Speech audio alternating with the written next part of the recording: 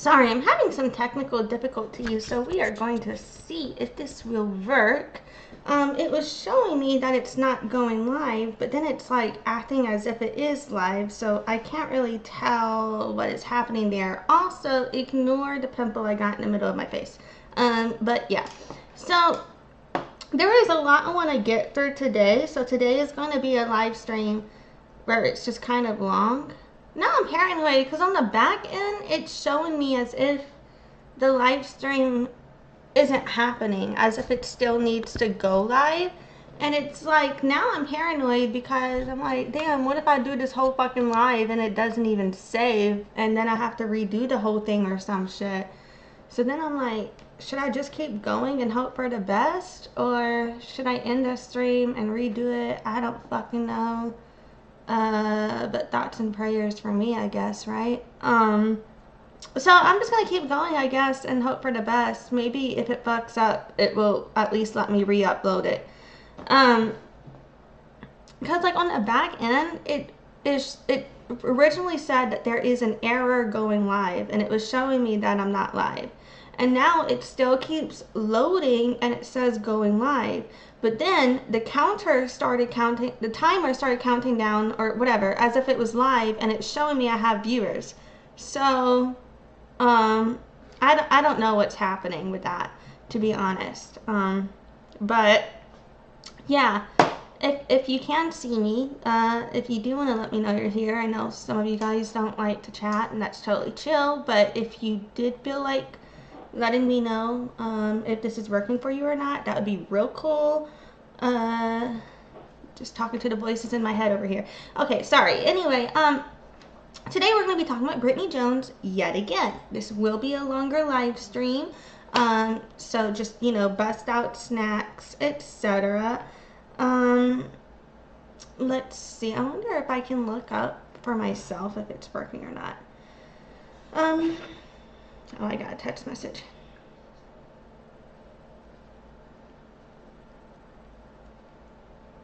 Apologies. Discussing dinner plans. Okay. So basically with Brittany Jones, there's been a few new interviews that are more official that she's done, that have come out that I wanted to just review. And we also have some other TikTok posts about her that I'd like to go over from the source I do not like, PNW Gem. But even though I don't like them for a lot of valid social reasons, in my opinion, but again, they do have, like, some of the things they say about her, in my opinion, are not true. And some of the things they say about her, oh, hold on now, they know some shit, you know? So you could take it with a grain of salt, you know what I mean? Because my personal opinion is that, you know, like I just said, like, not everything they say is valid. But at the same time, they have posted and said a lot of shit that can be proven is true, related to Brittany. So they've made some new posts. I'm gonna take a look at that. So we're gonna go through like some interview stuff that she's kind of come out with more officially for her governor campaign. That and then we are gonna end with the PNW Gem review. And in between all of that, or actually I think I'll start off with this at the beginning also. So whenever we were reading the Reddit thread about her text message campaign, it had come out because she had filed some false paperwork against when she was evicted against a landlord. Well, when people addressed her about that, she was like, nah, it's about a different case, right? Or she was like saying no, and she started referencing a different situation. And so I'm not using the right words. That's not word for word what happened, but it's like, read my mind, okay? Anyway, I'm gonna show you what the fuck I'm talking about. And so, well, I found a legal document, so I want to just show you guys that, and let's speculate for 2 shakes of a lamb's tail. So yeah, so we're just gonna start off with some definitions to think about the concepts related to Brittany Jones as she speaks on her native identity. We'll get into the legal document I found, then we're gonna get into the official news coverage, and then we'll wrap up with that PNW Gem. Oh, and I think I might also be looking at some of Brittany's YouTube posts today as well. So yeah, it's a lot to go through, as well as other things that will probably come up, but we're gonna start there and see how it goes. So yeah, thank you for joining me today. I appreciate you. I'm gonna go ahead, roll my intro, and then let's jump right on into this thing. I don't even know if I'm like properly live streaming or not, or if it's like a glitch on my end, but we're gonna figure it out and hope it works. Thoughts and prayers. Wind up on descendants of warm Seneca. Seneca Maca is the land of the Powhatan.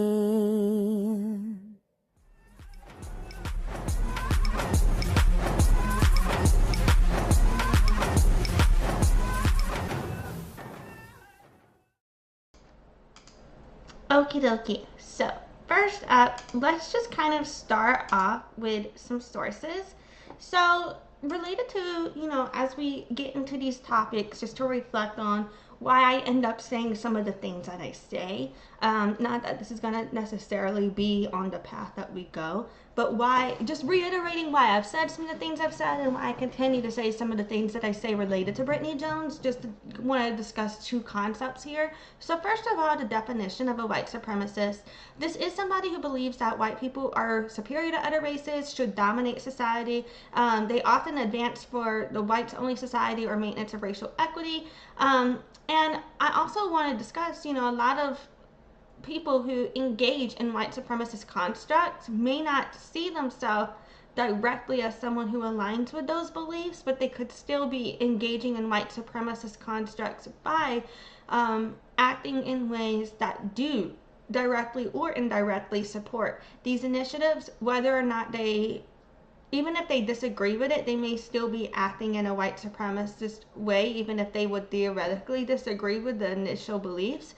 And that is because of, in my opinion, the origins of the systems and the structures of the things that we come from being rooted in white supremacy within the constructs of America, right?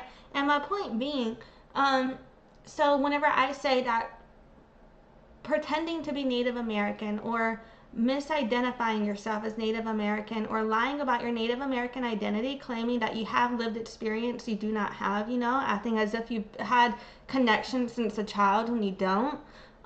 Those types of things, in my opinion, do align with white supremacist ideology, because even if you don't agree that white people are better than natives or something like that, if you are pretending or if you're lying about your Native identity and you're not being upfront and honest, if you're telling people like, oh, you had a Native childhood, but you didn't tell people, you just found out through 2023 through a GenMatch analysis that you had any Native ancestry at all, if you do,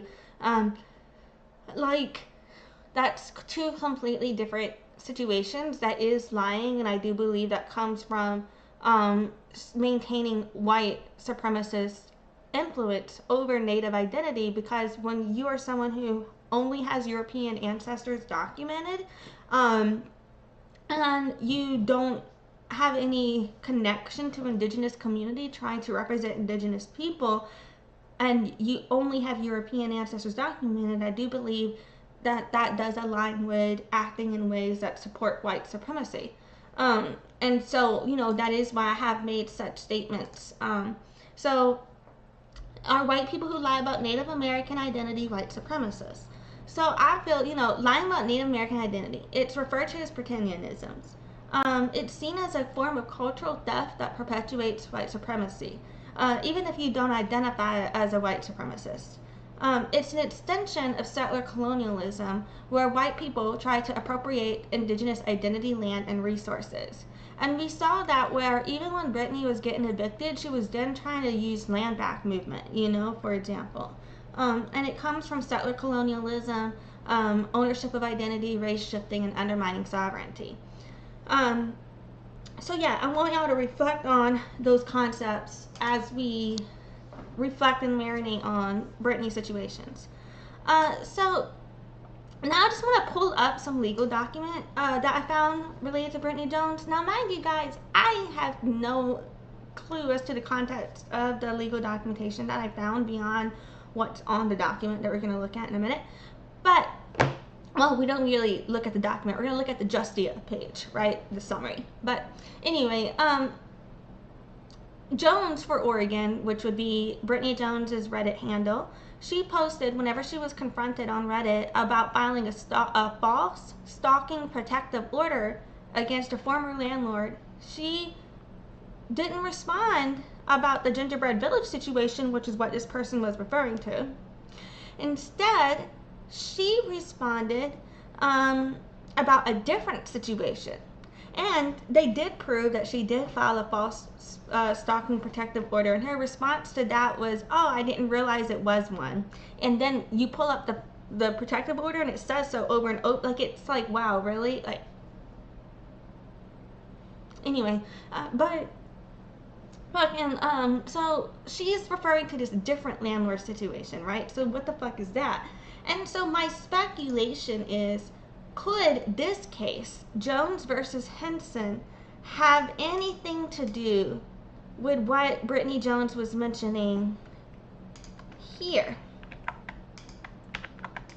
And I don't know for sure, right? Because but what I do know is around November 30th, 2023, about a year before, there was a fair, which means,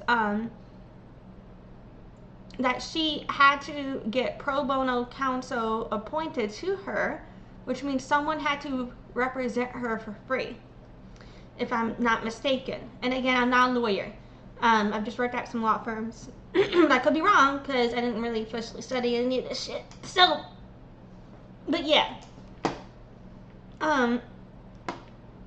But mind you guys, I just think it's quite interesting. So I wonder if those are related. So the link to this case is below. But yeah.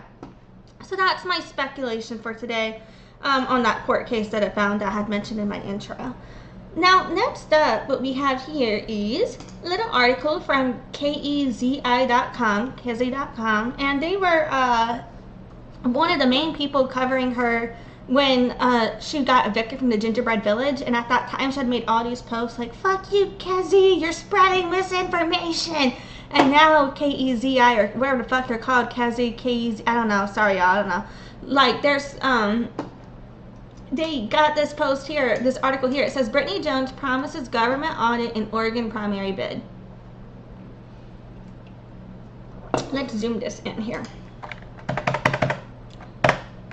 It says, Oregon voters will choose their party's leading gubernatorial candidates in less than a month during the state's primary elections. This year's ballot features 10 Democratic candidates and 14 Republican candidates. Our news team spoke with Democratic candidate Brittany Jones about her vision for the governor's office. One of the things I plan to do is a full audit of every single department under the governor's control, Jones said. We deserve to know where the money is, how it's being spent, and to make sure it's not padding the pockets of our politicians and corporations.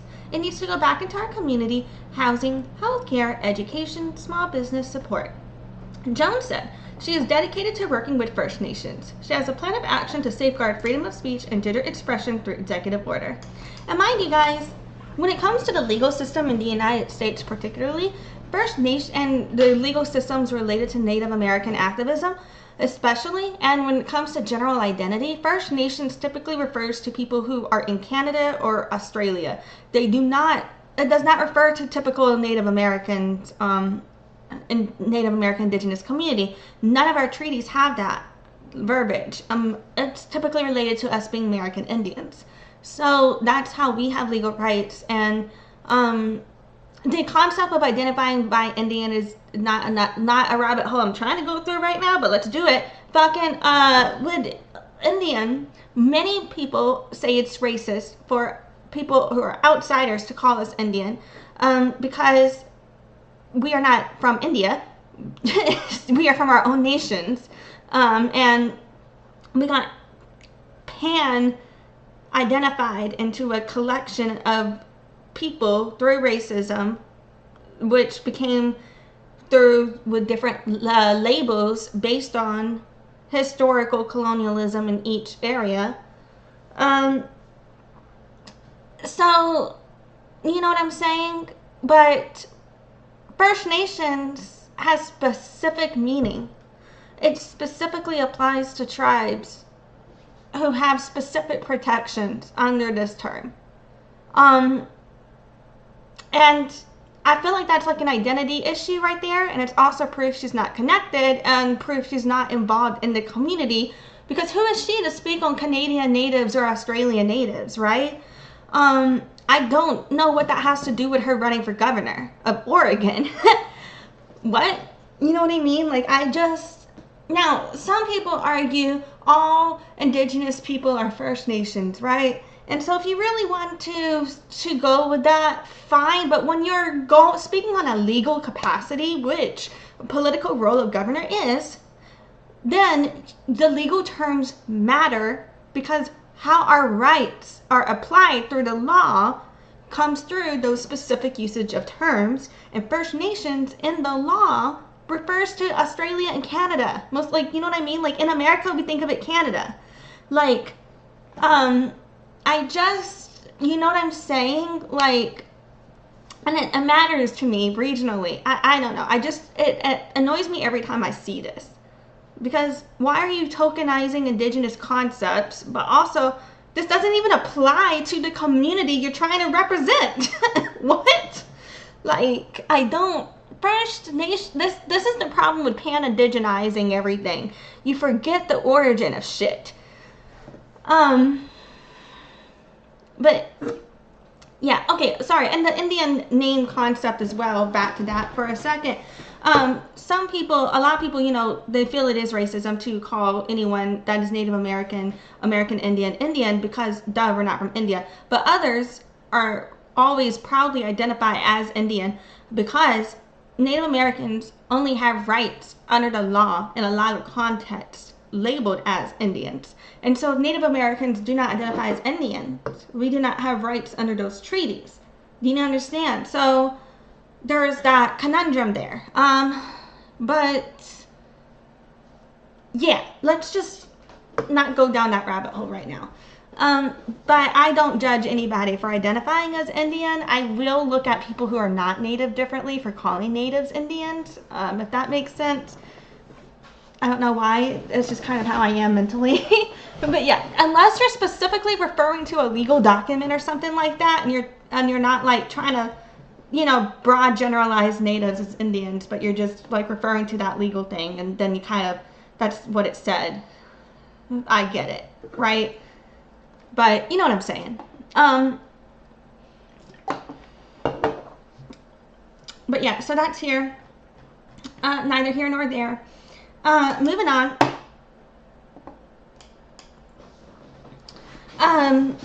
So in this other post that is about just general GOP candidates, it also lists at the bottom here Democratic long shots who seek to prevent Kotek nomination.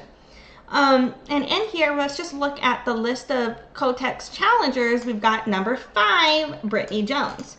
And here, for that, it says, Brittany Jones, founder and president of the Ravens Party, a Eugene-based nonprofit supporting indigenous communities.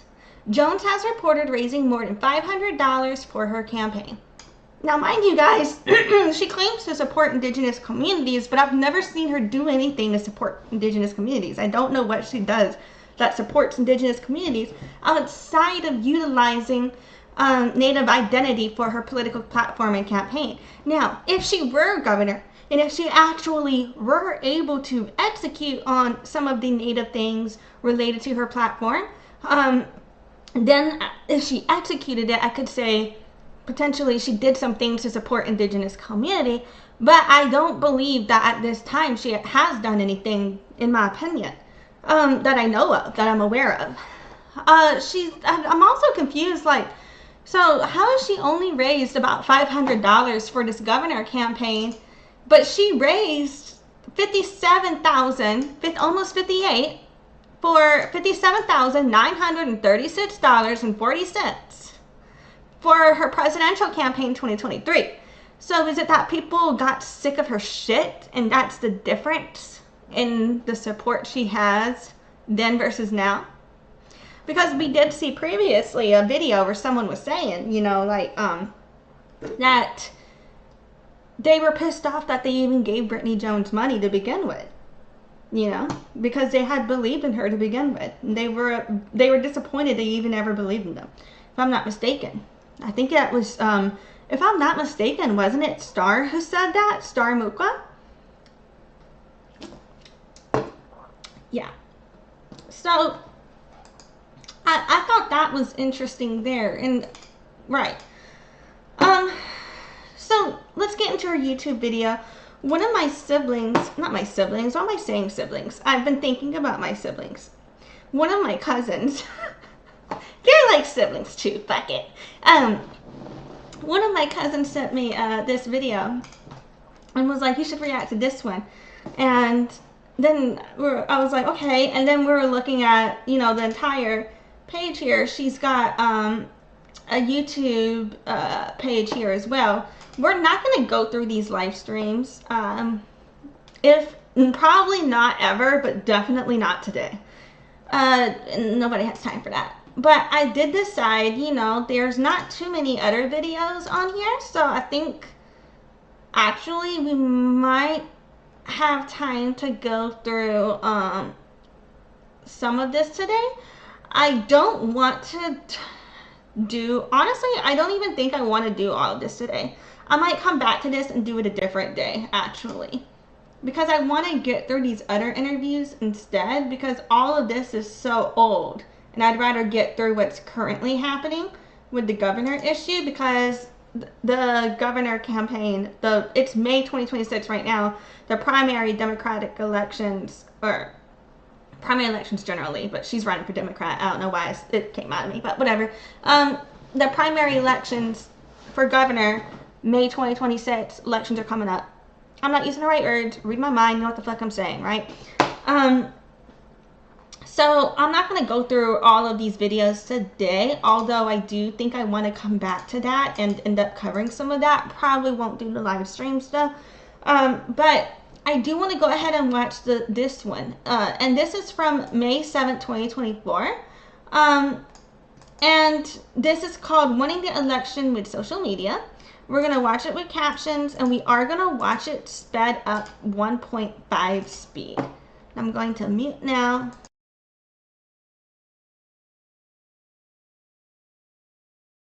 How do I plan on winning the election as an independent candidate when Roosevelt in 1912 ran as an independent and even he couldn't win despite being so popular? I did a little bit of research, and social media didn't make its way to America until at the earliest around the 70s.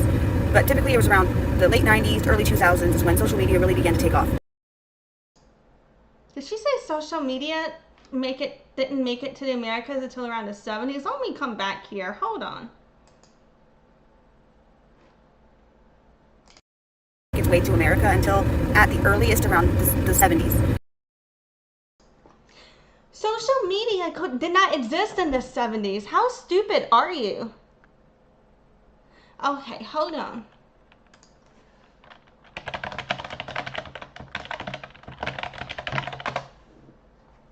Social media began in the late 1990s.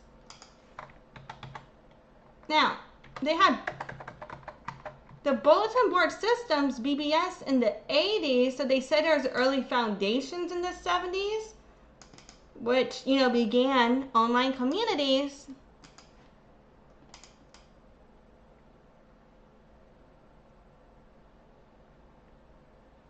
But really, like, the first true social networking sites where you could create, that wasn't just a bulletin, where you could actually create profiles and shit, because you could talk to each other already, that's the late 90s. So there's a difference between saying the origins of social media came from the 70s versus social media didn't come to America, or, you know, talking about when it arrived. Like, what? understand. Like, is she just constantly speaking on shit she doesn't know anything about? That's the wrong one. Okay, back here. But typically it was around the late 90s, early 2000s when social media really began to take off. Given Roosevelt's popularity without social media, do you think he would have won if he had Twitter, TikTok, Instagram, Facebook, and could reach millions of people for free? I do. And I think that's a really stupid argument. She's over here like, if someone was popular enough to win a campaign without social media, do you think they're popular enough to win a campaign with social media? Duh. My captioner is not working. God damn it. Now I have to repeat all of that. So fucking, basically, my captioner was not working.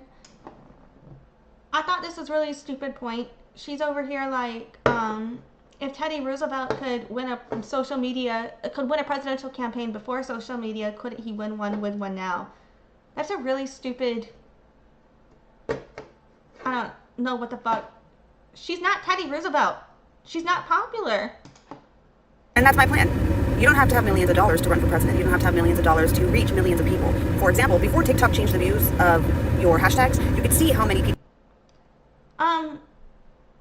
No, but you're not going to get votes if you're not popular, and people don't like her. Viewed your hashtags. Now it just shows how many times that hashtag was used. Last year, when I could still see how many views my hashtag had, it had over 6 million views. Who knows how many views it has now? And all of that was for free. Yes, there's people out there slandering my name, talking bad about me. That comes with the territory of running for politics. Don't let them fool you. Don't unfollow me. I am putting action behind my words. I have...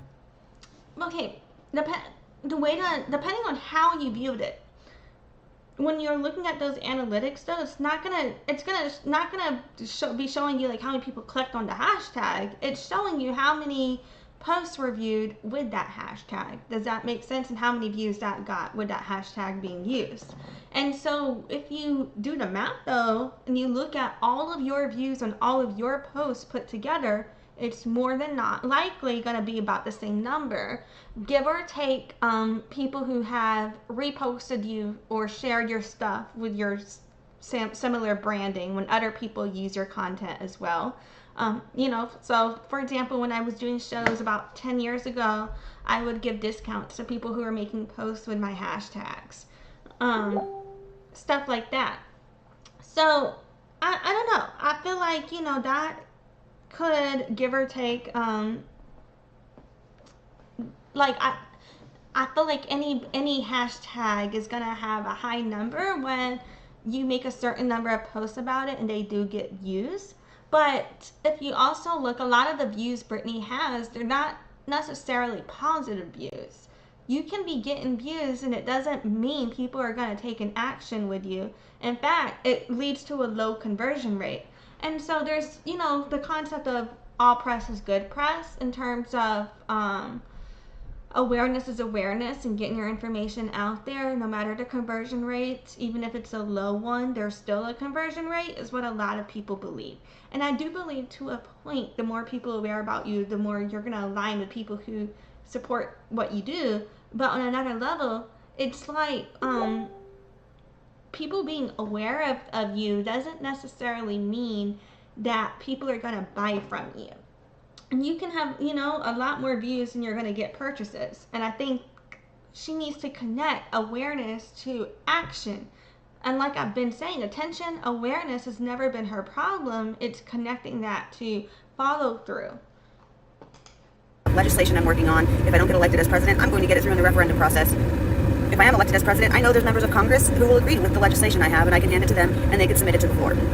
I have solid plans of actions on my website, on the blog tab, where you can see the step-by-step process of what I plan to do to get land back and true sovereignty to Indigenous people, protect transgender rights. She also keeps using this concept of, I'm going to give land back and true sovereignty back to Indigenous people. I think that concept may stem from some sort of white savior complex, potentially. I don't know. Or I think it might stem from the fact, like, maybe it's like this epigenetic situation. And epigenetics is the concept of your DNA is like a helix. It's like a twisted ladder, right?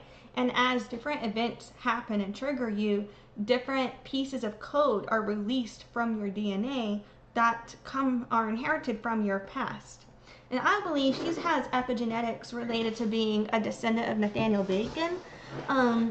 And you know what I'm saying? Which is where that white, like, that urge to be the savior comes from, in my opinion. I think it comes from her, like, potentially, like, subconsciously wanting to undo the harm of her colonial side. But, like, consciously, she can't process that or admit it, because then she would have to acknowledge, she does only have European ancestors documented, and then she would have to admit that she's been lying about her native identity online. So then that would not be something that she would want to process, in my opinion. But she cannot provide true sovereignty to indigenous people alone. You know what I'm saying? The concept of true sovereignty for indigenous people would require the complete dissimilation of America, and would require for only Native American tribes to be the decision makers. And America would not exist in that concept. So you cannot say, elect me to represent this colonial concept, and then we'll have true tribal sovereignty, because that's you saying, make me president so I can kill America. And these people who are American, who identify with America, that's not what they're electing a president for. They're electing a president to lead America. They don't care about tribal sovereignty. That's not in alignment. And also, it's like, then what would be the point of being president?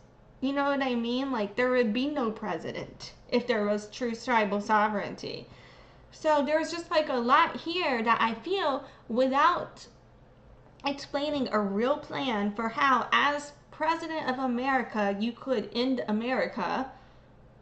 You're going to get elected to be president of America when people see the purpose of being president of America to lead America, not kill America. You know what I'm saying?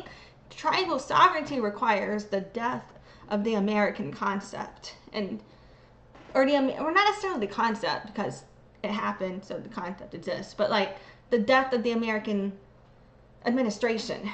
I don't know if I'm not, and that's a metaphorical, not literal. I'm talking about the end of the social construct, not trying to off anybody.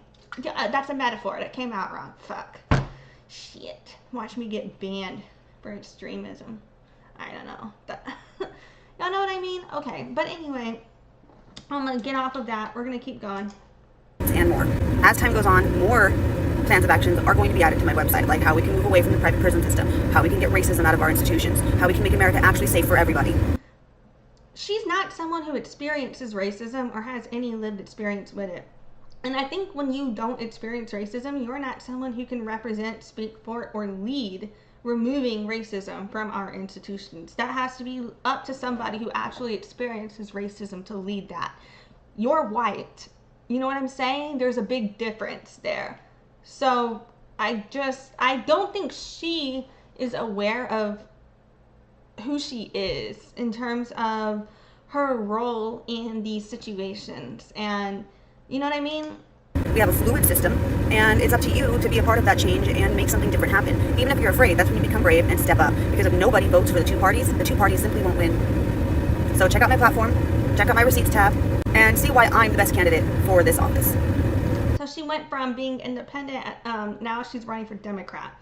And when she was independent, she was all like, no one should be in the two-party system. And now as a Democrat, she literally made a comment to someone saying, independents are the worst. And I'm like, right, you want to, like, yeah. So, now, next up, KATU News, Katu, I don't know. Why are you running for governor? My bad. Okay, KATU, I don't know how to fuck, news, did a Know Your Candidates 2026 thing for the whole Oregon candidate situation. And so they have one here on Brittany Jones. And so we're going to watch that. It's only 6.5 minutes.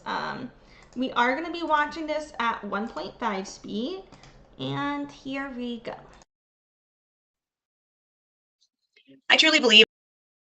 Okay, I accidentally hit play, and then it like didn't, I forgot to go back, but he had just asked her, why is she running for governor? And this is her response. She truly believes what? That we need to make Oregon safe.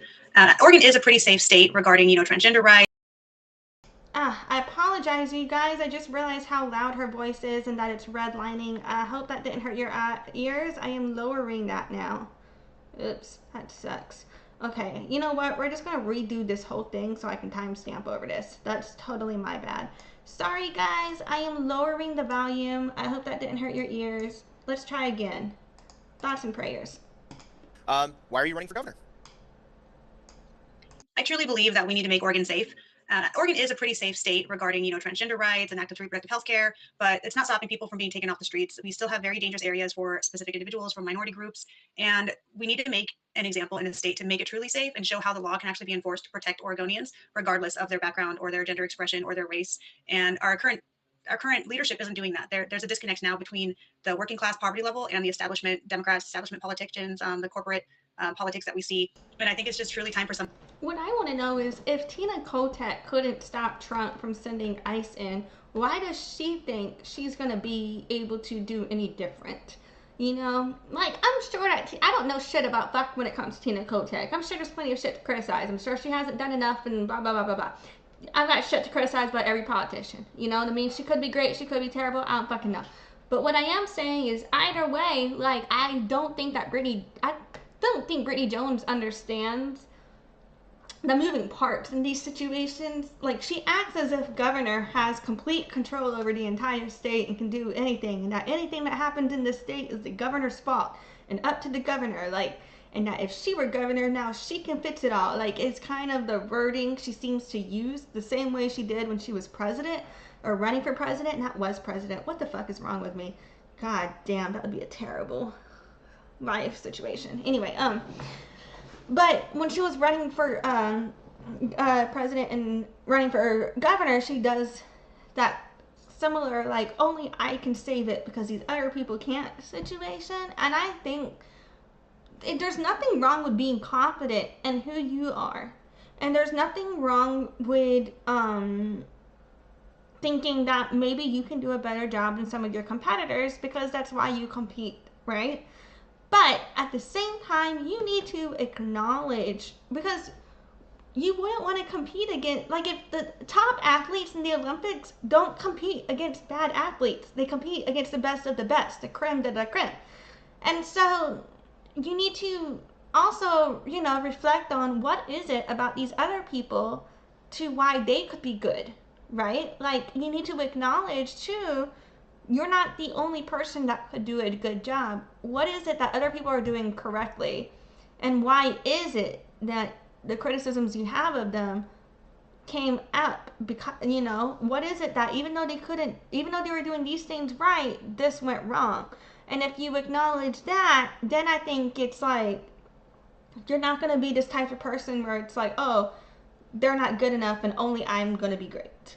You know what I mean? Like, nobody is good enough under that ideology, right? Like, there's no such thing as one person is the best person for everything and nobody else can do it.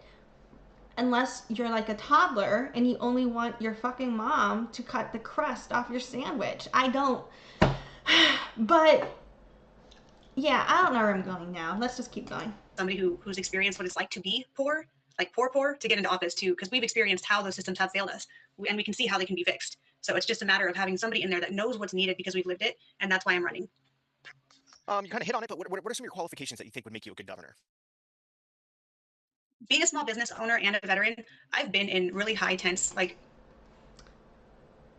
Okay. It's not that I don't think that being a business owner or starting up, that you have to already be instantly profitable to claim that, you're like a business owner or something. However, to me, it's like, if your business isn't, if you don't have if you're not selling anything except for I don't know what business she has, like, I know she has sold fry bread, and I think that's what she claims she does for natives, but I see that as cultural appropriation and exploitation, so that's why I don't see it as doing anything for natives. But And it's like also not her culture. Her culture, she claims to be Powhatan. I'm fucking Powhatan descent. Powhatan people have nothing to do with fry bread. Like, yeah, we'll eat some fry bread, yeah, at the powwow, but that's not something we claimed for our culture or would, in my opinion, likely be running a business off of, because we do a pone, cornbread. But it's like,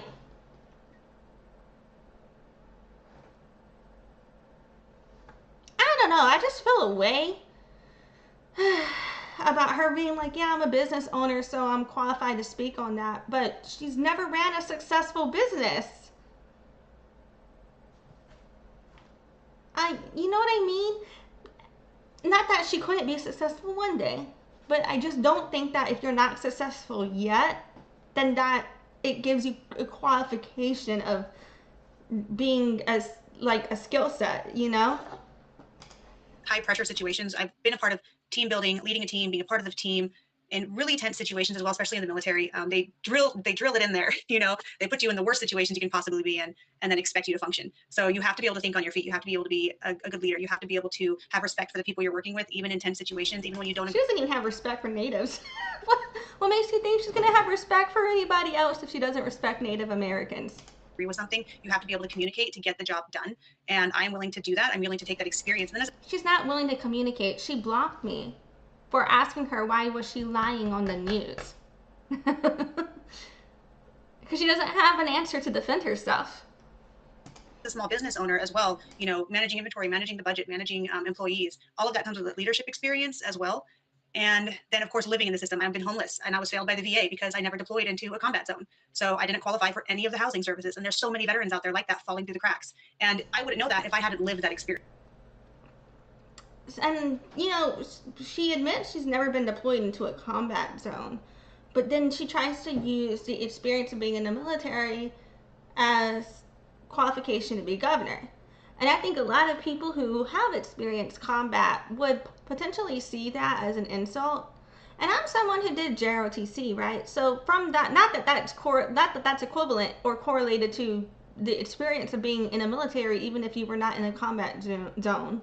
But I think it does give you an understanding and appreciation for the value of the benefits of what the good things are the military can offer to someone. And that's in terms of thinking about, no matter the criticisms of the military, if you want to think about how do people get into the military, why do people sign up for it, there are good things about it. There are reasons people do join, right? There are benefits, there are things, you know, there's a camaraderie, there's, I don't even think I said that right, but you know what I'm saying, like there's like a community, there's like structure, discipline. There's, you know, a lot of people who struggle in terms of focusing with life, in terms of being productive. They do really well in the military because there's always a directive, always something to do. You know, there are ways in which the structure of the military can be very beneficial to people. And so even if you haven't deployed to a combat zone, I understand how just experiencing that can give you structure and information on understanding how to prepare and work within certain organizations and working through chain of command. But I also feel like she doesn't have lived experience, like those things that I just discussed. You can get that from almost any working job.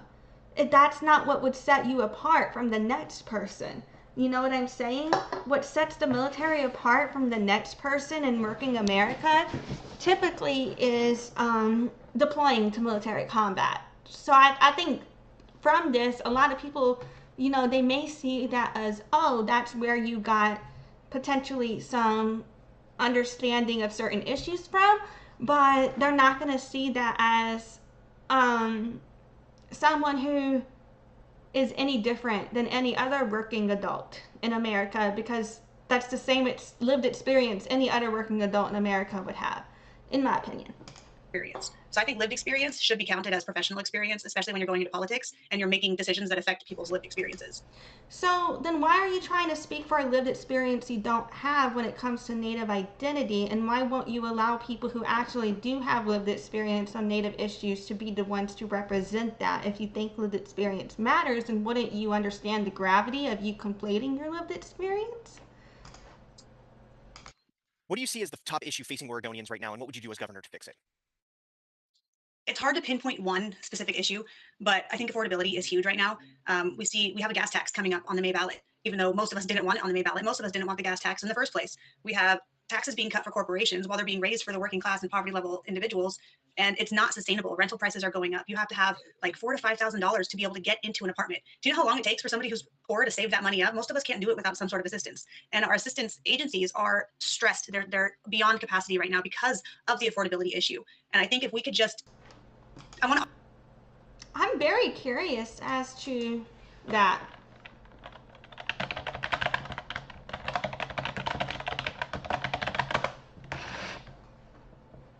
Okay.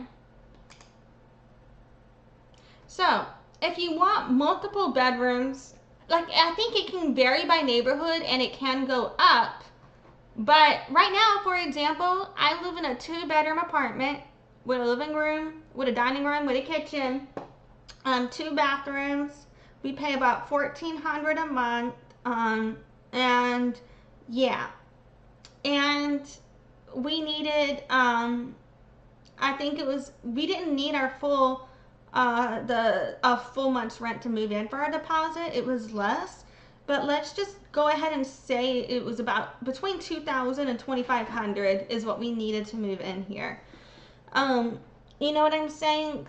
And it looks to me as if Portland, Oregon is similar. So I understand that depending on what you're looking for, depending on the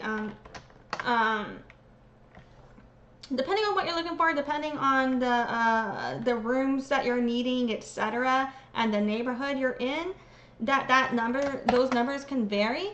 But honestly, I do believe, you know, based on that Google search we just did, that it may be possible to actually, you know, get some housing a little bit cheaper than the numbers she just quoted. Even though that is an average market price, she's not wrong about that being an average market price. That just would mean like what most people are paying. It would still be possible to get less.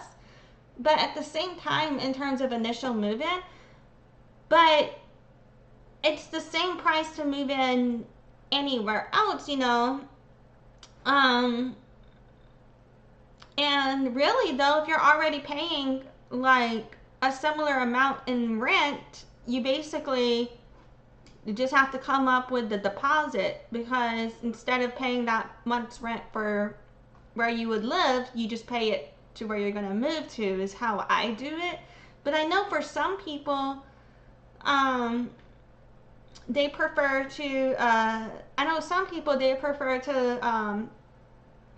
have like a month or two where they're paying for both places so they can take their time to move. So then it could get real expensive. But I don't know.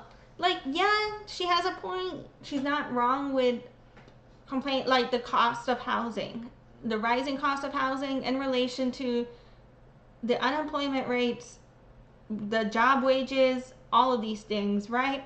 But on another level, I think she's also maybe in a place because she's struggling financially. Like, you know what I mean? Because yes, most Americans are poor as fuck right now. Yes, housing issues are rising. However, the majority of Americans at this time, we're still housed, you know? So I think it's also something that it's like, and when you look at it, if I'm not mistaken, what Oregon did was, if I'm not mistaken, in attempts to, so there were bills passed with taxes where they're worded as tax cuts to the rich, right? Or where they're worded But what they really do, though, is end up taxing poorer people more. Whenever they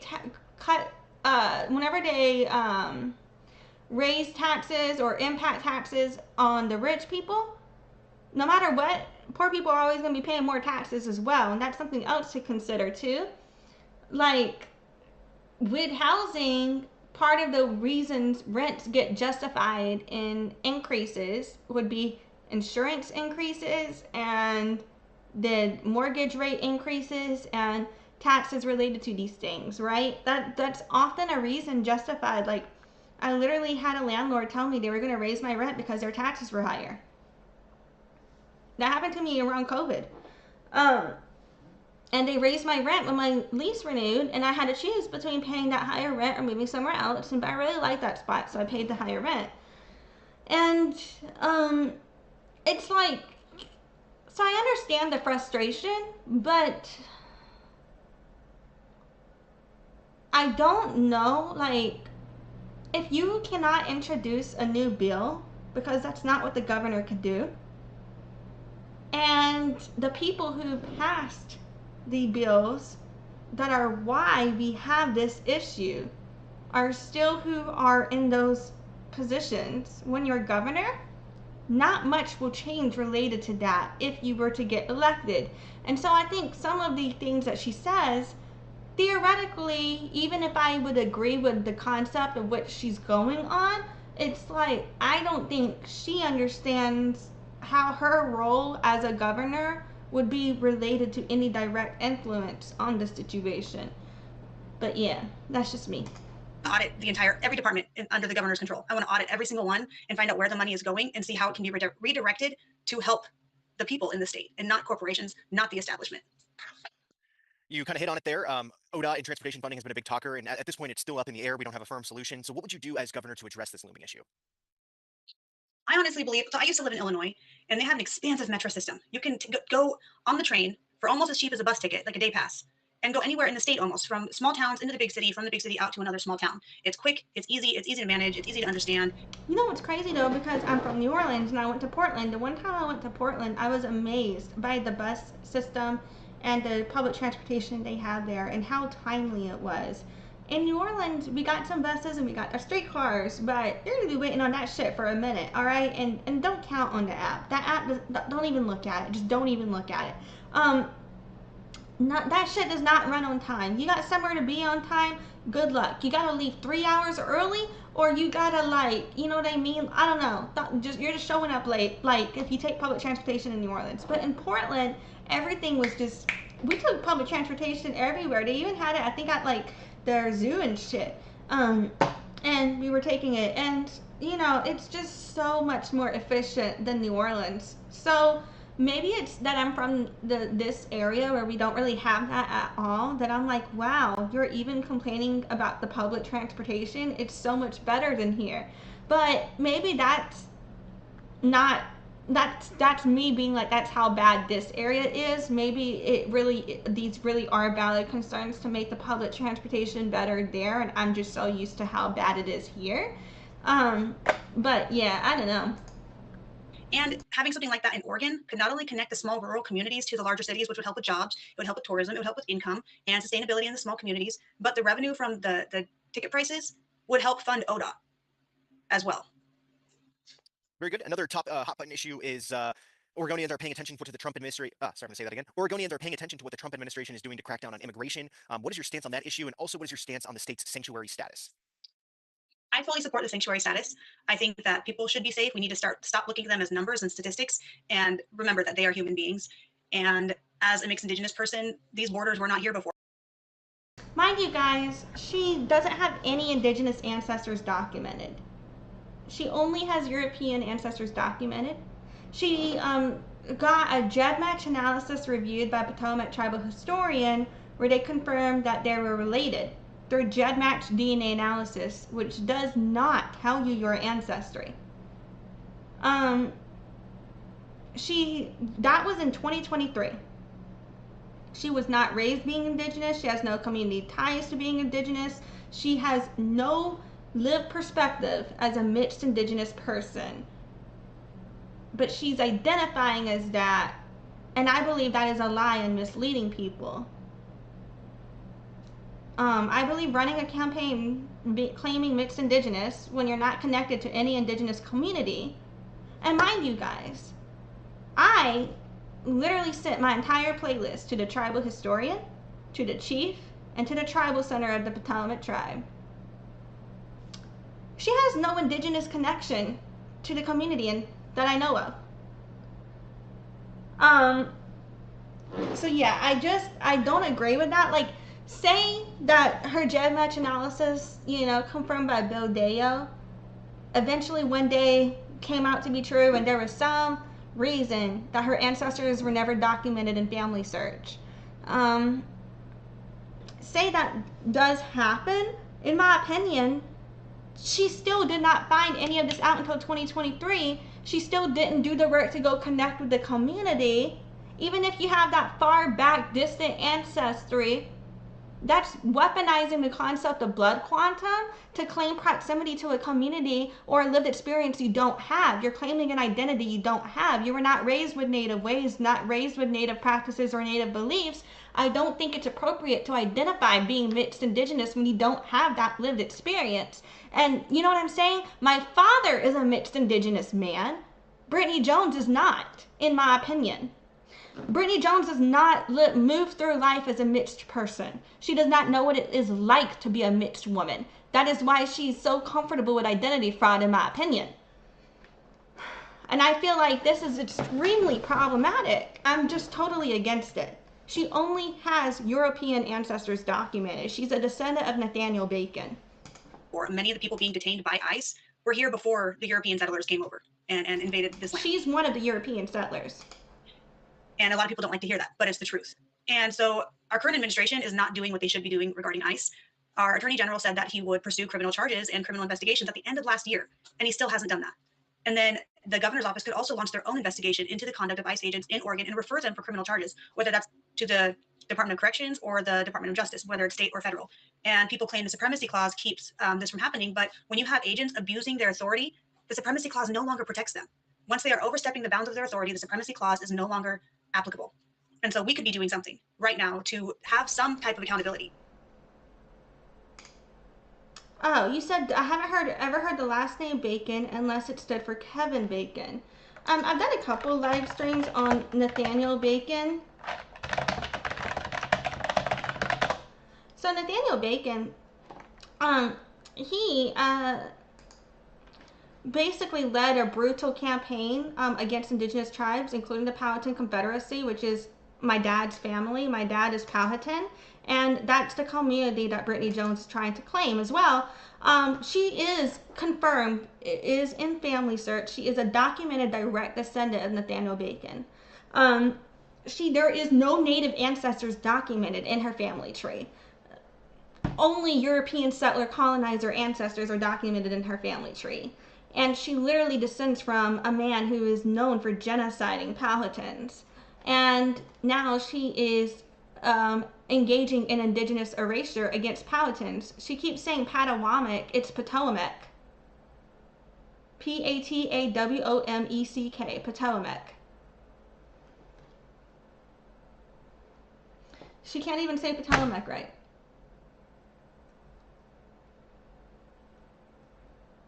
But he's known for genocide. And that's her ancestor. She's a direct descendant of Nathaniel Bacon. And now she's on here lying, claiming she's a mixed indigenous woman. She has no lived experience being indigenous. None. If it's problematic for me to say, or people say it's problematic for my father or for me to say that I'm a mixed woman, that he's a mixed man, but she thinks she can just go identify as a mixed woman. That's because of the trauma of Native erasure and Native genocide that she doesn't understand because she has no lived experience on it. It doesn't fucking apply to her. I fucking hate culture vultures, man.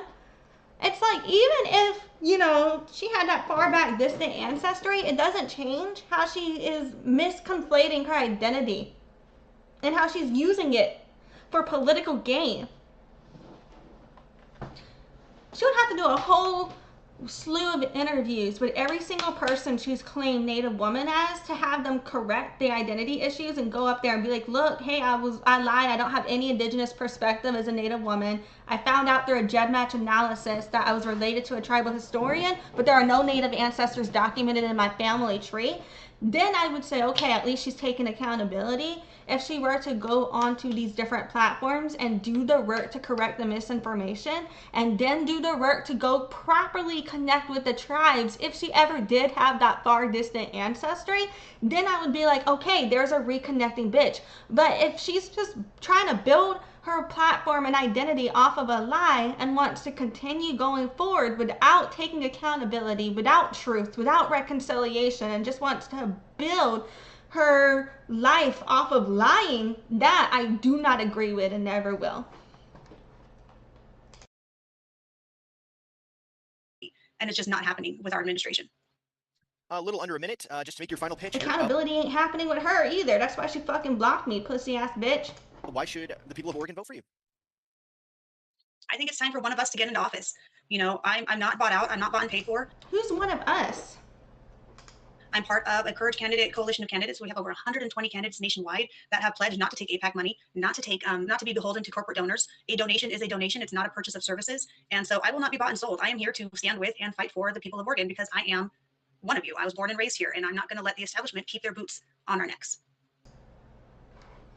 Yeah, so obviously I disagree with that entirely.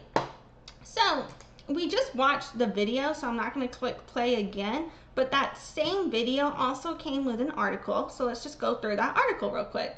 It says, throughout the 2026 election, KATU News is helping know your candidates with a series of interviews with people who will appear on, I'm burping, on your ballot. We are asking candidates for Oregon governor the same series of questions so you can compare their answers. Candidates were given approximately 7 minutes to answer 7 questions. Some candidates may have spent more time on some questions and so did not answer all of them on camera. As well as the videos above, transcriptions of the interview, lightly edited for clarity, are posted for each candidate. So this is just a transcription, it says, so I'm not going to read that transcription again, but I did go ahead and I linked it in the description of this video if you want to go read that yourself. Now, also, the Oregon Capitol Chronicle has I can't think, a little page here on motivation, economic growth, housing crisis. Wait, what the fuck is wrong with me? I started reading without thinking about it. Those are their topics. My bad. On the governor Democratic primary job, they have the candidates here. It's like a voter guide. But here it's saying we've already read this, but it says Brittany Jones is the founder and president of the Raven Party, a Eugene-based nonprofit supporting indigenous communities. And mind you guys, I don't know what she's ever done to support indigenous communities. In my opinion, utilizing indigenous identity that you do not have is exploitation, not support. I don't know. But yeah. Now, let's see. Next up, we have, for about an hour here, this is called Conversation with Oregon Gubernatorial Candidate Brittany Jones. And yeah, let's see, can we speed this up? Yes, we can. We're going to watch this at 1.5 speed with our closed captions. But let's read this first. It says, I'm fresh off my conversation with Oregon gubernatorial candidate Brittany Jones and Walter Rain, and I am energized. Brittany is one of several Courage candidates who have reached out to me to share their progressive political messages and encourage people to use their voting power to change the course of our country's history. Brittany, y'all probably can't read this. Brittany rightfully explained that we are in the midst of a political revolution where how much money is in a candidate's war chest does not dictate the outcome of an election. The people are sick of widespread corruption and violence, and those of us who believe a better road is possible must support candidates like Brittany who will use their position to change our relationship to local and state government.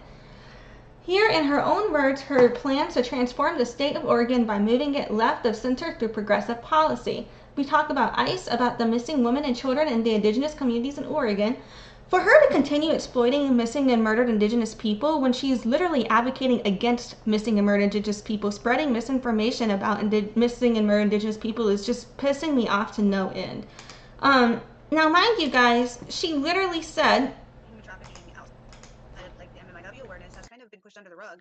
But she was saying that human trafficking outside of MMIW awareness has been pushed under the rug. That is her advocating against MMIW.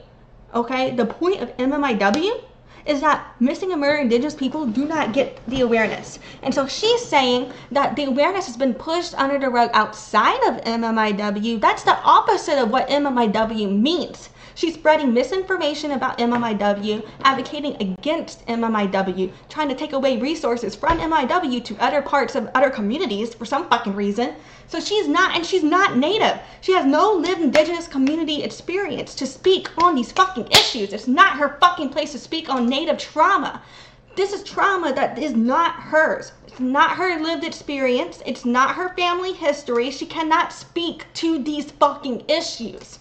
Anyway, it says about the widespread financial corruption in the state and beyond, and about repurposing law enforcement to achieve true justice. If Brittany's message resonates with you, please consider a small donation to support her run for office, as she is literally funding her campaign with DoorDash. You can support her efforts here. While my goal, informed by my values, is to abandon this app for a more value-aligned platform, I will continue hosting these conversations with progressive candidates for as long as I am able. They are too important not to promote and support in furtherance of creating a country that shows it values human life and dignity. If you agree, please join us in spreading the word about the courage candidates in your state, blah, blah, blah, blah, blah.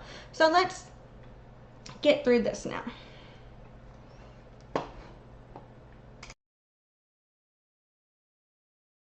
Sure that we have people coming in.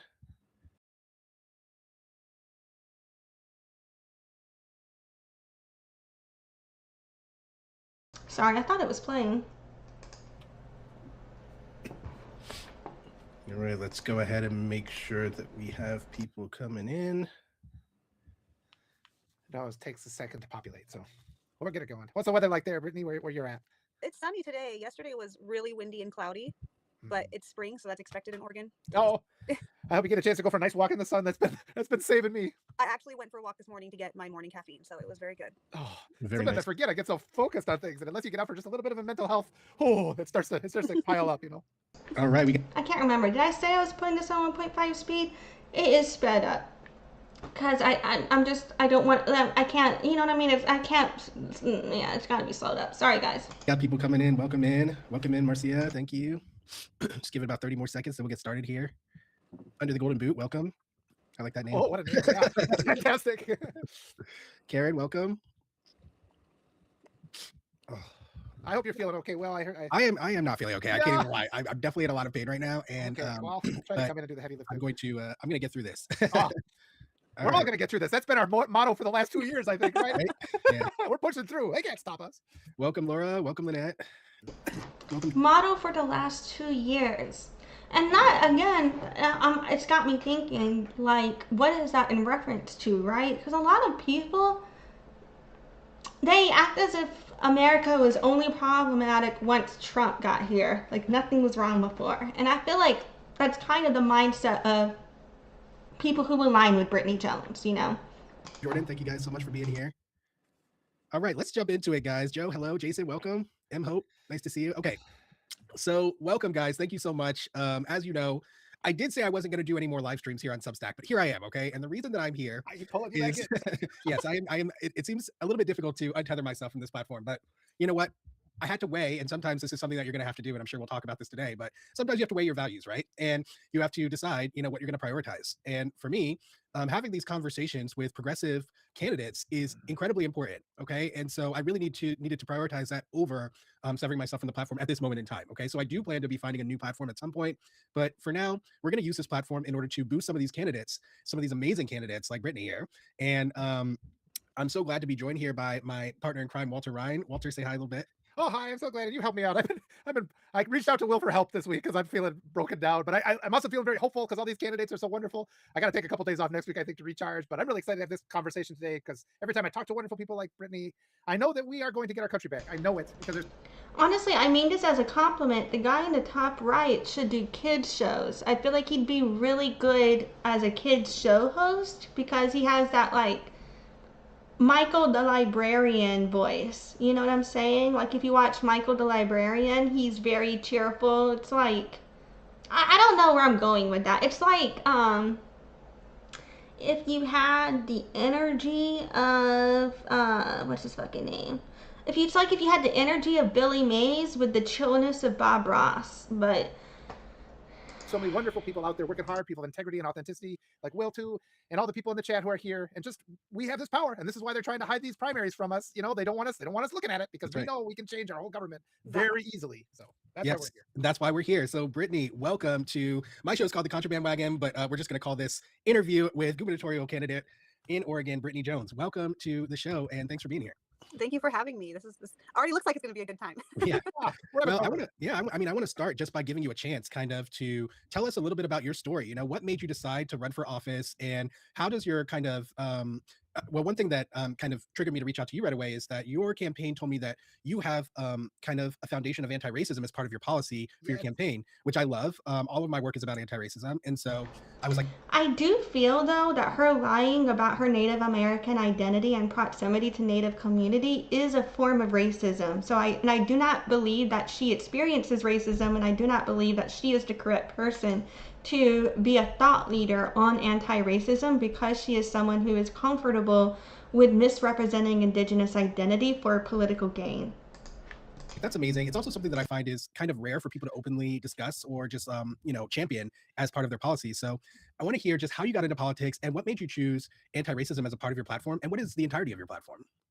Okay, so the journey into politics was a slow burn, and then it just kind of happened. Like, politics happened to me, is how I put it. I don't even like politics, but I'm surprisingly good at it. And so my plan... What do you mean politics happened to you? You previously said in interviews that Trump inspired you to run for president because if he could be president, so could you. So how did politics just happen to you? You know what I'm saying? Like, I feel like that's not in alignment. I don't. After all of this is said and done and we're back on the right track, is to go to a cabin somewhere on the coast or in the forest or on a lake and just be the weird witch in the woods that, you know, my family comes to visit. Like, that's what I want. Thanos style. I like it. It's not safe to do that right now. And the lack of safety and security is the big why. So back when Obama was running against Trump and everything like that, and then, you know, I'm glad that Obama won that time. I was still in the military. What do you mean it's not safe? It's never been safe. Like, I don't understand. Okay, the concept of witch has been used to demonize Native traditions, Native ways, Native people. It's just I believe he was the first one I voted for, first president ever. And then so things were kind of stable, and then I saw Trump running again, and I was just the chaos unfolding in front of me at that time. I was still a young mother, but I was like, you know what, if he actually gets in. And that's where I was saying, she acts as if, oh, this world was so safe before Trump. It wasn't safe before Trump. Huh? Can I say she's literally doing a witch hunt right now with herself? If someone like him can do it, then I can too. And so as soon as I'm old enough, I'm running. So I actually ran for president last election. Wow, okay, great. I love that. As an unaffiliated candidate, and I timed it where I turned 35 in August, the August before the election. So it was literally months. Yeah. Sure window there, yeah. So you chose to do it. It didn't just happen to you. What you see, when something just happens to you, that means, oh, like you were born into it, right? Like my family, they were in politics, so it just happened to me because I'm always around it, right? That's the type of shit where it just happened to you. You basically saying, oh, if Trump's president, I can be president, doesn't mean it just happened to you. That's, in my opinion, I feel like, what? And I had a pagan metaphysical store in an online college for pagans, and the metaphysical, it was an online college, private college. And if you are Native, I don't understand how you're like, oh, I'm pagan and metaphysical. A lot of those concepts were used in the colonialism of America in our genocide. People pushing those things on Natives has to do with Native genocide. So to me, it's like, if you are actually connected, you know, to, like, I know people who are Irish travelers, for example, if you're actually connected to an Irish traveler lineage, for example, or a Scottish traveler lineage, for example, and you're actually connected to the practices, to the ways, and then you marry an actual Native American who's actually tribally enrolled, affiliated, connected, everything. And then they have a kid, and that kid is then raised with both practices. I would understand a situation like that where someone is claiming they're mixed indigenous, practicing those both traditional beliefs with spiritualities, because a lot of what's perceived as a pagan witch, those are white supremacist constructs pushed onto people such as Irish travelers. Those aren't, you know what I'm saying? Like, in the modern times, like, you know what I mean?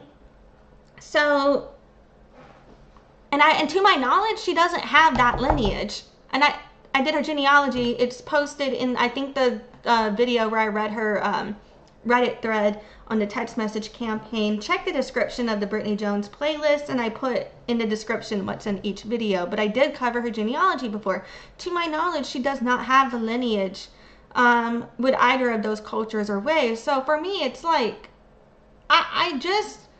I'm very confused as to why because yes, it's true that European settler colonizers who came to America, even if, we have the Irish and the Scottish who they were invaded by England. They're native Irish, native Scottish, native Welsh. They are indigenous fucking communities who are under the constraints of colonialism. And the ones that never left never participated in colonialism themselves. However, it's also true that the ones who did leave, many did come participate in colonialism. And so that's a big part of why a lot of Europeans who are Welsh, Scottish, Irish don't claim the Americans, because they don't agree with what the fuck the Americans did to the natives, right? And so that's also why a lot of Americans don't have any community cultural connection to any of the lineage, that would involve actually thoughtfully passing on through inheritance practices related to pagan traditional ways, for example, related to, those what would be called Irish traveler, Scottish traveler, etc. And I think that's why she uses that, because she doesn't have a connection to it. So to her, it's like this mythological costume. But because in America, the society here is not connected to those traditional ways, mainstream society doesn't call out that cultural appropriation, because mainstream society is built off of the cultural appropriation. So they don't see it as harmful because it's how it gets perpetuated. I'm spiraling. Read my mind. We're going to just keep going. But y'all see, like when she says certain things, I'm like, this is not in alignment to me with someone that would have lived experience raised in these practices. College had the license exemption as entertainment only, because that's all they view our community as, And I took advantage of that, though, and I made a space, and we were going into our third term. And just the rhetoric against pagans and witches and everything, and the white Christian nationality that we have in the United States, I had a choice to run for office like I had planned, as I saw it becoming less and less safe for us, or to keep pushing the way I was. And I was like, if I don't, then the school I'm building could be illegal. So there's no point in building it. That's a good point. So I closed my shop. I closed my school before the third term began, because I just didn't have the support to keep it going while running for office. And you can't win part-time. You have to. That's the most ridiculous thing I've ever seen. I do not believe that she closed any business from any form of discrimination or anything like that. I don't believe she experiences any form of discrimination for a cultural practice that she did not inherit. You know what I mean? That was not passed on to her. She culturally appropriating another practice, and she couldn't profit off of it, and so stopped doing it, in my opinion. That's what I took from this. I don't think that she experiences some form of racial discrimination or religious discrimination because she identifies as a culture she's appropriating that she doesn't have any actual lived experience or connection to. You know what I mean? Like, that's just me. Have to give up your couch. I say that ever since I heard a TikTok video of somebody explaining these activists that say they're activists, but they're not willing to give up their couch, their comfort to really commit. Mm-hmm. And I gave up my couch, I gave up my store, I gave up my house. That's fucking ridiculous. She's saying these are, if you're not willing to give up your couch and your house, you're not an activist, is what she's trying to say. You giving up your couch and your house to claim you're an activist isn't noble. Saying I would jeopardize my ability to live so I can claim that I do things for humanity. What did that do for others? What have you done for others? Like, what? That doesn't, I don't understand. You cannot do for others without doing for yourself. You're on a plane. You have to put the oxygen mask on yourself first, because if you cannot breathe, you cannot put the oxygen mask on someone else who might need help when you're fucking passed out because you ain't got no oxygen. Okay? And so taking care of yourself is a lot the same way. Saying that, oh, I'm gonna give up my house and my couch because I'm an activist or some shit, or because I'm gonna go on a road to be a candidate, that is crazy to me. Being willing to lose your entire sense of stability, to jeopardize and risk that for your children so you can have some political status, I see that as selfish. I do not see that as humane. I do not see that as generous. I see that as selfish, and I see that as fucked up. I think you should focus on getting your house in order. Focus on getting a couch before you try and go help other people. That's just me personally. This is just Went on the road full time. I lost unaffiliated candidates. We know how it goes. But I was dedicated.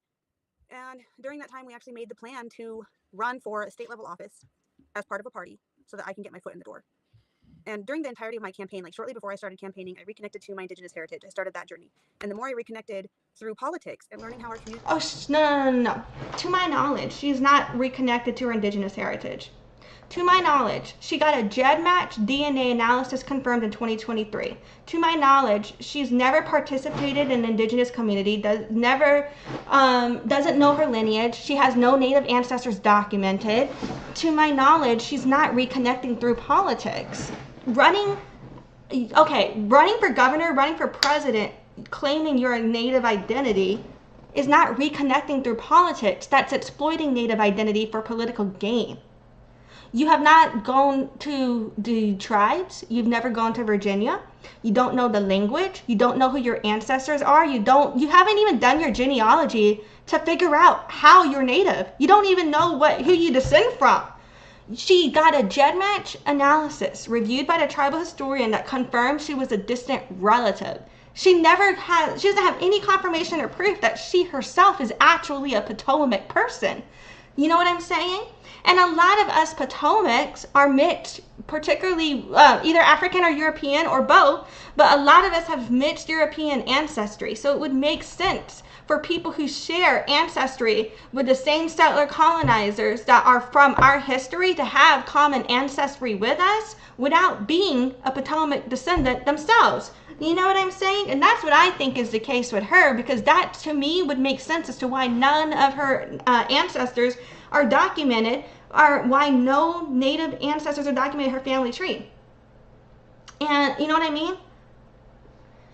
And I don't understand why she's lying about having reconnected. And it's like, it's not like, oh, I sent an email, now I'm reconnected. No. Talking to the tribal historian, one person alone, does not make you reconnected.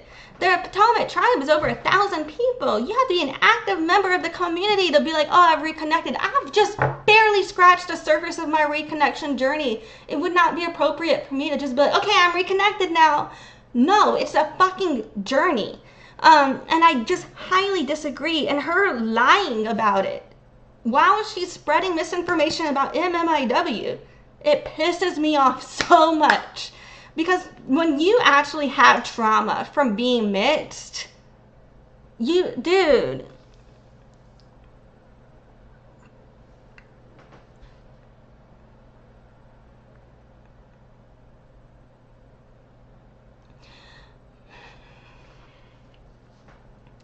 My dad's an 18-wheeler driver. He used to take us with him in his sleeper truck.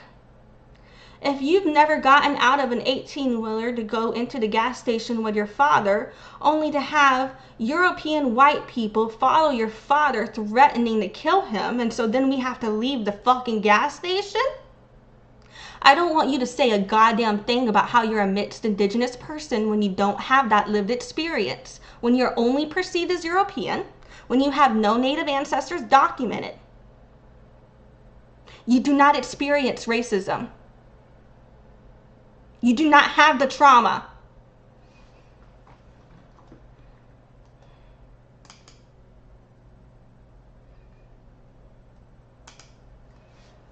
Now, for her to straight up lie and say she has reconnected when I know for a fact she has not, because she's claiming to be from my father's fucking tribe. That's how I fucking know, bitches. That's wild. You're running your political platform off of a lie. She believes that getting a GEDmatch analysis reviewed in 2023, that she's a distant relation, makes her reconnected now. She doesn't think she has to do the work to learn the history. She doesn't think she needs to even know how to say the tribe's name correctly, because she keeps saying Patawamek, but it's Patawamek. Patawamek. Patawamek. P-A-T-A-W-O-M-E-C-K.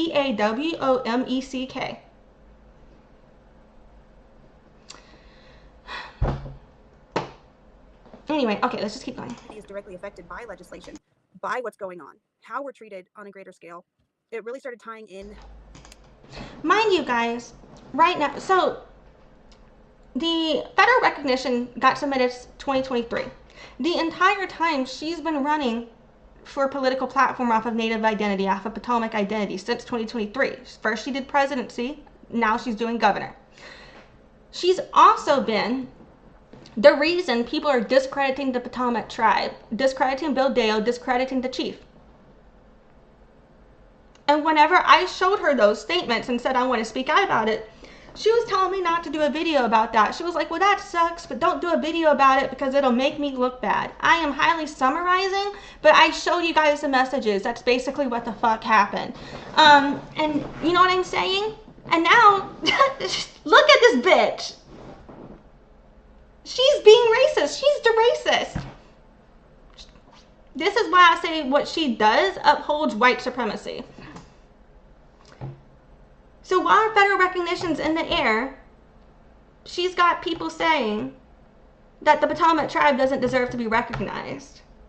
And when I said, let me speak out on that, she was like, no, because it'll make me look bad. Don't defend any of that, is what she was saying. Don't bring awareness to it. What? What?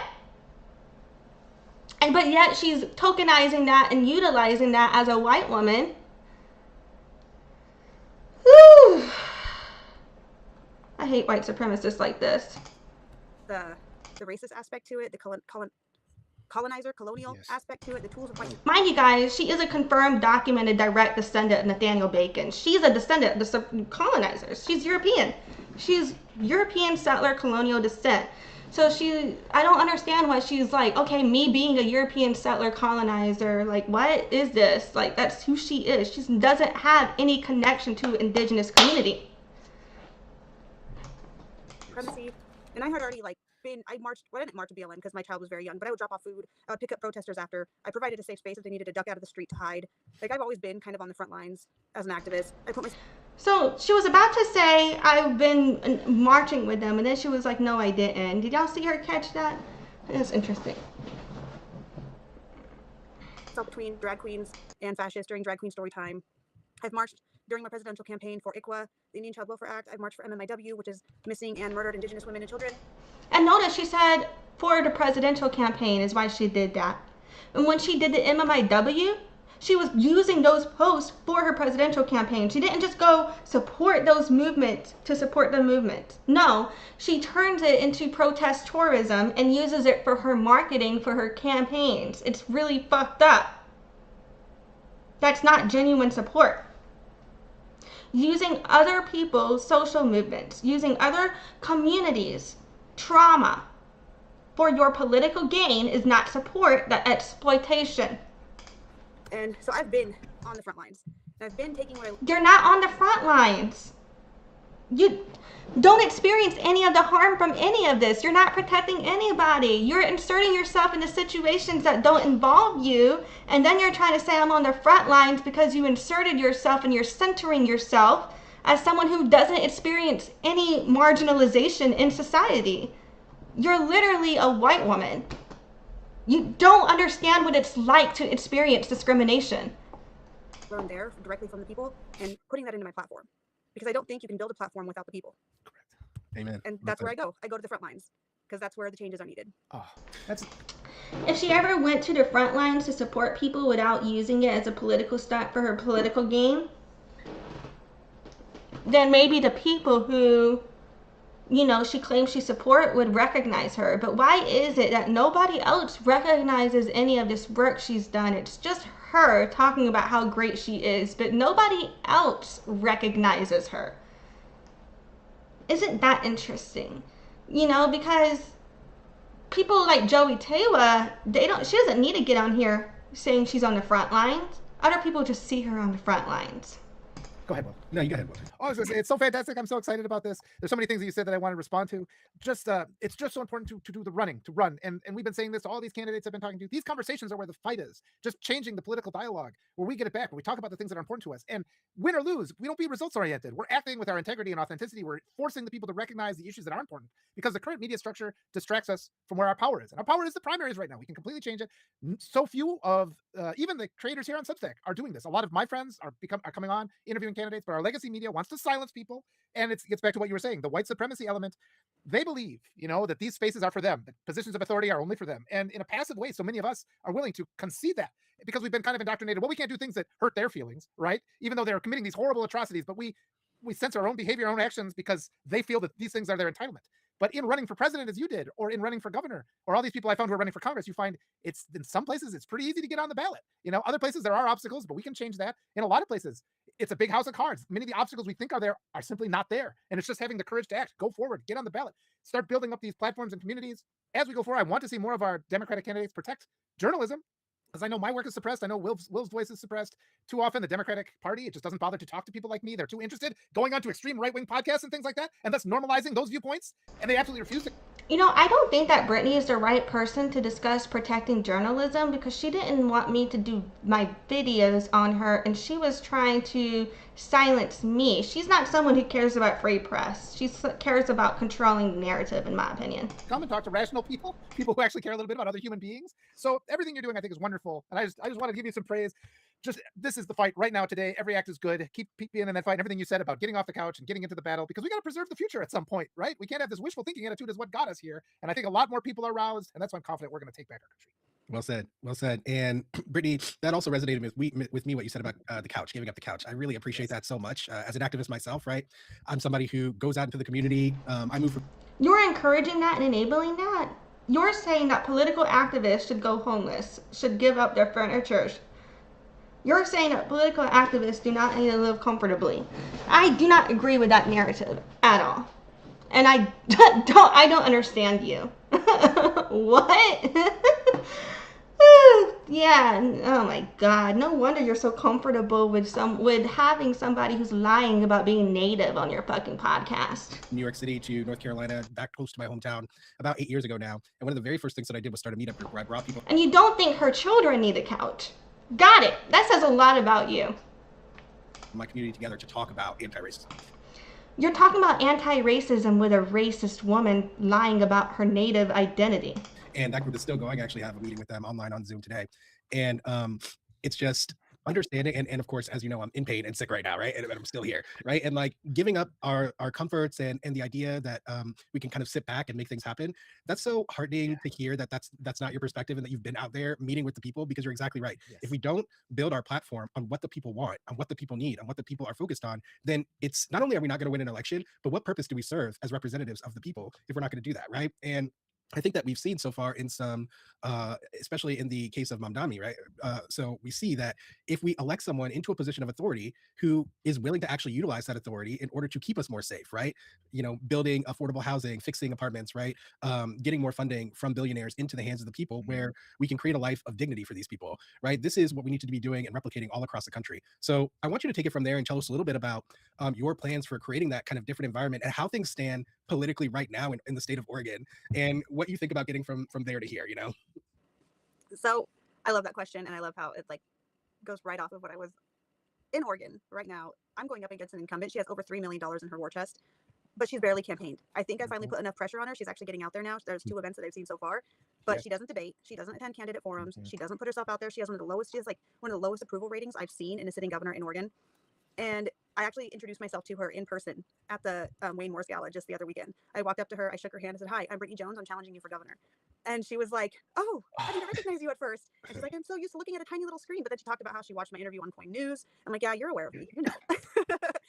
But a lot of people like to think that Oregon is safe because we are a blue state. We are a little bit more progressive than other states, but we're not progressive enough. I'm not afraid to say that we're not safe. We still have very racist small towns. We have like a lot of Oregon was a sundown town. The way the natives were treated here during the relocation process is absolutely terrible. We have tribes here that had federal recognition and then it was stripped away, and they still don't have it back. There's descendancy groups that never got recognized, and it's being born and raised here. I've seen the diversity increase over time. I would love for her to stop speaking on Indigenous trauma, though, because for me, it's like she's just using it as a platform.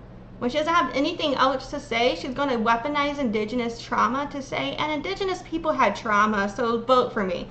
Don't forget I'm mixed Native. But she actually is not mixed Native. She's utilizing Indigenous identity to, I think, trigger white guilt to get votes, in my opinion. Which is great, but it's like a slow burn, and I think Oregon is ready for that spark. They're ready for more progressive leadership, and I have a much firmer stance than even the other Democratic candidates. Like, as soon as I get into office, I'm declaring a state of emergency. Under the state of emergency, the governor gets control over state and local law enforcement, and while I cannot fire the police, I can suspend them for violating sanctuary law. Why has that not been done yet? And so I like to tell the party that I am here to take you left of center because you're not there yet. I'm here to light a fire under your, I don't know if I can. You can swear. Yes, go ahead, please. I'm here to light a fire under your ass to get you standing up and doing something, because county to county, town to town, the Democrats are not working together. They're not communicating. They're relying on like the once every 2 year platform convention. And I'm like, no, you guys, the right has such a strong message because they're always talking to each other. They're always listening to each other. We need to have that same network. We need to have that same foundation. And just relying on the establishment and corporate donors is not enough. And so the party has already called to reelect Kotek before the primaries even happened. And I've been a thorn in their side since they started doing that. I was like, no, that is disrespectful to each and every candidate running against her and how much work we're putting into this. We are Democrats. We're supposed to stand for democracy. You're not going to get away with this. So I've been a thorn in their side. I've been moving to get left of center here in Oregon, and I plan to continue doing that through my plans to investigate ICE and what they're doing in ICE agents. I'm not letting the supremacy clause scare me from submitting them for federal charges, for state charges, because once they violate their authority, the supremacy clause doesn't protect them anymore. And even if, say, they're going to trial at the state level, you know, and they're like, oh, I'm a federal agent. And mind you guys, I also keep talking about why do people keep falling for her bullshit. When she goes on rants such as these, she is able to align with people's political beliefs because she uses progressive talking points, in my opinion, or social issues and human rights issues, in my opinion, to get people who would theoretically align with those human rights issues to agree with what she's saying, because it's like theoretically you don't want to go against the concept of certain human rights issues. That's what you would support theoretically, right? So those things alone aren't necessarily what I'm criticizing her for. It is how she lies about her Native identity, utilizing all of that along with all these other problematic things that we've been covering, where I'm like, hold on, something is wrong here. This is really fucked up. You know what I'm saying? And you can't speak from a place of value alignment when you are actively causing harm to Native communities yourself. You can't speak to value alignment when you don't take accountability for your racism against Potomac people. I want this to be tried in federal court. Okay, you still have to go to court. If you're found guilty, it's a state level charge, and Trump can't pardon you. So I don't like this establishment we have is so right center. They're still bought and paid for, and it's time for change. So what I've been telling people when I'm out here, like I just lost my vehicle too, which I'm not happy about. But I was DoorDashing to fund the campaign. We don't get paid a salary as candidates here in Oregon. We can't pay ourselves. And outside of that, I was doing DoorDash, paying for the next step of the campaign, and then doing that way, going in a cycle. And now I'm like, we are heavily reliant on donations now. And that's not a framework I've built because I've just been focused on meeting people. Excuse me. We don't have a framework for donations. And now I'm like, okay, pivot. Now we have to start asking people for money, which I hate. Yeah. Because at the end of the day, you don't need money. You're not being paid to vote for them. Right. So why does it matter?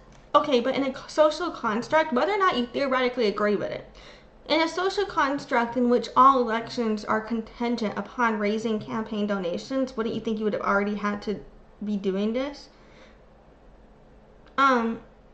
And it matters how much money you raise for donations because that's going to be your budget for what you can do with your political platform.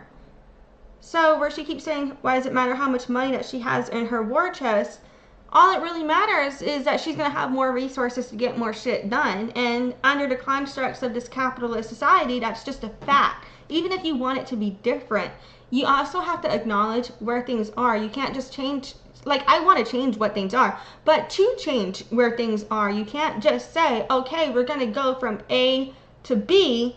There is a transition to get from A to B, okay? And I think she's not understanding the steps. Like, she has these ideas, like, let's go from A to B, but I don't think she understands the evolution of what it would take to get from it there. Like, say you want to go from New Orleans to New York City, unless you take a direct flight, you're not going to just get from New Orleans to New York City. But even then, like, you still have to go to the airport, board the flight, then get to New York, get off of the airport and everything. Like, there's steps. You can't just teleport and instantly be somewhere. No matter how much money she has in her war chest. Yeah. Fill in the box next to the candidate you want. Stop being afraid. Yes. Giving up your couch. Fill in the box next to the candidate you want. Yeah. Stop being afraid of giving up your couch.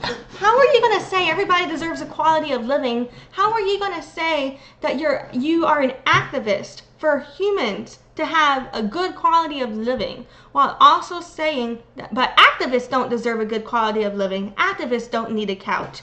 What the fuck? The point of human rights activism is for everybody to have a fucking couch, not for you to be giving up your couch. That's where we disagree.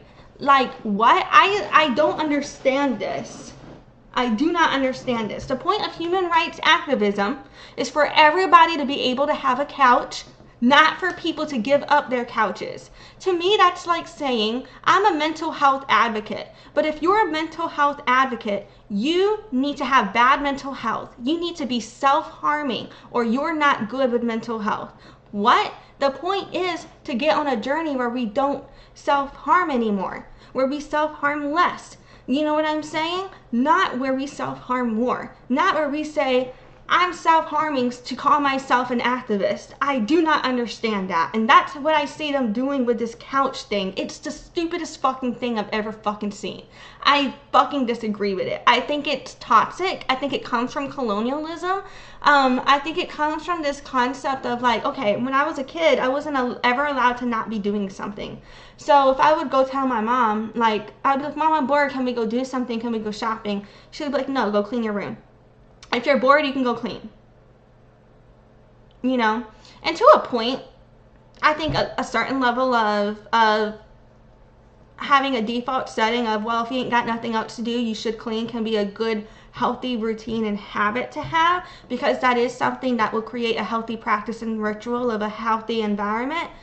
But when it's every single time your child isn't really, not even that I really care about going to the mall. I'm like, we go to the fucking park. But when your child is coming to you like, Mom, let us go do something together. Let's go spend some time together. And your response is always, no, you need to go work. You need to go clean. You haven't earned relaxing. That's how I see them using that mindset, when you haven't earned the couch if you're a social activist. What? Every social activist needs a good comfy couch, and so does every person. I don't fucking like that rhetoric. People are like, it's not that simple, but it is. It is. Your vote is your voice, and that's your power. Take their power away. and maybe donate $1 to help me get to Lakeview, Oregon. You know, like that's it. Do you have your webpage for where people can donate? That's a good place to put that in since we remember, or wherever people can donate. I do have a Square link. I have a link tree. Okay. I don't know if that was sent in, but the Square link, because we have ActBlue, which is what's linked in our website, but we have to wait for that check to be mailed, and then we have to cash it, and then it takes like a couple weeks to even get those funds. So I've been pushing our Square link a lot more, because then it's immediately accessible. We can immediately start using those funds to get to the next location to reach more voters. Perfect. Why don't you go ahead and have Kai email that link to me, and I'll put it in the chat right now so that people can go ahead and send you some funds. Okay, I'll mute it and I'll yell for Kai. Okay, right. Yeah, but this is wonderful, and it's exactly what we need to. The mindset is something that I really want to call out, right? This mindset of like, okay, you don't need a $3 million war chest in order to win an election, right? Like, and we've seen this in the past. We saw this with AOC, right? Yes. Like a long time ago. Yes. What did she do, and what was her way of campaigning? Exactly what Brittany is saying right now. Talk to the people. Exactly. Beat those streets. Talk to the people. Promote your activism. Get people involved. And yeah, and that's the way that we need to win. Yeah, there's something really critical I want to say about that. How primaries are healthy, and the Democratic Party has been anti-democratic because they have been deliberately trying to suppress primaries. Yes. So many of the candidates I've talked to have gotten pressure from high-ranking members of the Democrats. But think of how primaries work. Multiple candidates canvass the district. They activate the voting base. They let them know when the election is. It allows for multiple candidates to develop name recognition. So we have a pipeline of young candidates. I'm totally gonna let this play while I go do something for like 5 minutes, but I'm gonna try to pay attention. I might come back and comment. Sorry. With new ideas, who then can take over other positions as other elections come. The idea that the Democrats would be anti-primaries is ludicrous. But most important, it is a performance review. It allows the public to say, this is what we... Okay, but before I go, they're acting as if Democrats are supposed to be, as if Democrats are so much more different or better than Republicans or something. But Democrats and Republicans are two wings of the same bird. There's no difference between a Republican and a Democrat. They are the same. Both just uphold colonialism, okay? They just do it in different ways. Don't like about this candidate, and exactly what you're doing. You're pressuring the current incumbent to do better. And their job is to help us. Their job isn't to sit in office for their entire lives and enrich themselves because of the powers of that office. No, they're supposed to be in that position to help us, and they're supposed to listen to us. I've read a couple of the things you said about auditing departments and all the people that I've known who have been running for office. A friend of mine, he went for park board in Minneapolis. It's a multi-million-dollar budget. And if you get people of integrity into these, it's like everybody's focused on the presidency. There are positions all throughout your state and all through at your county that have huge budgets. And if we get people of integrity using those budgets to help people instead of grift, which is what we've allowed to become so commonplace, that's critical. So I want you to address that about auditing your things. But also I've talked with Jen Budd, who was on, she worked on Border Patrol, and she has exposed a lot of the atrocities that take place on Border Patrol. One of her ideas is to create a DNA database. And she suggests everybody who signs up, these ICE agents, they should have to submit their DNA. If you are going to have the privilege of carrying a gun, and policing citizens, you should have to submit your DNA, and for politicians as well. And we should compare that to all these rape kits to make sure we are not entrusting rapists with power. So that idea, I think, is something that deserves mentioning, because abuses among our law enforcement agents, we've been seeing it in the news. We've been seeing it in politics. I think we have to take forceful action to get all these rapists out of positions of power in our society. So what are your thoughts there? Actually, I didn't know where you were going with that for a second, and I was like, why would they need DNA? Because like a lot of natives, like, we won't submit our DNA. I'm proven my lineage through DNA to my tribe, but many don't trust the system because of the forced indoctrination, the boarding schools. But where you went with it, I can actually get behind that. Law enforcement officers, ICE agents submitting their DNA to get compared to rape kits. We need to make sure that we have the staff on hand, though, because we're so far behind on processing rape kits in the first place. But I could get behind that. And then the idea of the funding, like the various ways that we just kind of allow people to misuse funds that are supposed to go to help the people. The money is there, right? Yeah.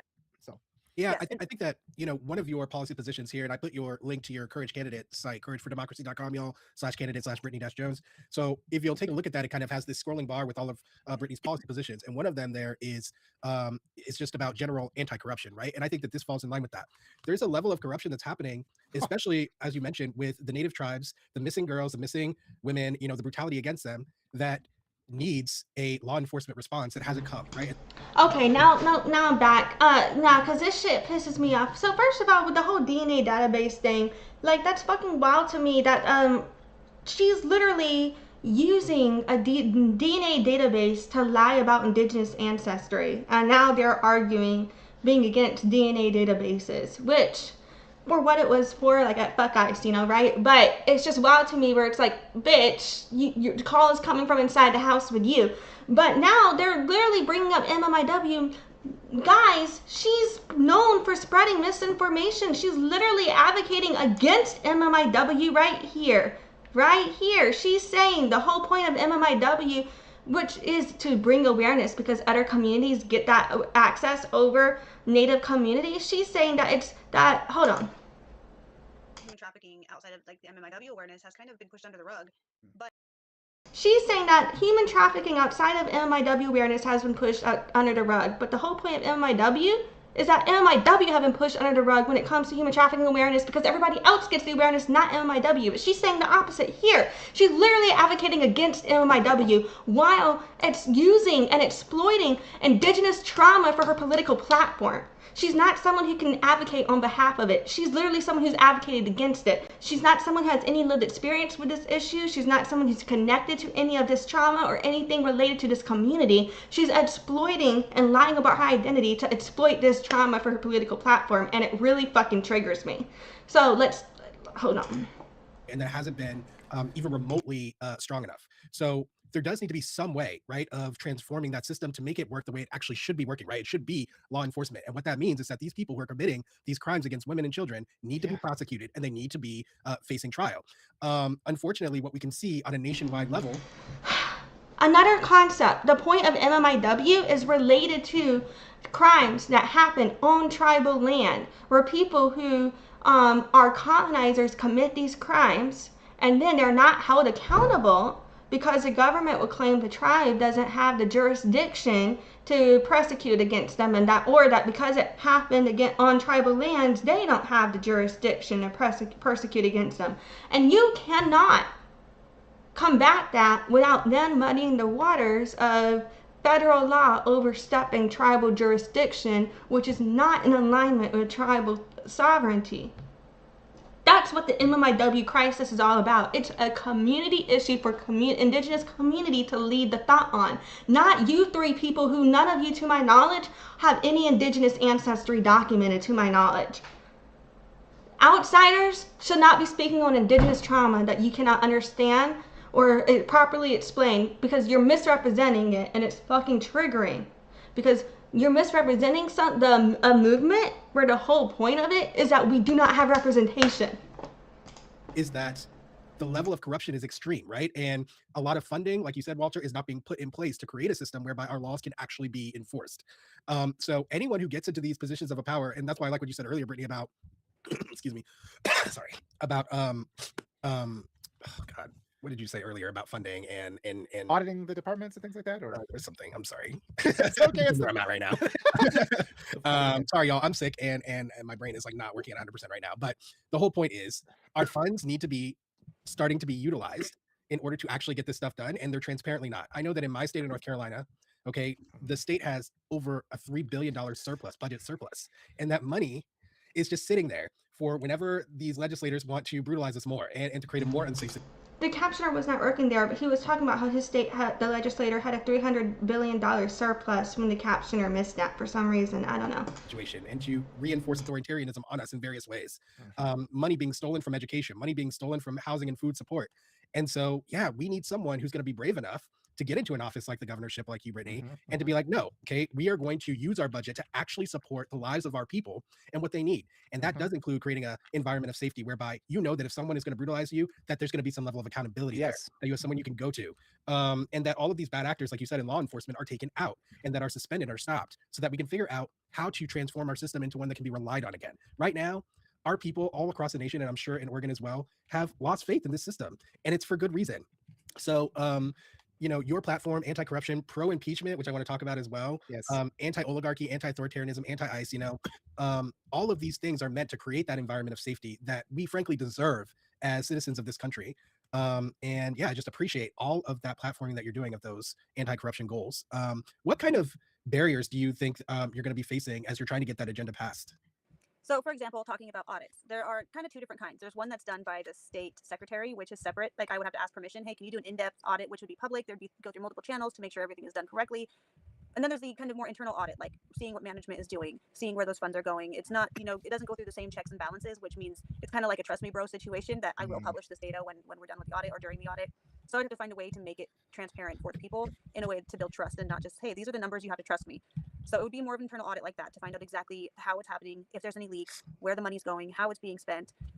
Because right now we are at a deficit for our ODOT. But one of our representatives said there's money there. It's just not being used correctly. Okay, why are we in a deficit then? Why are our roads not being fixed if the money is there? Our governor currently submitted a gas tax increase and a fees increase to cover the deficit, but at the same time admitting that our environment can't handle data centers while wanting to give data centers a tax break to come in here. So why, as a Democrat, are you raising taxes on the working class and the poverty level citizens while wanting to give data centers tax breaks that are going to destroy our environment and not provide many jobs or many benefits? It doesn't make sense. That is a clear sign of a corporate sellout, and that is what we don't need. Correct. We need to move away from that. And that's exactly my plan. As soon as I get in, I understand they're gonna be like, where is the money gonna come from for ODOT if you cut taxes for gas and like temporarily suspend them and lower our fees? To a point, I understand that the governor does have a lot of authority with redirecting the state's budget, but on another level, some of the state's budget is allocated by certain contracts already being signed and certain things already being done. So there's also going to be a level of which she's not able to fully reallocate or redirect this whole budget situation, because you also have to consider what are your prior commitments. And I think she needs to reflect on that. Like, you're not going to be able to just go in and change everything all around instantly without upsetting people.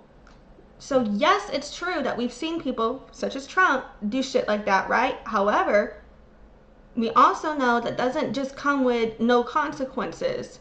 That also comes with public faith being lost in you. So you have to reflect on what you're going to actually be able to do that won't upset the community. And sometimes I don't know if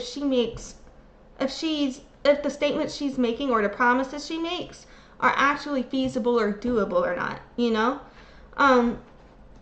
I need to take a break. I'm going to be right back in 2 shakes of a lamb's tail. Normally, whenever I do breaks, I just go through an old buffer reel, but this time we're going to play my past reels. I do not have the merchandise that you're about to see anymore. Most of it I don't sell anymore, but I do sell different merchandise that you can get on my site. So the first video has old merch on it, but I'm going to play this promo reel while I go take a quick break, and then I'm going to be right back and we're going to finish this shit.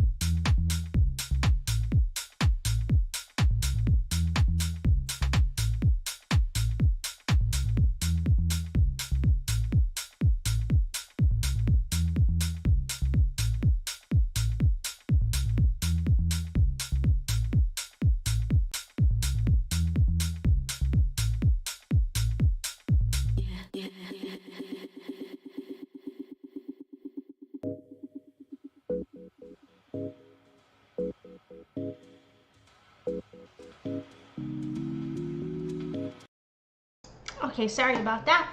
I got a phone call and I also got food on the way. So, I will be taking another break and 2 shakes of a lamb's tail. But yeah, we got the wrong spot. We're just gonna keep pushing for now until that happens though. So I'm gonna go ahead and just put back up where we left off, hit play. For our vehicles. Well, I have a plan to increase our railways and our highways to improve them. I would love for like the metro system in Illinois to connect small towns to big cities. It would be a public transit, so the ticket sales would help fund ODOT. It would create jobs, connect small towns to large cities in ways that we don't have yet in Oregon. Yes. And so there's so many different avenues you can take if you're not bought and paid for. And like that's a pledge I take. I plan on having weekly, bi-weekly town halls live for accountability. Yes. I'm not going to dip and hide like a lot of our governors have done. And it's just right now because I'm not in there. It's like, trust me, guys. Yeah. I know it's so hard, but we have to get one of us in there. I'm not a career politician. Right. I don't have political experience outside of being a small, district representative or a PLRC for District 50 from Multnomah County. Like that's all I have outside of being an activist and a business owner. What you're saying is so the contradictory messaging, right? And this is why they get all haughty about. For me also, I feel like people who are true activists are people who are recognized by the community as an activist, not people who just, I'm an activist, but what do you advocate for? You know what I mean? Like, I don't know. What do you experience? How do you support other communities? Like, I don't understand how she's an activist. Primaries because they get exposed and they try to slip that stuff by us, these things that make absolutely no sense. And this is also why they completely have controlled, they've bought up all the local newspapers, the vice grip on narratives in this country. People do not understand. I always take the example, even when you're on a streaming service, they show 5 movies under this every category, drama, comedy, it's the same 5 movies because they just don't allow us to talk about these things. But we are at this unique period in history where people have had enough and they're seeing the lies. And our old system is so complacent, they think they can muscle in, just with money. But people who are out there walking door to door, talking to people, they have a power that these, the robber barons, they can't even comprehend. I was wondering, I've talked also to Dr. Melissa Bird. I think she's also running in Oregon. Have you talked to her? I have. I'm actually voting for her. She's another one, absolutely fantastic. So it's just wonderful to see the people there being involved. And she's saying the same thing. You don't need money. You just need to be able to make that connection. And also, once we start talking, once we start pulling at that thread and make them start to notice us, those contradictions, it falls down like a house of cards because the corruption just becomes too much for anybody to ignore. We have a question. You could say the same thing about her. Sorry, go ahead. They come for me for being poor. Like, why do you have so many evictions on your records? Like it was during COVID, when you could be evicted and then they would cover, you would get assistance after you got your eviction notice. Gingerbread Village was not during COVID. So I'm like, yeah, a lot of people went through that, you guys. Like, yes. It wasn't just me. That's what being poor is like. When you're living paycheck to paycheck. And it's funny because I was on a live stream on TikTok and I said, I have a bad credit score, guys. And somebody in the comment said, I want my governor to have a bad credit score. Yes. And now we want to put that on a t-shirt because. Right? Yes. So you know the struggle of our life, how we're up against economic terrorism. What was the question, Will? I was actually, I'll ask it in a second, but I wanted to say that's another AOC connection there, right? Because they went after her for being a bartender, right? Like, oh, you're a bartender, you should, and it's just these kind of arbitrary class-based lines. I would say the biggest difference between her, there's many differences between her and AOC. First of all, Alexandria Ocasio-Cortez went to school. She got educated on these situations and she did actual work in the field before she got into her position. Second of all, she actually does experience discrimination. Third of all, not related to the first 2 things or to this other topic or this live stream, I happen to disagree with things that AOC has said and done, and I really disagreed with how she handled Gaza, etc. But at the end of the day, comparing Brittany Jones to AOC, I feel is just problematic because Brittany Jones does not experience the racism that AOC experiences, and Brittany Jones does not have the experience doing the work like AOC did before she got into her position. Yeah, I mean, just not realizing that the best people to represent us is us, right? And it's not people who separate themselves from the rest of humanity, lord themselves over us with their money and power. Yeah. It's the people who have actually experienced life in, like, for instance, you in the state of Oregon, and who have actually experienced the struggle there and what people are actually economically going through. Yes. So I really appreciate that, and you've got to make those t-shirts. Well, they had that publicity. You remember the publicity stunt with the guy in the Oval Office? He couldn't even figure out how to open the door of the dump truck. Like, this was supposed to make him like the working man, but he couldn't even figure out how to open that door. Like, how do you change your oil? All these things. So many examples, right? I know. We need people to know these things and how hard life is. So we have Lynette here in the chat, Brittany, and she says, it's my understanding a governor works with the state Senate/Congress. How do you see those relationships working? Have you met with anyone, or do you have any idea of who's in those positions and how you might be able to work with them? I do. I sent an email out to every single Democrat legislator in Oregon, and only one of them responded, and it was Representative Wise. or senator-wise. I get them confused. Don't come for me. There's two different like spots, but they basically do. They can both introduce legislation. Both parts review legislation, and once it gets past both, then it goes to the governor. I understand the average person not giving a fuck, not giving a shit, getting confused over who's a senator, over who's a representative, over what that means, and over like if someone's one or the other, right? Because it's not our job to know that shit. But if you're running for governor, it is your job to know that shit for your state specifically. You may not need to know it for every state, but it really is your job to know that shit, in my opinion. So I would at least know a little more if I were ready for governor. Do my research. So he was the only one that met with me for like 10 minutes, and we talked about ICE and protecting data. And I think that I could work with him if I think he's campaigning again right now. And then at the federal, the Courage candidates have over 150 candidates now. That if they get elected, like I have a network all over the United States. Like I can work with our state legislators for some of the legislation that I drafted. There's an MMIW legislation, touching on what you brought up earlier, Will, where there's nothing. And again, theoretically, if a governor wanted to just push through MMIW legislation because it was the right thing to do, hell yeah, I support that, right? And if she was doing that just because it's the right thing to do, like if she just did that when she was in governor just to do it, I would support that, right? But it's the way she's using it for her political platform, it's the way she's running her whole campaign off of MMIW. I highly disagree with people who are European settler colonizer descent, who have no native ancestors documented, using native trauma for their political platform. I don't think that's something that's appropriate. That's just me personally. Is like enforced in investigating when our community goes just like missing or murdered. And I wrote that legislation with other natives. And mind you guys, she said our community, but she's not part of the community. And even if her GEDmatch analysis were true, it's just like when I say a lot of deaf people are not part of deaf community, they're just deaf individuals. Because to be a part of a community, you have to be with other people who have the same background as you, right? And then a lot of hearing people get mad at me when I say it's not possible for a hearing person to be part of deaf community, right? And it's not that I don't think that hearing people have a role in deaf community or have connection to deaf community, but it's more of like if you're hearing, you're not deaf, and if you're not deaf community, it's not part of you. If you're not deaf, you can't be a deaf person. You know what I mean? The same way a lot of people who marry into natives but don't have any native ancestry get mad when I say they're not native community because they're not native. But they just married in. Like I don't know, don't shoot the messenger, but fucking I'ma just hit play. All over the United States. And I wrote it for my presidential platform to introduce it as federal law. And I've already shared that legislation with other candidates that are running for federal, like the federal level of Congress, like make this federal law. But then I've also edited it so that it fits Oregon at a state level. So I can get it to a representative running at the Oregon level to say, hey, can you make this law that forces law enforcement to treat our... I thought the governor couldn't make laws. So did she just admit that she's trying to work around that I don't know. Like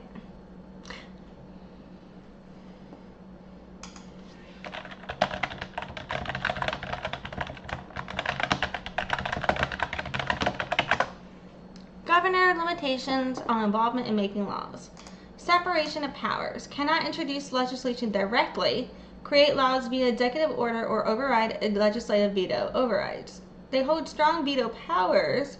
It can override them, but legislators can override those, and judicial reviews can ensure that those comply with state constitutions. So no direct introduction.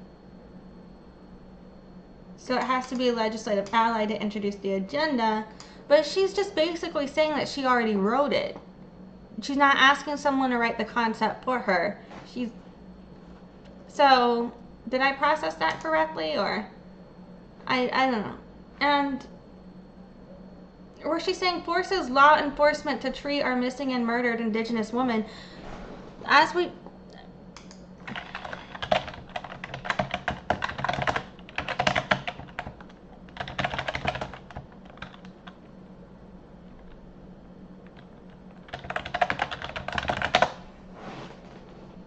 So So the missing and murdered Indigenous woman, it's rooted in reservation land, related to jurisdictional gaps, related to tribal sovereignty.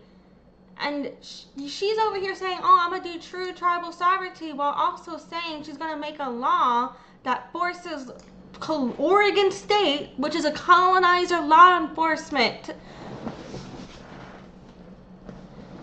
to treat missing and murdered Indigenous women like others cases that would involve impeding on tribal sovereignty by definition, because she does not understand the concept of missing and murdered Indigenous woman movement, or the crisis, or what it's about, the roots of it, where the statistics fall. Because yes, it's true that the MMIW crisis also involves Native women targeted off of reservations, which is where the police could help. What's also true is that the movement itself is based on the fact of these jurisdictional gaps related to tribal sovereignty. And that's not something that she can force with police officers, because that is contradictory to tribal sovereignty. That's a judicial process situation, not a police officer situation.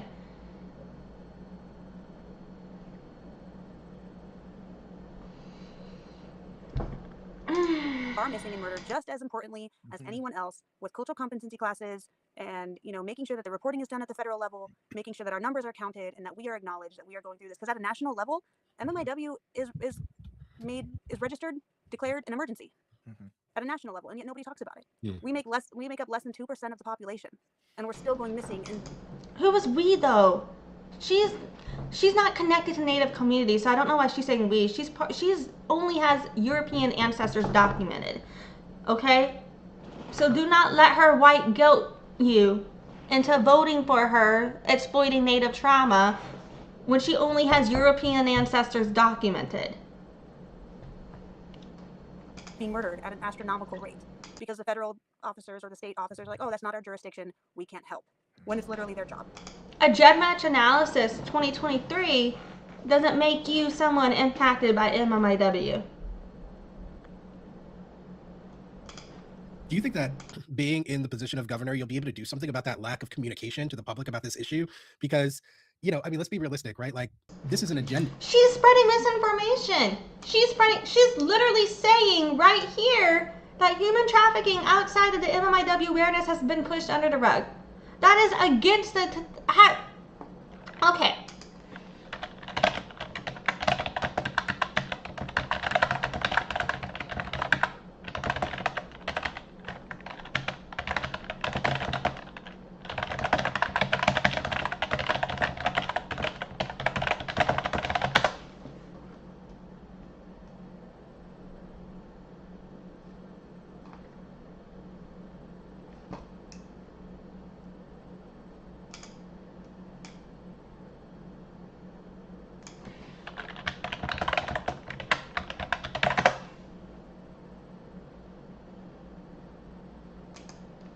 So, does MMIW movement mean that human trafficking for other communities is known? It does not mean that. Okay? It exposes systemic mechanisms that affect multiple vulnerable populations. However, it's about the victimization of Native women.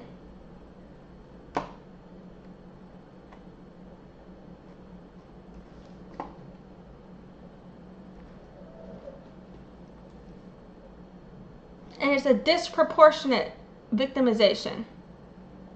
Which, you know what I mean? So here she is spreading misinformation about MMIW right here because she doesn't even know what the fuck she's talking about. You know what I'm saying?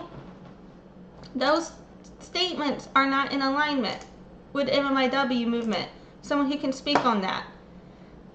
In my opinion, she's someone who spreads misinformation. She's not someone who can accurately represent it. Only people who have lived experience being indigenous can accurately represent this movement. And she needs to if she were just platforming those people, nothing to say. But her trying to speak as if she's one of those people pisses me the fuck off. not to investigate these crimes, not to give these women and children dignity, right? Like this is part of an agenda of corruption. And so is there some way, do you think, in your position that you'll be able to do anything about getting the word out about this problem, about this emergency, and using that, I guess, somehow to leverage that communication into getting the legislation passed? And this is just off the top of my head, I'm just thinking. Yes, actually. So the governor can create like, not councils, but like committees. And I can make a committee solely focused on educating the public about this crisis. I can make a committee specifically that's focused on doing that. And I can direct the state, because the state police in Oregon are under the governor. And I could be like, hey, you need to look into these cases. You need to be doing this. I could do a direct executive order to make a task force to work on these cases. Nice. And I can do that with a lot of different things. I can investigate, ICE conduct. I can investigate conduct of our elected officials, which brings us back to the impeachment option is, if we do an investigation and it turns out that there's something there, then they can be tried and impeached by their colleagues. So that evidence would be made available. And it's all about accountability, which makes me understand this oppression, because they don't want someone like that in office. They don't want someone airing their dirty laundry. And I was just going to say, if, as governor, the media won't be able to ignore you. You'll be able to go and speak about it. And they'll have to, but you're going to get, because the media is a problem. I call it the flying monkeys of the right. That's what the media is. And they destroy the people that they don't unfairly, often, they don't give you fair representation.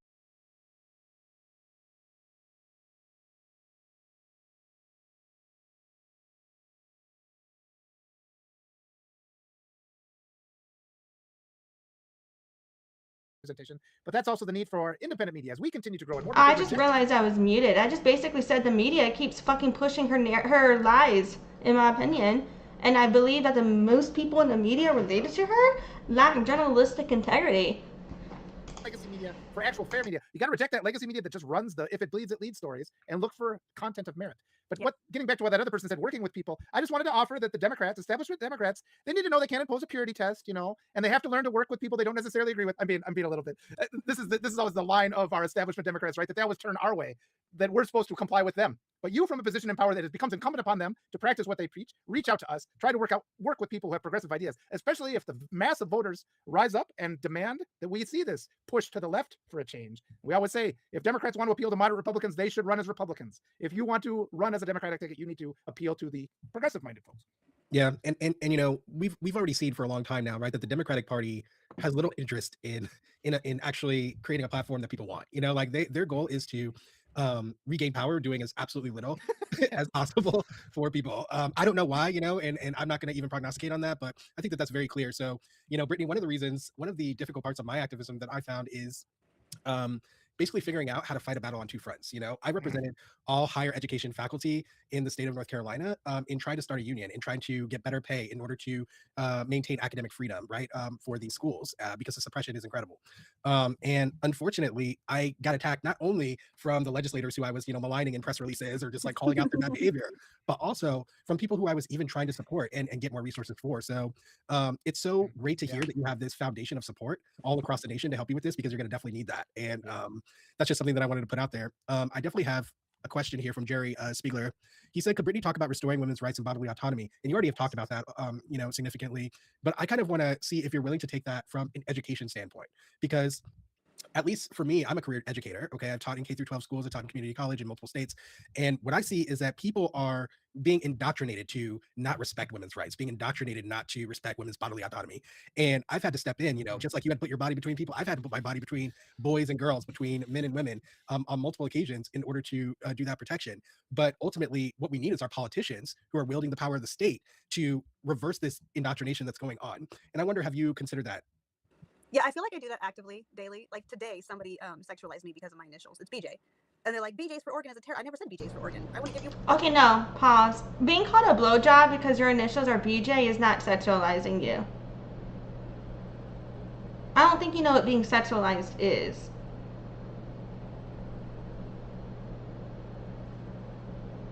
That's a play on your name.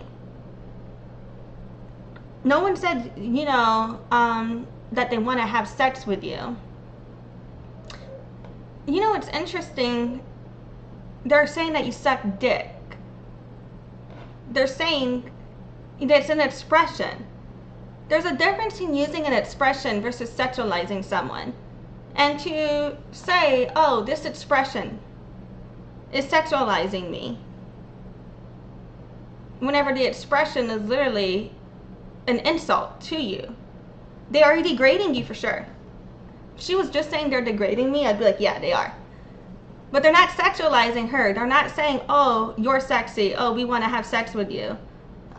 It's nothing about sexualizing the idea of her. It's making fun of her name, and there's a difference. It is degrading. It is dehumanizing, but it's not sexualizing. There is a difference, in my opinion. Because that just happened to be what her initials were, BJ. Okay? If her initials were VD, we would have called her venereal disease.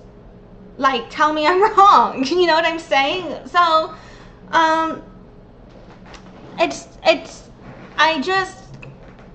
it's just what her initials are.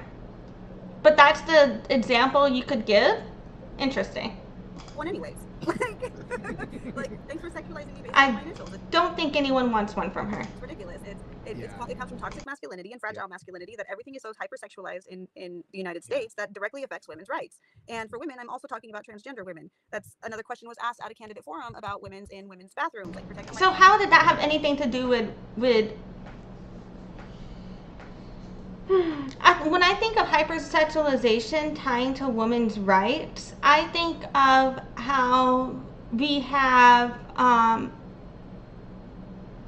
when women are hypersexualized because we are wearing a bathing suit, or because we are walking around in lingerie or something, because, you know, say it's a model doing a photo shoot for an underwear company, and then they're hypersexualized for that, right? Or when, you know, we have those situations, and then you have men saying, oh, if you dress like that, you deserve to be assaulted. That's hypersexualization tied to women's rights, in my opinion. That's an example. What she's saying, just because someone's making fun of you doesn't mean that you are being hypersexualized and you are being discriminated against as a woman. It just means that you suck ass and people make fun of you for it. I'm gonna go. I'm gonna be right back. Take a little breaky break. This one might be a bit longer.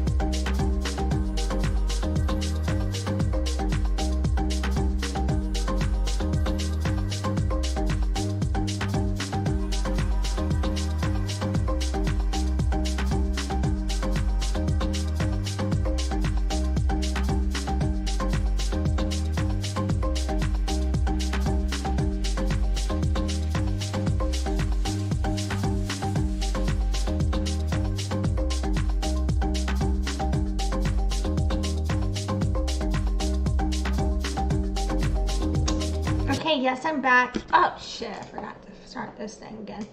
Alright, yes, I'm back, and yes, I am wearing something else because I was eating some tacos, and I spilled some shit on me. And so I just went ahead and put on my PJs. I don't know. But you know what? In hindsight, I kind of want to take a shower now, so I don't even know why I put this on. But whatever, we're here now. So, anyway, getting back to here. We got about 16-ish minutes left on this little video. It is sped up 1.5, but I'm adding commentary, so I don't really know how long that's going to take us to get through.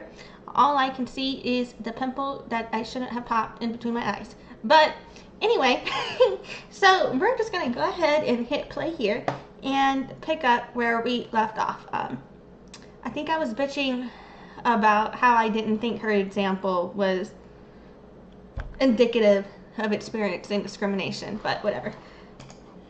Well, transgender women are women, so why would I have a problem with that? Why are you not crying about transgender men in men's bathrooms? It's because you don't see women as a threat. You see us as a possession. And so you would love for a woman to be in your bathroom.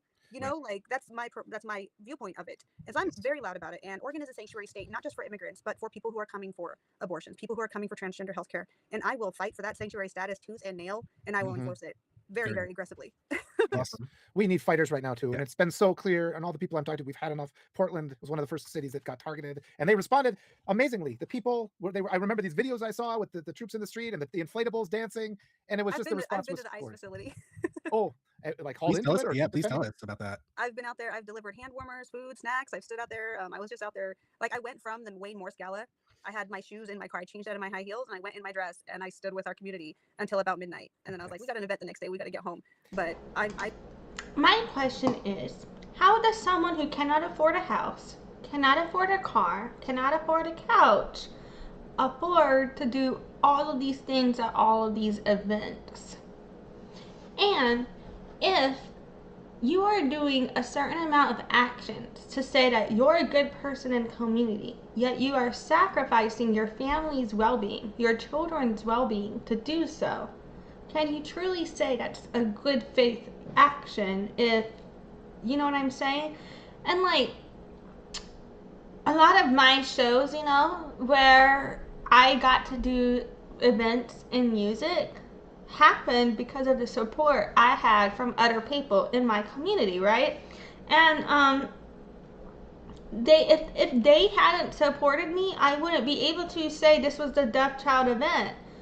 But so it's like, for me, it's like I think there's a balance, you know, but also it's like I don't understand where she's able to just all of a sudden fund going to all these places, campaigning all these places, traveling all these places, but she can't afford her own house. She can't afford her own car. But she wants to say that instead of paying for a car, paying to go to all of these places, instead of paying for a house for her children, she's an activist because she spends her money on other people that are not her children. I don't agree with that personally. And I think that comes from my own issues because it's like, for example, I couldn't get my mom to help me with a lot of things. She didn't throw us birthday parties. She didn't take us to the dentist. You know, she didn't do things to pay for us, but she was always taking in these stray cats and being like, I'm an animal lover. I'm a good woman. I'm a good mom. I'm an animal lover. I take in stray cats that we couldn't even afford to feed, mind you.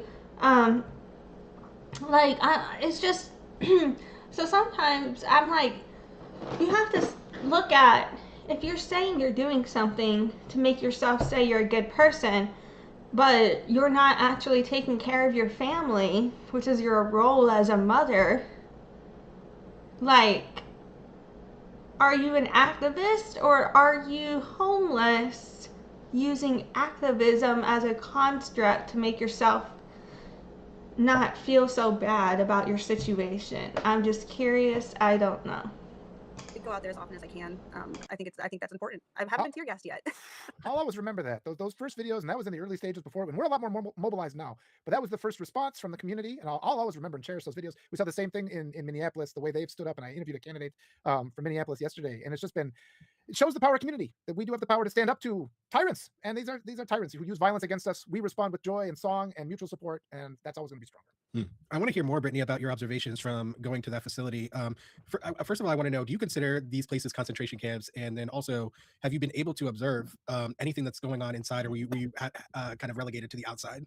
I have not been able to get inside yet, and I'm actually looking into if the governor can, like, hey, I'm visiting, let me come inside.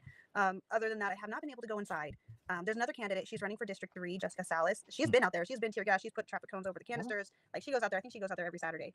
Yes. But just the community that's there on a daily basis is a good community. We do have an issue with our white allies suppressing the indigenous voices, getting angry when we take up space, and we see that they co-opt our movements a lot. What does she mean, our white allies? She's a white woman. She's not indigenous. She's a white European colonizer settler, descendant of Nathaniel Bacon, with no native ancestry documented in her family tree. She's lying about her identity and proximity to native community. This is extremely triggering for me to hear her say this. She's the one taking up space on platforms on a lived experience she does not have. She's literally spreading misinformation about the point of MMIW and co-opting the MMIW movement for her political platform while pushing misinformation and indigenous erasure about it. The call is yet again coming from inside the house with this one. When the camp first started outside of ICE, it was indigenous led, and it was co-opted by our allies. Their voices got louder than ours. Okay, Brittany Jones cannot speak for who is or is not an indigenous ally. She's not part of indigenous community, to my knowledge. She has no lived experience being indigenous. She knows native people, but that doesn't make her native. She seems to think knowing other natives gives her some lived indigenous experience, but it does not.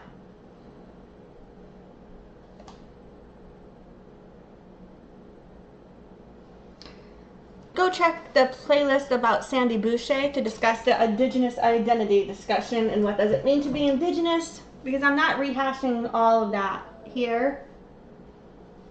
This is further additional commentary. All of these original ideas still apply for me, but go see that video for more context of what I believe related to indigenous identity. But in terms of what she's saying, she only had a GEDmatch analysis review 2023. She was not raised being indigenous. She only has European settler colonizer ancestors documented. No native ancestors are documented in FamilySearch.org for her mother's parents, whom she claims are Potomac, but are not. She claims her father's parents are Blackfoot, Choctaw, or Chickasaw, but I saw none of that documented in her family tree.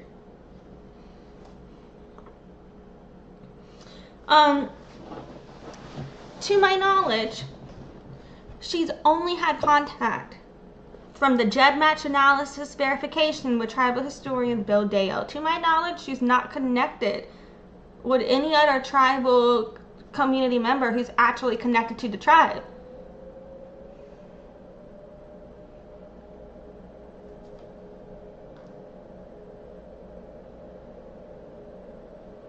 She was not raised connected to native community. She didn't even find that shit out that through a GEDmatch analysis review 2023. Far distant ancestry, maybe, but just a relationship, not necessarily ancestry, just the fact that they shared a relationship. But not even Potomac ancestry, just common ancestry found with a Potomac person. Was confirmed 2023 with Bill Deyo. However, Family Search only has European ancestors documented. Her mother was not raised indigenous. All of her ancestors are European. She was not raised connected to indigenous ways, connected to indigenous community. Knowing other natives doesn't make you indigenous or connected to indigenous community. You have to be connected to the people who you descend from to be connected to indigenous community, or you're not connected, in my opinion. You can know other natives. I know Choctaws. That doesn't make me connected to being Choctaw. Like, I just, whew. So she really pisses me off with this one, where she keeps trying to speak as if white people who are allies to us native. She's not a native. She can't speak for as a native woman. She has no lived experience being native. And we see that regularly. There's a native elder out there. She's indigenous elder, sorry, out there that is literally barred from being near ice. A judge ruled that she can't be there, and she still shows up. But an inflatable frog got more attention than an indigenous elder that's been arrested, assaulted. She's been detained by ICE, I think, over 10 times. And she's listed on. She was literally used in the argument about why National Guard was needed here. They called her the leader of Antifa out here, and she still did not get as much recognition as the frog. Can you give us her name? If she wants it, or she goes by Koska on TikTok. Okay. You look up Koska on TikTok. Well, we're all about elevating all the voices that the media suppresses.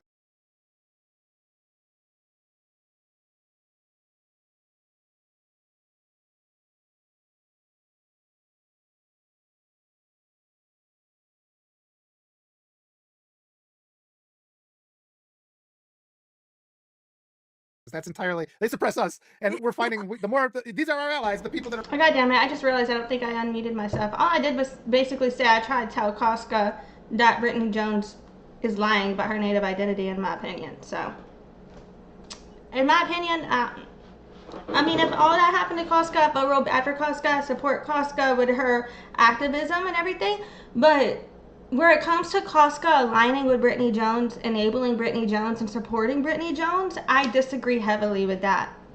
We're also suppressed, and it's like, at some point, it's going to be everybody in the whole country, you know, and we'll turn the tables. I've been telling people, so I've studied history. I don't have a college degree because I refuse to pay like $500 for a PE class. It's not relevant to what I want to study. I've studied history extensively, every single class I could take. I have $21,000 in student debt.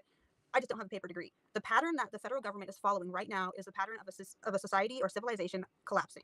Our federal government is actively collapsing. And if we do not come together and just fortify, because fighting back right now, we'd be wiped out too. Yeah. We don't have the organization. We don't have the camaraderie. There's too much infighting. There's too much division. So she's saying the American government is collapsing. We need to fight back. For what? Fight to maintain the American government? That's maintaining colonialism. If you're actually trying to decolonize and return to tribal sovereignty, wouldn't the American government collapsing be in alignment with that and a good thing so we can restore tribal sovereignty? Her narratives make no sense to me. I find her quite contradictory. Which is exactly what the federal government has wanted. It's a tool of colonization. It's a tool of white supremacy, and anyone, regardless of your race, can use those tools. That's right. And so they've divided us so completely that if we decided to take a stand right now, we would lose. But if we can recognize those patterns and learn from history, we can prevent that from happening by simply standing together and just replacing them. We can stop it. We can stop the collapse. We can get it working for the people. It's just, there's people in my comments, oh, you haven't raised that much money. You're not a viable candidate. I'm a viable candidate if you vote for me. Right. Stop focusing on the money, guys. You know my name. Vote for me. Yes. I've been so frustrated with the Democratic Party they say things like that. Their electability comment, which is bigotry, it's racism, it's misogyny, but it's sanitized when they say electability. I mean, but we have the Democratic Party going out and saying the nation's not ready for a black woman, and that's so it's like, then our job is to make it ready, you know? Right. We're saying, how do we get more people running? You know what's funny, where they're talking about, oh, the nation's not ready for a black woman. Meanwhile, she was running against Kamala Harris, claiming that she was the better choice or some shit. The fuck? So, I don't want to hear shit about that. But anyway, yeah, I pulled back up because these captioners aren't working right sometimes. I don't know why. Sometimes the captioner down here shows up, sometimes it doesn't. Well, stop discouraging the ones that are currently running and then run. Yes, and it's just because they have and they get so mad at us when we have these conversations, when we bring it up, they attack us. Oh, you're part of the problem. I'm triggered as fuck by Brittany Jones lying about her native identity and connection to native community. Why won't she just be honest? Why won't she just say, hey guys, I have no lived experience being native. Through a GEDmatch analysis, I found out I was related to some native people, but that does not give me lived experience on being native. Just the GEDmatch DNA analysis does not make me native, and no native ancestors are documented in family search. If she were upfront and honest about that, I would have more faith in her. But where she's lying about having this indigenous identity now all of a sudden, which she does not have, and I know she's not connected to the tribe. Why? Because I descend from that tribe. I'm in community with members of that tribe who I do have discussions with, who I've been able to confirm, nah, she's not fucking around with those people. She's out there in Oregon focusing on her damn political status, utilizing MMIW, spreading misinformation about MMIW instead. My opinion.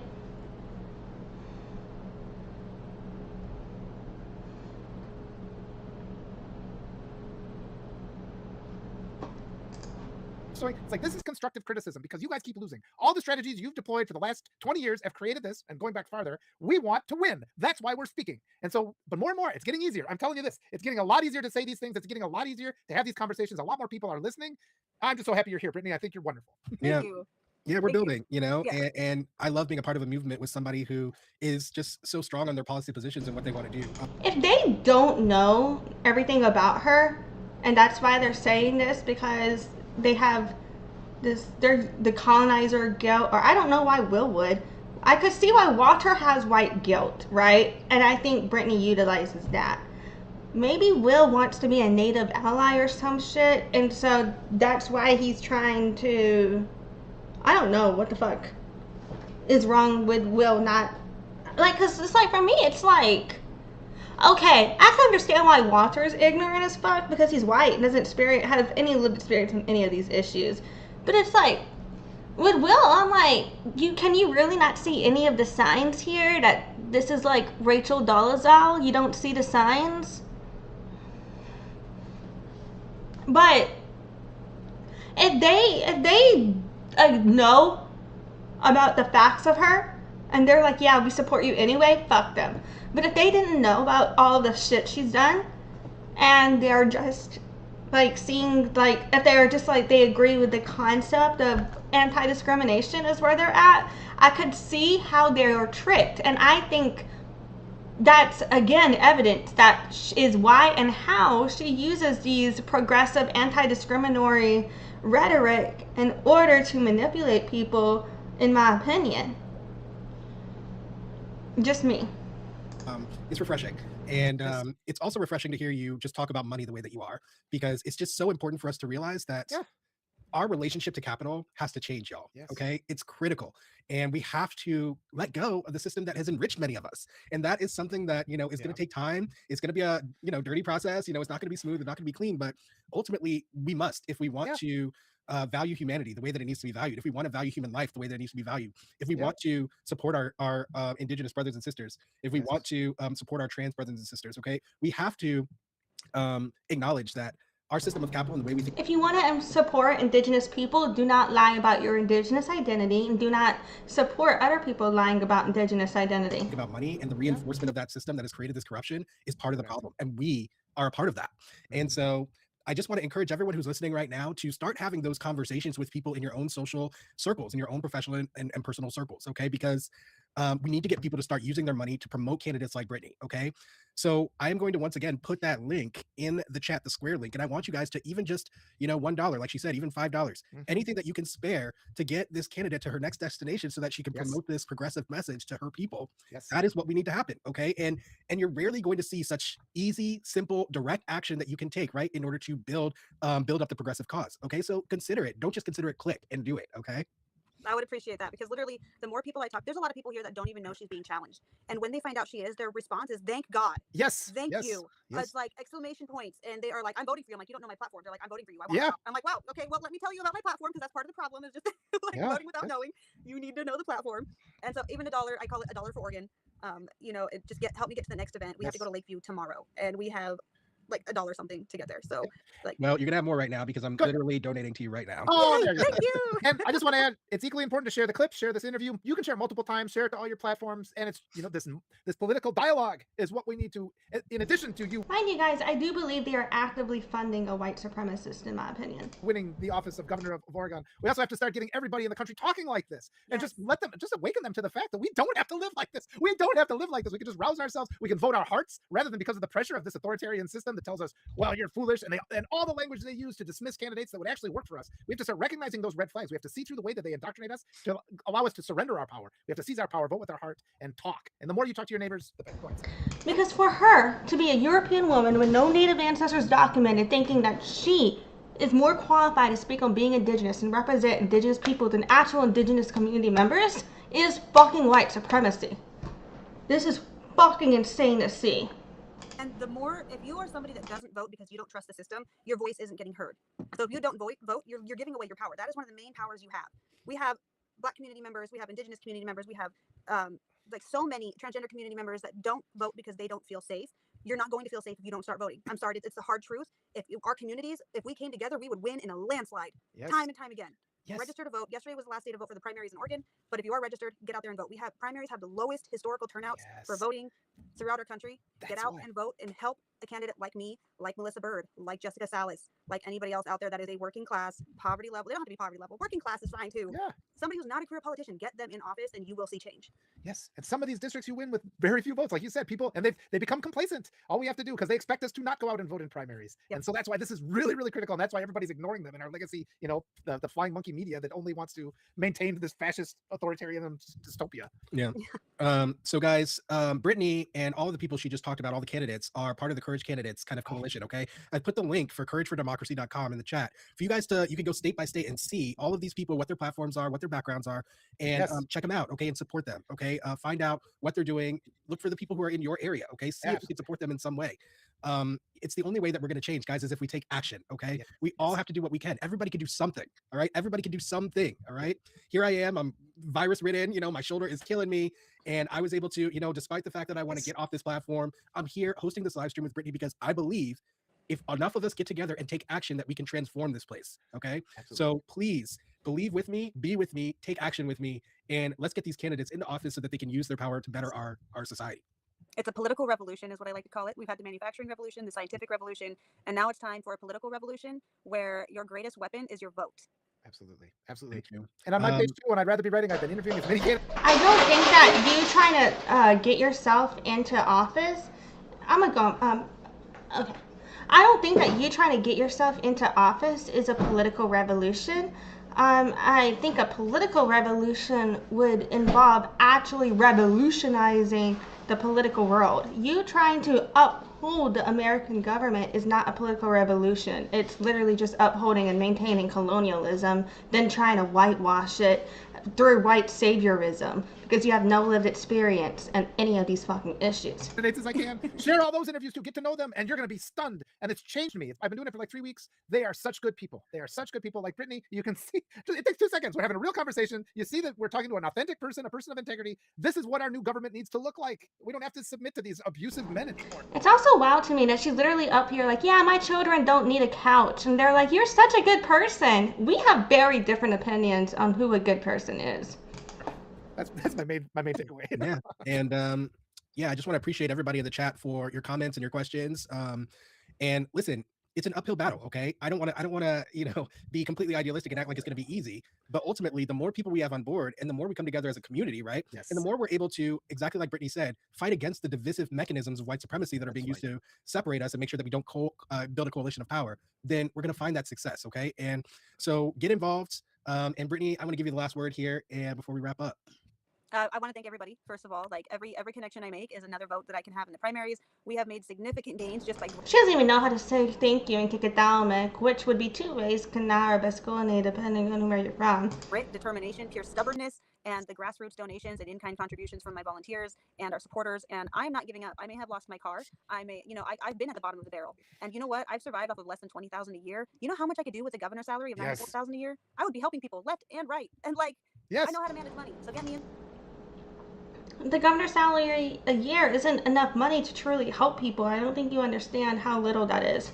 So I can actually help people who fill in that checkbox next to my name in the primaries, and definitely share this platform, share these interviews, help spread the word of the other candidates, because revolution spread by word of mouth. Yes. All right, guys, you heard it here. Brittany Jones for governor in the state of Oregon. Please spread the word, and we're going to continue having these conversations with other Courage candidates. All right, Walter and I are on the beat. All right, trying to spread the word, trying to build people's platform. Okay, so thank you so much, everybody, and yeah, we'll see you next time for the next interview. Thanks, Brittany. Okay, I muted this. It looks like that is it for that. Yeah, fucking. So obviously, I have a lot to bitch about there. It really triggered me to see all of that. You know, whew, it's the way she tries to claim this proximity or some shit to Native community that she doesn't even fucking have. How she's trying to speak over and for and representing the community, it really pisses me off. But yeah, so I've made fun of her previously for using fry bread, and I'm gonna keep doing that. But I'm bummed that I keep missing her public events, you know. So she had blocked me on one page but not another. She blocked me on her Brittany Jones page but not her Jones for Oregon page. Anyway, so she's got a fry bread fundraiser coming up. And I just think it's interesting that she keeps utilizing fry bread. Fry bread has nothing to do with Powhatan community. Now, it is true that because of powwows, because of culture sharing through community and trading, and because of what started through the Navajo Reservation did expand to other Native communities through word of mouth and through trading for people who did need these recipes, who were only given certain ingredients back through the Trail of Tears times. Those people, you know, those origins are how we got fry bread, right? And that's how it expanded to be like kind of like I don't want to call it pan-indigenous, but for lack of better words, that is how fry bread kind of got pan-indigenized, you know? So from that point, yes, it is true that like all Native Americans, a lot of us, you know, are exposed to eat and enjoy fry bread at different events. Yeah. It's not it's not something that you can claim is your culture, or I believe is something that you should use and exploit for your profit when those are not your family recipes. You're exploiting other communities, marginalized communities' recipes that you're not a part of. I find that problematic. So it does bother me that she keeps using fry bread and selling fry bread for profit. It bothers me the way she uses Native identity for exploitation, for her personal gain, for her political gain, for her profits, for her professional gain. It triggers me. Because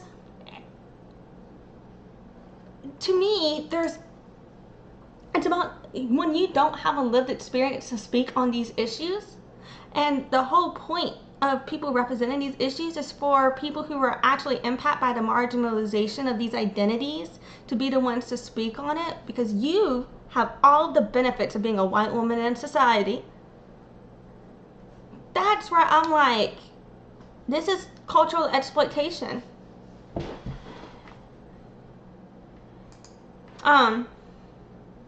So yeah, I just highly disagree with her selling fry bread. And she did a fry bread fundraiser on May 2nd.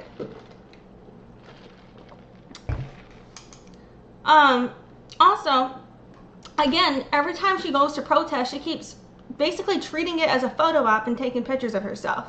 I've gone to a lot more protests than I have any proof I was ever at. There have been protests where I've been trying to meet up with people. So, like, I wouldn't be able to have time or the words or the mental ability to try and process and type out my exact location at a certain meetup spot. Like, say we were at a big ass park and everybody's there and I'm trying to get other people to come to me, and I might take a picture of myself with a landmark. Say there is a statue behind me. I might take a picture of myself with a statue behind me to say, look, this is where I am in front of this statue, meet me here, and send it to that person, right? So I can meet up with my people. And I've taken pictures of signs, and I have, you know, in the moment where I was with people, caught up in the emotion of the moment of being like with these individuals together in this moment, exposed to these ideas that I felt so aligned with. I've taken pictures with my friends to document and commemorate the emotions I felt in that moment before, you know. But to just kind of like, in my opinion, treat protests as if they're your photo op to then promote yourself for profit, I don't feel that is genuine. I don't feel that is I feel that is a form of protest activism, and it's like tourism. That's protest tourism. It's treating it like a vacation instead of being alert and aware to the dangers of the problem that you're in. And mind you guys, I'm somebody who, and this is during, it does not excuse it. It just explains my mindset. It does not excuse my actions, just explains where I was mentally. I was drunk as fuck, glitter bombing a Nazi one time in 2017. I think I'm zoomed in a little. I was drunk as fuck, glitter bombing a Nazi in 2017. And, like, at a protest, and that got photographed and put in Times Picayune. NOLA.com, the Times Picayune is where it was taken. It was the news people took it. So I understand being caught up in the moment or having a picture taken of you and wanting to share, like, this was my lived experience and I want to share this with you guys, versus when you are basically saying, vote for me, here I am at a protest, vote for me, look at me at the protest, vote for me. I find that centering yourself and taking away from the situation. And even if there's criticisms of me getting drunk in the moment, glitter bombing the Nazi, centering myself, I think the difference being, there's a difference when you have an emotional reaction in the moment versus when you are after the fact continuing to exploit other people's trauma for your gain, right? Like, so let's, just marinate on that. And then from there, what I want to finish the stream with is, we got about 1, 2, 3, a good bit, about 14 or so new videos that I want to go over from PNW Gem. And mind you guys, I don't like this source because I don't have alignment with them politically, ethically, morally, socially, on human rights issues. If you go through their shit, they seem to be Trump supporters, in my opinion. They seem to be pro-ICE. They seem to be people who can suck my fucking dick. And they have heavily discriminated against the Potomac tribe. They've heavily discriminated against Deyo and Chief Bootsy Collins. Did I say Bootsy Collins again? God damn it. Why do I keep calling him that musician? What is wrong with me? I don't know what's wrong with me. Chief Charles Bootsy. Why am I blanking on his last name now? You know what's funny? I'm always fucking his name up too. Anyway, okay. So, I saw this video like show up in my For You page organically, and I was like, oh. And then I was like, from there, let's go through the rest of these videos, right? But I decided I might as well just start with this one. So here, let me just kind of redo. Yeah, here we go. So here we have from the PNW Gem. It says in the description here, Oregon governor candidate Brittany Jones gives up her apartment to go on campaign trail. Have you ever heard of a candidate making herself homeless before? With a child? Is she couch surfing? Is she living in a hotel? Is she crashing at someone's house? How is this stable for children? She has 3. How are they attending school? If the candidate is this reckless in her life, how can we as Oregonians trust her with our state? Her behavior is very disturbing. And someone else said she posted yesterday that she lost her car and desperately needs donations. And they also responded, she didn't lose her car per se, she was renting it, stopped making rental payments and returned it trashed. She is stating the car owner screwed her over when that isn't the truth at all, painting him in a bad light when all he was trying to do is help her. That's it, and she screwed him royally over. Someone said I never hear about her anymore, she needs mental help. I will not vote for anyone who would make such a horrible decision and put their child at risk. Someone said, oh girl, you gave up your apartment with your daughter? You're foolish. And I'm just reading comments, my bad. It says, I remember when she was running for president and asking for donations. Then she disappeared for months. Lil's living in a car. Not good. Oh my god, she was sleeping in a tent in someone's apartment. Sounds like she got booted out. Your powerful weapon is your vote. What the fuck? Keeping it classy, I see. This is a late April Fool's joke, right? Make Oregon red. Ew, make Oregon red again. Okay, so those are the comments there, and then let's just read what she, not read, let's watch what she has to say here.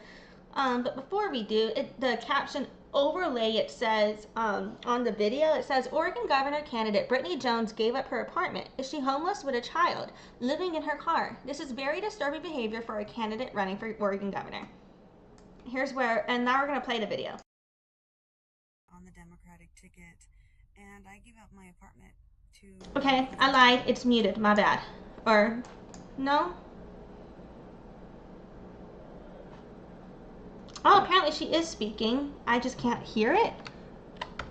Let me try adjusting my volume. Apologies. Let's try this again. I'm going to replay this.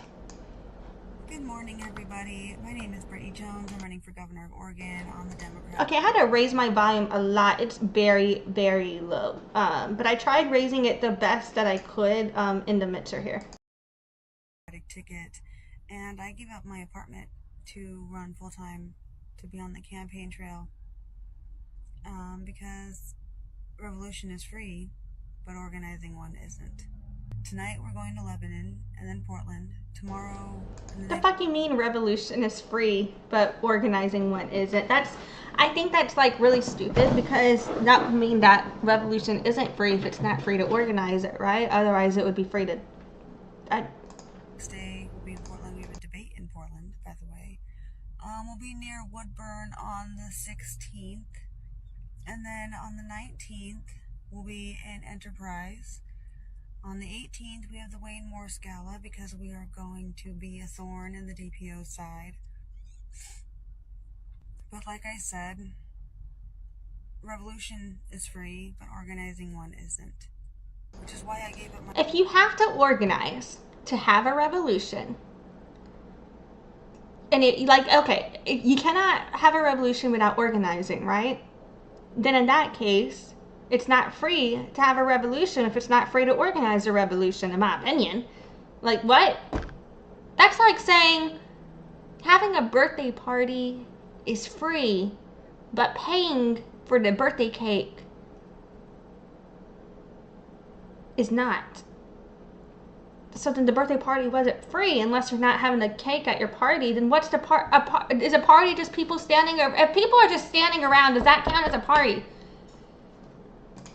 Apartment, because if I had to choose between paying rent for a place that I will not be, or being out here on the streets meeting you guys, that's what I'm going to do. I'm going to choose to be out here meeting you, traveling all over Oregon. But we need help.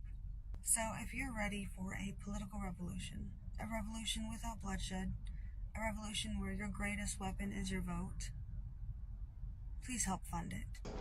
I don't understand. Okay, if you are voting to be governor of a state of America, that's not a revolution. Upholding the American government, upholding colonialism is by definition not a revolution. You're trying to weaponize and use revolutionary rhetoric to get a vote under upholding colonialism, and that's why I don't think it's gonna work, because what the fuck is that? The donate link is in my bio. If you can send $1 for Oregon, you will help us get to our next location, to our next place to stay. You will help me feed the team that joins me out on the road as often as they can. And you will help me meet more people to get more votes so I can win in May. Now I'm going to tell you what exactly I'm going to do in the very first week of being in office in my next video. So be sure to follow me. Good morning, everybody. My name is Brittany Jones. I'm running for governor of Oregon. Yeah, she just really frustrates me. You know what I'm saying? Just my opinion. Because she won't, take accountability for the claims she makes about being Native, but she wants people to vote for her for governor of Oregon? Ugh.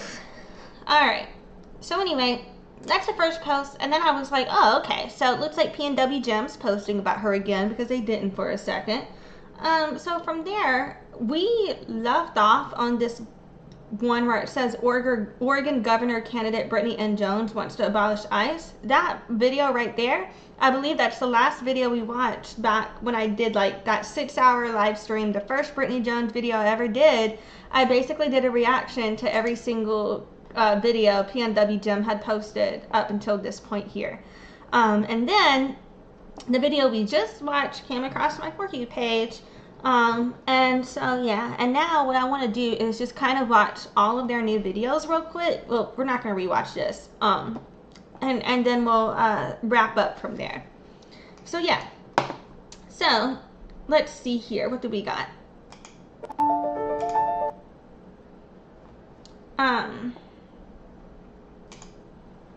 Let's read the description on this first.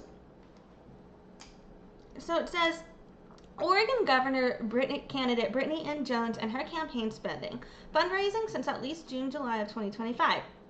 Zero money reported. What's going on? She has 45 days to report all money being donated, including subscriptions to her campaign social media accounts.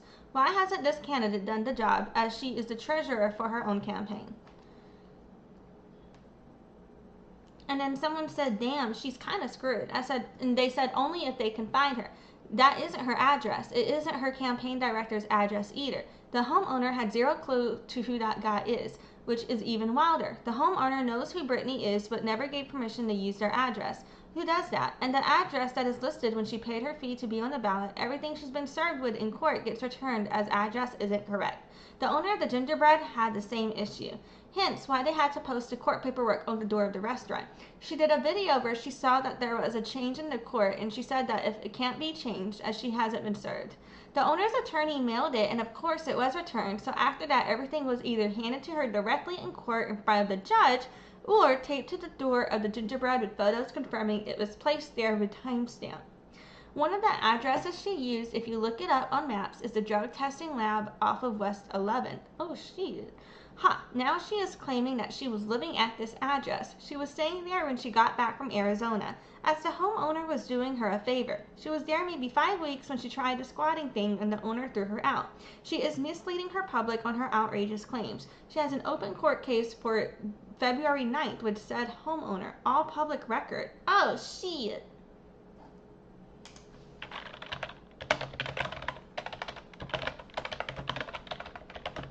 Ah! Okay.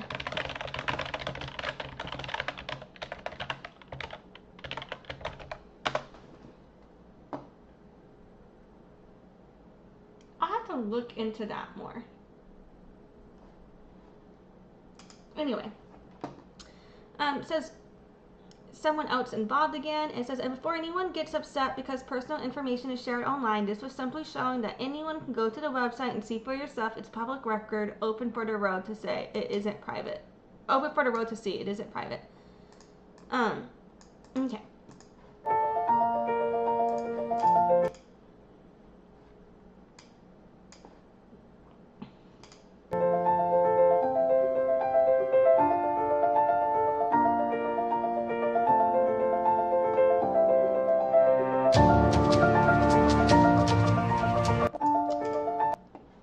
So sorry, let me process this again. So it looks like they're looking up Oregon committee campaign finance transactions and stuff like that.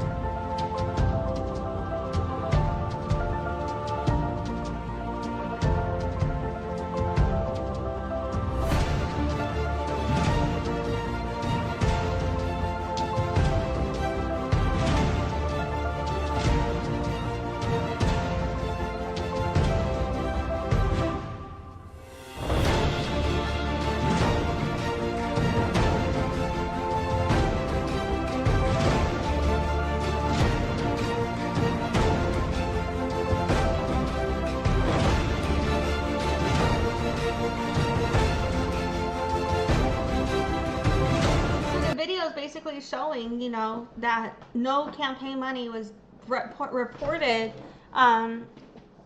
with the state of Oregon. So where is the campaign money? Is basically what the video is saying. So yeah, that is something. Let's see what's next. Okay, so the caption for this one. It says, Brittany and Jones used to be BJ for Oregon. Yeah, not a great catchphrase, and yet each time she played victim when someone would ask why a blowjob for Oregon. She did it to herself. If she had a campaign manager, a PR manager with experience, they would have told her it's not a good one. That's what I've been saying, though. But anyway, on that topic of staff, she still doesn't have one. Even though she registered back in June of 2025 to put her hat in the ring for governor, and then in November, she paid to be placed on the ballot. We are now in February of 2026, 8 months later, and still no staff, but she sure is fundraising while being her own treasurer, just like she was when she ran for president and raised a whopping $90,000.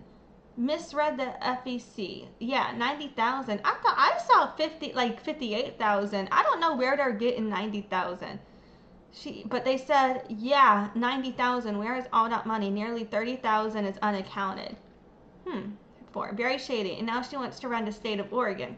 I haven't seen them post evidence or anything related to the discrepancy between the 58,000 and the 90,000, where they're getting that like nearly 30,000 number from, but that's something to reflect on. And so, caption here, it says, the comment here says, oh yeah, I had seen videos of her fundraising for purchasing a campaign vehicle and publicly stated she was going to gift away a vehicle to someone she chose in exchange for donations received for the campaign vehicles. She was encouraging donors to donate and be honored with their name painted on the vehicle that was to be gifted to someone. Like, who wants a vehicle with painted names all over it given to you? Nobody ever heard about that vehicle donation or campaign vehicle again after she got the funds. Oh, that's what she meant by painting, like covering it with positivity or whatever. I was like, I didn't know what she meant by that. I didn't know she meant like a note or what. Anyway, she wanted to paint on the damn car. That's crazy. It says, and she had these, I can't speak. And she had said she paid herself in wages during that time too, but said she claimed less wages than she was entitled to. That's interesting. So now let's see what this video is that they're playing here.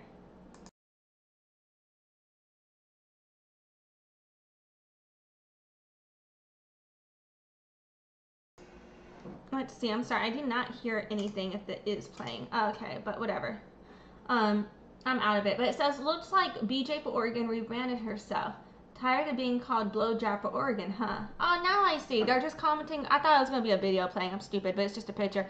But they're just, I guess, commenting how she changed her name from BJ for Oregon to Jones for Oregon. I have legislation. Oopsie. Autoplayed. Okay. So the next one, the description. Sorry. Got too many layers. This live caption thing is what I'm trying to move. But anyway, so the description on this post says, Oregon Governor candidate Brittany Jones flops again, wanting to override every town, every city on their policies. Permits create jobs, fund local libraries, fire and rescue, police. So many services for the jurisdiction that permit is in. To call it a money grab is false. Permits are in place to keep the public safe and the homeowners. Open camping is destroying Oregon's beautiful land. We see this everywhere. Open camping doesn't solve the homelessness crisis. Vote no to Brittany Jones. And then the comments here. One of them says, I remember her saying she was collecting funds to run for president in this last election. I saw her being gifted on her live campaigning shows. I was wondering about her. Now she is running for governor. Someone else said, so she's pulling a Trump, making promises that are literally impossible given the laws in place. And they replied, bingo. Someone else said, this broad is whack. Somebody else said, I'm confused why she thinks you can't put a tent on your own land. I have land, 10 acres, and I'm allowed to put sheds. I call them she sheds, and I've had lots of people camp on my land. She doesn't understand what property owners are allowed to do and not do. We have to get permits for building, yes, but everyone has to too. It's not that difficult. She seems very confused and uneducated. I see her only jumping on the trend train. She has zero substance when she speaks. Someone else said, Washington has been like that for years. You can't do crap with your property. Nothing. Someone else responded, Oregon is the same way. You have to have permission from the county you live in. Governors and lawmakers in Salem don't have the authority to go over local ordinances in each county. Some counties have very lax permits or no permits at all for building simple things on your property, whereas, say, Portland, you can't build or change your home without a permit. It's ridiculous. Someone else said there's property for a reason, and then after that, somebody said, also, she's currently homeless. Couch surfing. She can't speak for property owners when she doesn't even have a place to live. Sounds like she wants to make all the new policies for her own good. Fits her lifestyle and her agenda. I can't stand this woman, mostly because she claims to be Native American and is 98% European. Her own DNA results she posted, so that automatically makes me not trust a damn word that comes from her mouth. And mind you guys, even she doesn't have any Native American ancestors documented in Family Search.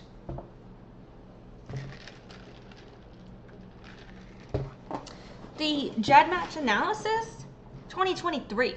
She doesn't have lived experience or any connection to the culture, lifestyles, ways, nothing that would give her a different perspective or upbringing or make, you know what I mean? She's only raised under colonial assimilation, not being indigenous. She's raised being white. She's presenting as white. She looks white. She's only got white ancestors documented. All right, let's see what the actual video says. Is.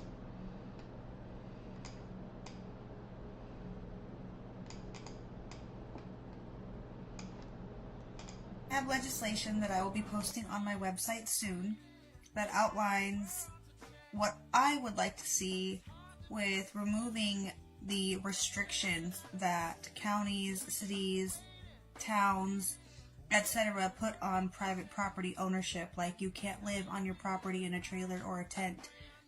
All the extra permits you have to get just to build a fence or a shed or anything. Yeah, permits are annoying, blah, blah, blah, blah, blah. What's more important is Wingapo, Cheshame. Wingapo na tapawa. Kope. Wingandra dak. Sakirikon.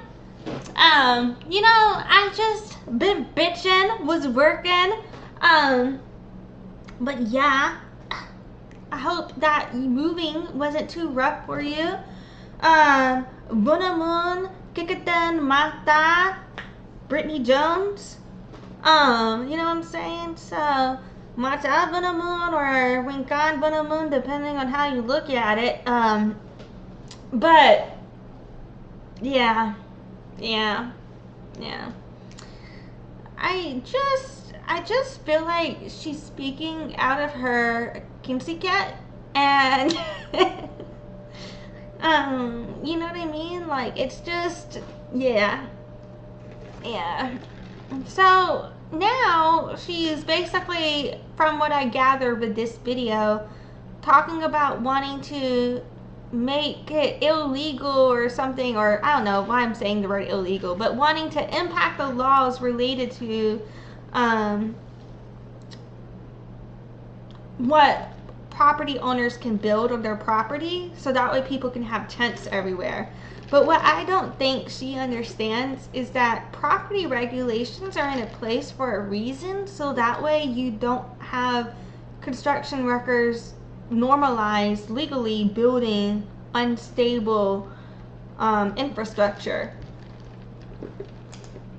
If we remove all those money-grabbing schemes from private property, then we would have a lot of... Okay, to a point, I understand that there is a lot of money-making scheme in capitalism, duh.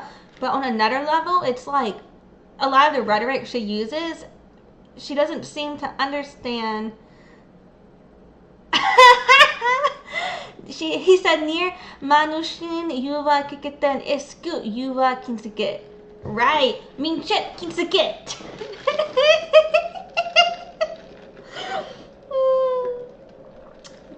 Kurumaru. Oh man.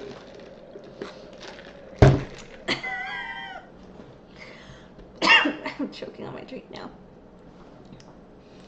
But if you know, you know. And if you don't know, you don't need to know.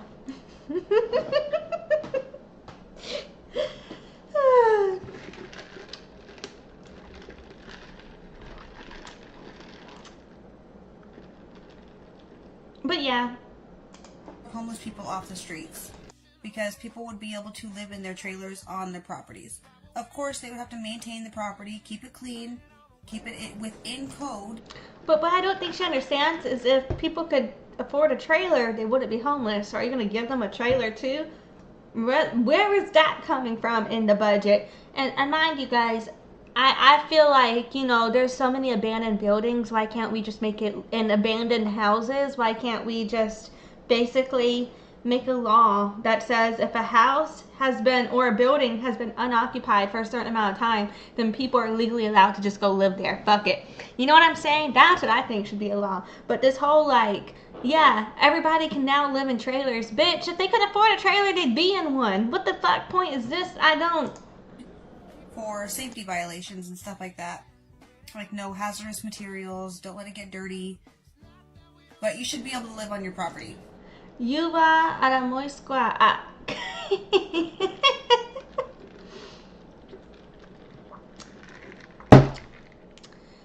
For me, it's like the way, it's like,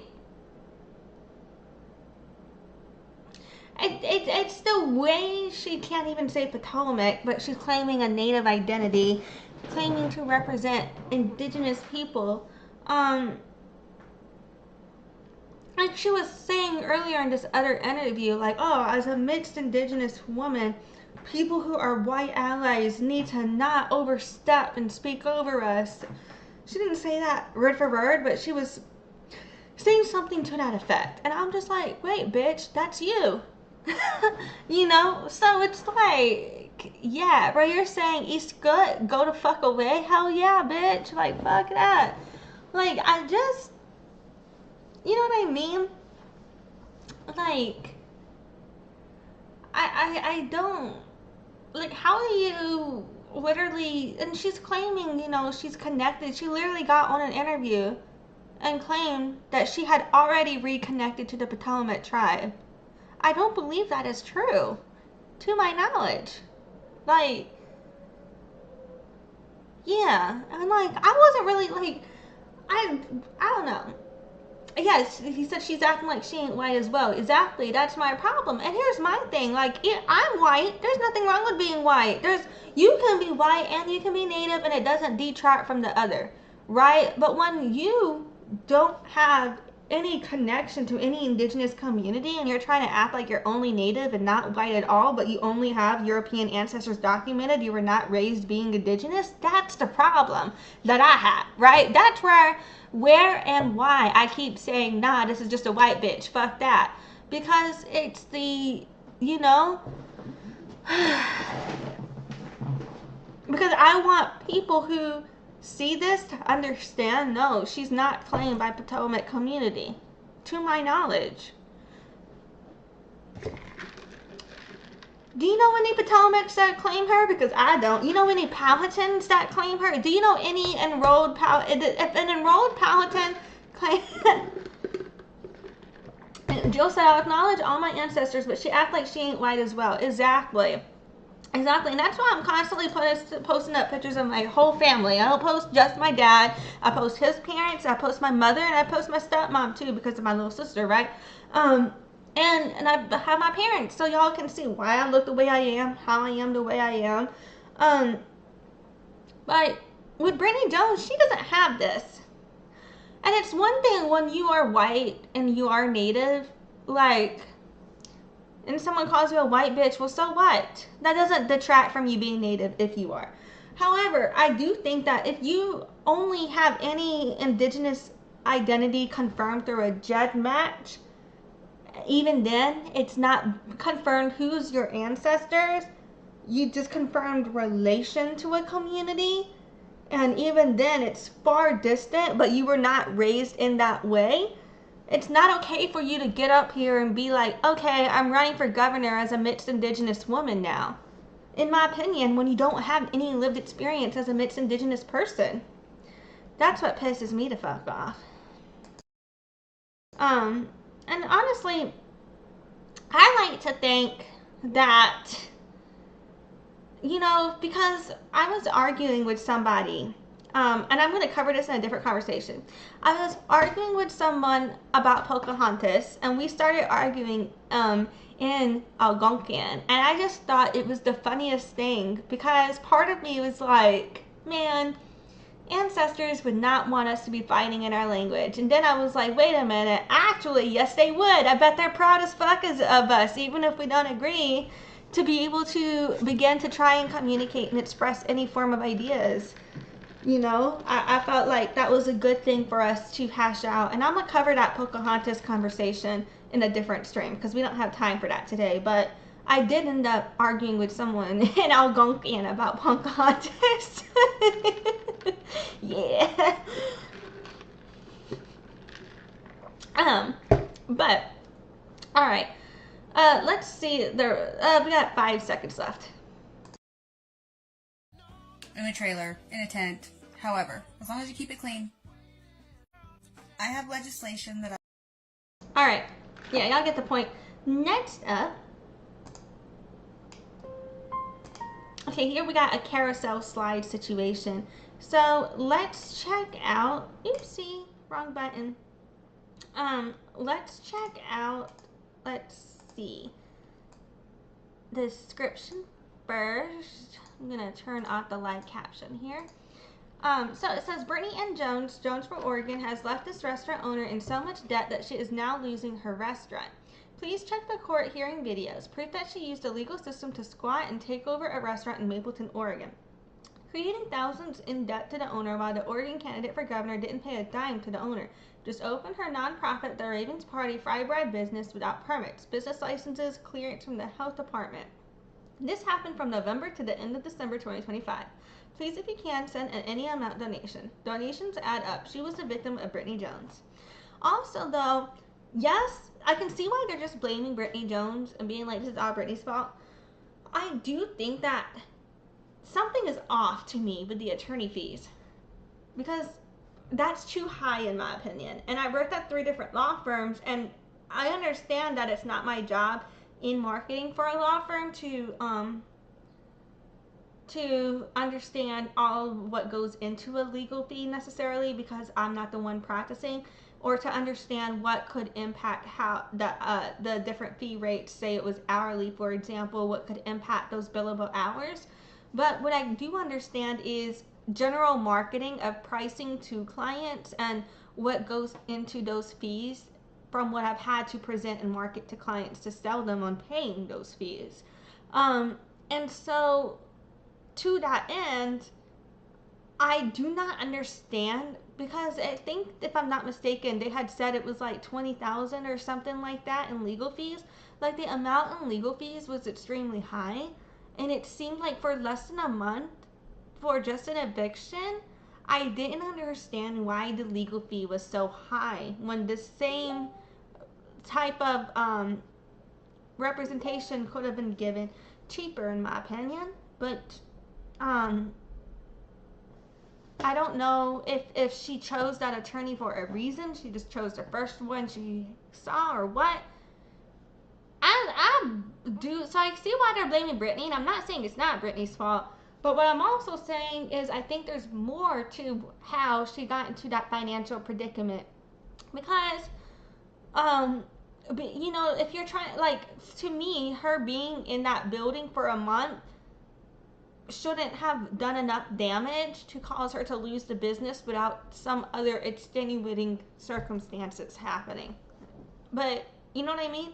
Because it was already empty. It's not like she was running a business and couldn't run her business because someone else was there. Like, it was already empty. You know what I mean? So I think there's more there with that. But here, it's the comments. Someone said, also please get the word out. There is a fundraising event, and this is also just an opportunity to show Carol some love and community support. At the Gingerbread, February 28th, okay, blah, blah, blah, blah. They tagged some news outlets. Someone said, I'm not sure what this post is about, but if it's natives taking back their land, I'm all for it.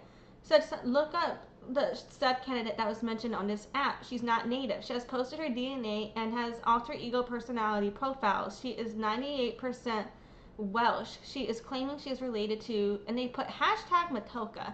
And mind you guys, I personally, I get triggered when I see people who are not native, particularly people who are not Powhatan, but especially if you're not even native, using Matoka, because we believe that strangers using our that was a private name.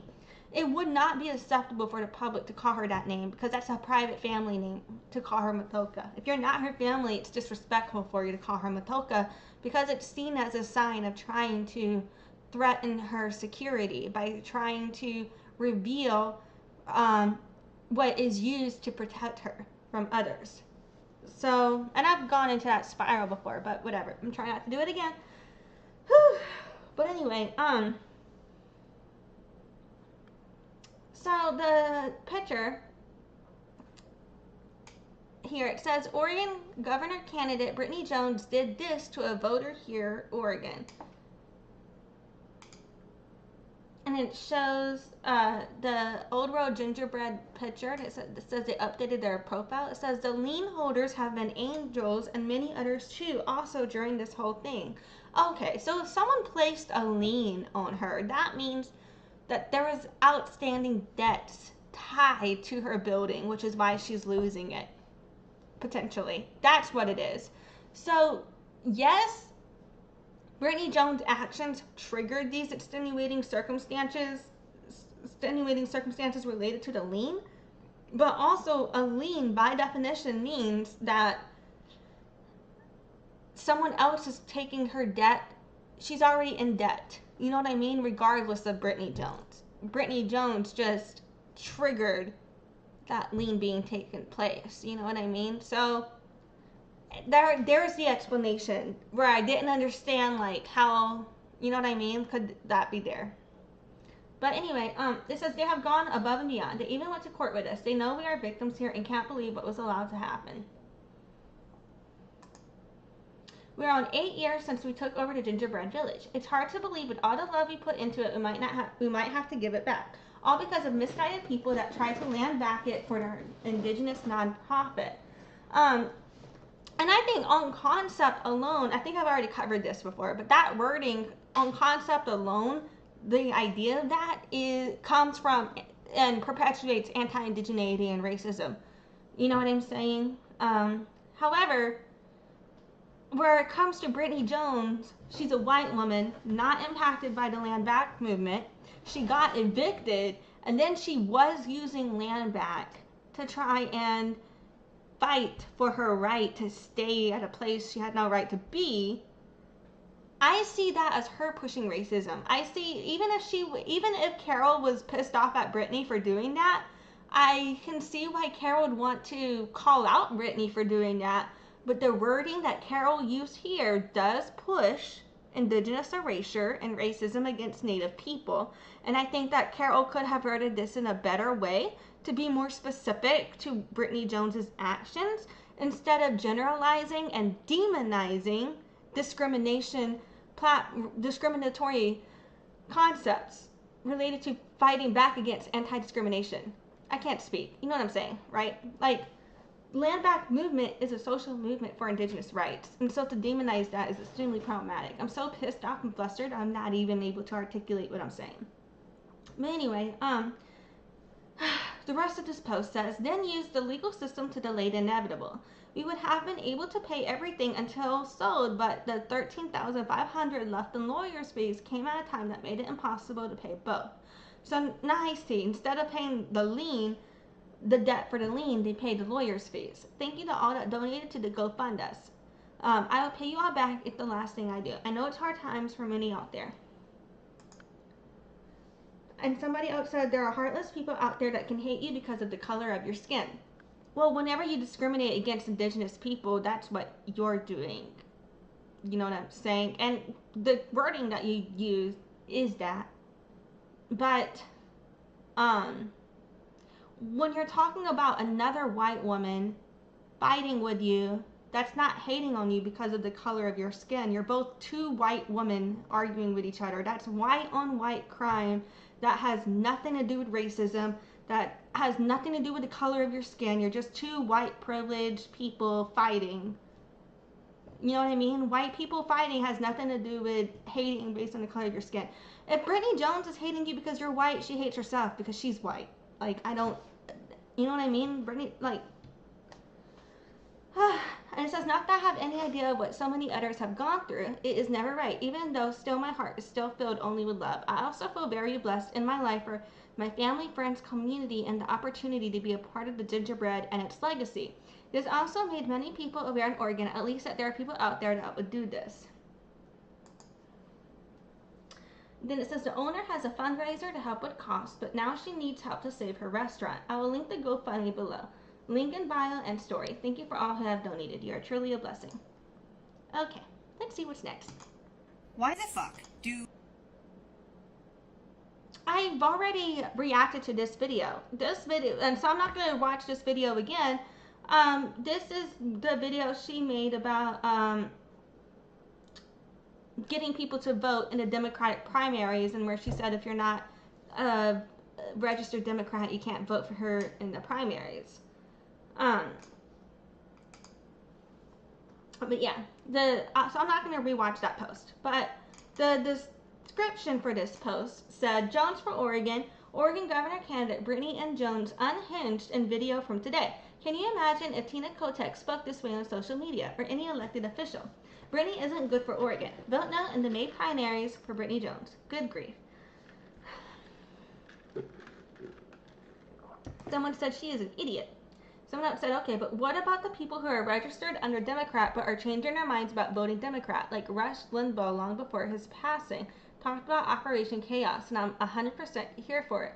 I'm pretty sure that Rush, I thought he was Republican. He's always only had very conservative Republican talking points, so I assume that's, but anyway.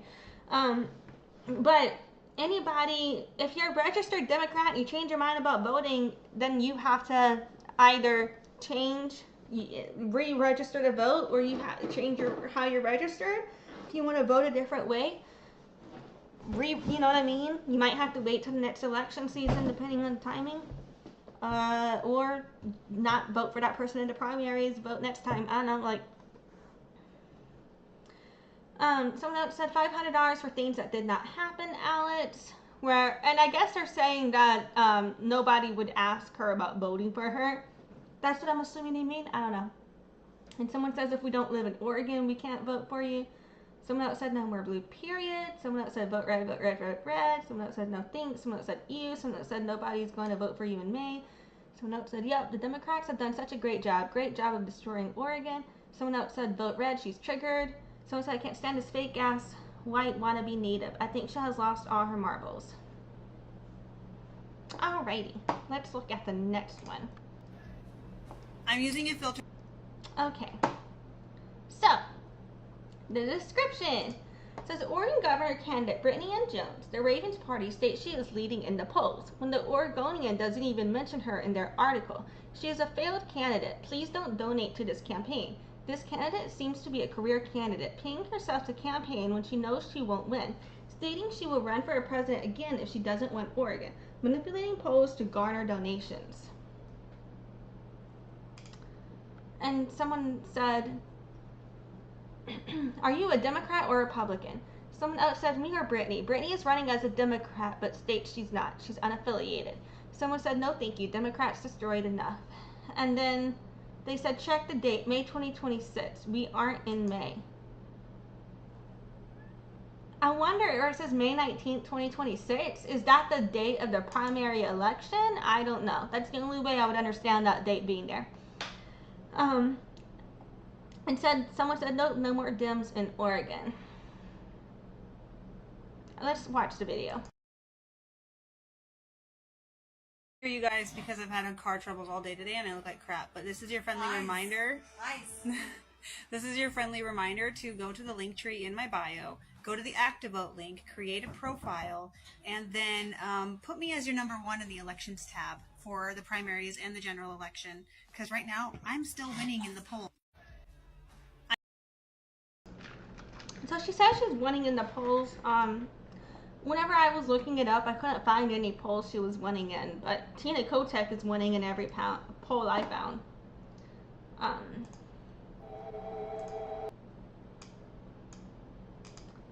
So yeah. Next up, it says Oregon Governor candidate Brittany Jones and the Ravens Party is again fundraising for a large RV bus for her Oregon campaign. But what Oregonians might not know is she did this back in 2023, raised over $6,000, which was bought once she dropped out of the presidency. Her videos show the RV being dropped off in Arizona on land she claims she owns. If you check her FEC, she bought a trailer and a vehicle while campaigning, in which she still owns today. As just a career campaigner who is preying on their lower class to donate to her campaign, knowing full well she won't win, taking donations from corporations would have to keep her accountable. Oregonians need to be aware of this woman who claims she is winning in the poll against Tina Kotek. Comments don't really mean shit here. Let's see what the video is. And it says, same scam, different campaign. And it's showing her presidential RV fundraiser. If the sky were to fall, I'd be the first to call. Some of us are brave. So yeah. And they're also pointing out that the $6,000 she raised for her RV was not reported on her FEC report. Okie dokie. Oh, so here's the text message that she was under fire for. We didn't get to see that before. This was exciting for me because I was been saying that I thought her marketing sucked. Now I can clarify that even more. But before we get there, the description of this video, it says, Oregon Governor candidate Brittany Jones for Oregon, sends out a mass text message to Oregonians, and they don't disappoint in a Facebook group. Here are just a few of the comments. You can check out Oregonians for Oregon on Facebook to read the rest of them. Oh, I'm gonna have to do that. Oregonians are onto her scam. Even in the mass exodus of text, she is asking for money. Not a good look for a candidate to continue to beg for money yet fight with the very party she is to represent. I wonder what this TikTok link is to. Someone commented a TikTok link here. Fuck it, let's watch this TikTok link. Oh, you didn't go to the video. I wonder if it's deleted.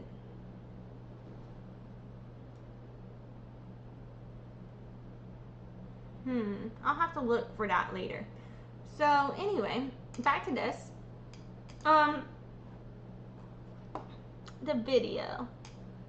So the text message, it says, meet Brittany Jones, Democratic candidate challenging Kotek in Oregon primaries. She's mixed indigenous of Potomac descent, a veteran small business owner, and a political activist. She's not, okay, she's not mixed indigenous. She's a white woman. White people who have far distant ancestry from other cultures and they're not connected to it do not have any lived experience being mixed. For a white person to say that they're mixed, like, okay, if you believe in the out of Africa theory, for example, then you may believe that every white person has far distant African ancestry. But if you hold those beliefs, do you therefore then believe every white person is now black? Because Brittany Jones would have you believe that is the case with her, logically. Use if you want to use her logic, right? And mind you guys, I previously in my life was taught that under the concept of evolution, that humanity did origin from a specific environment and travel from there, right? However, I've also been exposed, and so I know that is one frame of thought taught through most school systems in biology, and well, that I've been exposed to. I just went to a bunch of schools in Mississippi and Louisiana, though. We actually don't have the best school systems in either state, but you know what? Different story. But fucking, under the concept of religion, spirituality, and creation stories and history tied to that, I don't believe in any of that. But I believe, you know, humanity is like a blade of grass, right? Like, the environmental conditions arose for grass to grow everywhere. I don't think it was just one grass was at one place and then it went everywhere. I think it sprouted all up at the same time. And I think that's the same with us, and I think our creation stories are explanations for each community's journey and the community formation as it relates to our ability to process it through a metaphor. But my point being here, like, she's not someone who has any lived experience being Native. She was not raised, she has no Native ancestors documented. She's a white woman. She only has European ancestors documented. Getting a GEDmatch DNA analysis done about your far distant possible ancestry, and it's not even your ancestry, it's just who you're related to. You may not even have common ancestry, you could just be related.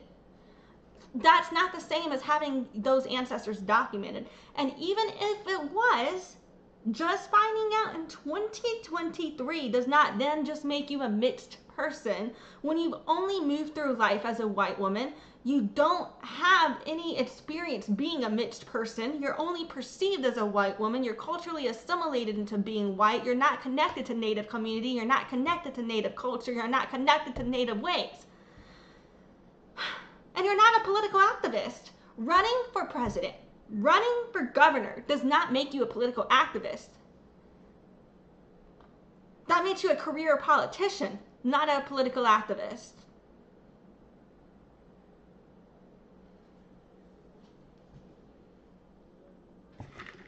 My opinion. I don't know what she's ever done to be spreading misinformation about MMIW, advocating against MMIW. If you want to call yourself a political activist, it's for white supremacy, not for human rights. Advocating against MMIW makes you a white supremacist. And she did advocate against MMIW. She's literally spreading misinformation about MMIW, dismissing the entire fucking point of MMIW. Anyway, the rest of this text says, meet her in person during the spring fair at the Douglas County Democrats booth in Roseburg, Oregon, March 27th through 29th. Learn more here. Okay, it's got two links here. First of all, you really want to reduce the amount of links you send per text message. You increase your chance of conversion if you only have one link. They're more likely to click it if they're going to click it at all. If you have two links to click, that decreases your chances of conversions. They're highly unlikely to click both links, if one at all. You typically, in any marketing campaign, you only want to have one call to action at a time. If you're going for like the most effective conversion rates. So when it says, can you pitch in $1 for Oregon and help her get in the voters pamphlet? The deadline is tomorrow, and as grassroots candidate, she does not have the help or support of the establishment or corporations. Donate here. Reply stop with no other words or characters to opt out. Additional words or characters may prevent the opt out from happening. This text is not monitored. Paid for by BJ for Oregon. Additional words or characters would not matter if she was actually using an email service provider or an actual platform meant for sending mass text messages. Previously, she said she was using daisy chain AI, and if that is the case, then that would explain this conundrum. She was queen for- And so, but here's the thing. Squaw is an indigenous slur, and they're calling her the squaw-ter, S-Q-U-A-W. They're using an indigenous slur to refer to her, creating stereotypes about indigenous people squatting, calling the concept of an indigenous person a squatter, when European colonizers are the ones who refuse to leave native land. And she's not even native. So they're being extremely racist because of her lying about indigenous identity, but that doesn't negate the racism of this slur. The fuck? Someone else said it's funny, but not. These people will it says INSTA themselves and claim we voted them in. That's why we need to end mail-in voting. I guess they meant install, I don't know. But you see that the squaw-ter comment? That's holy fuck. Jane Erb is racist as hell, whoever the fuck that is. And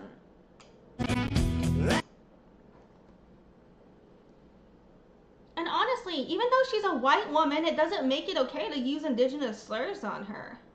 That's just normalizing and perpetuating racism against natives. And she's literally a white woman. She's not even native. She's acting as a white woman, not a native. And then someone else said, y'all must go to the website. And with a slogan like BJ for Oregon, what can go wrong? Vote no. And someone else said, I got the same text, deleted and marked as spam. Someone else said, received, blocked, and deleted. I was trying to pause. Okay. I'm gonna mute this.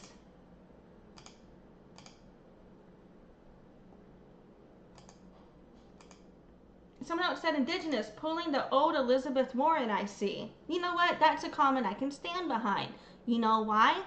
It did not discriminate against other indigenous people, and it called her out for lying against her identity.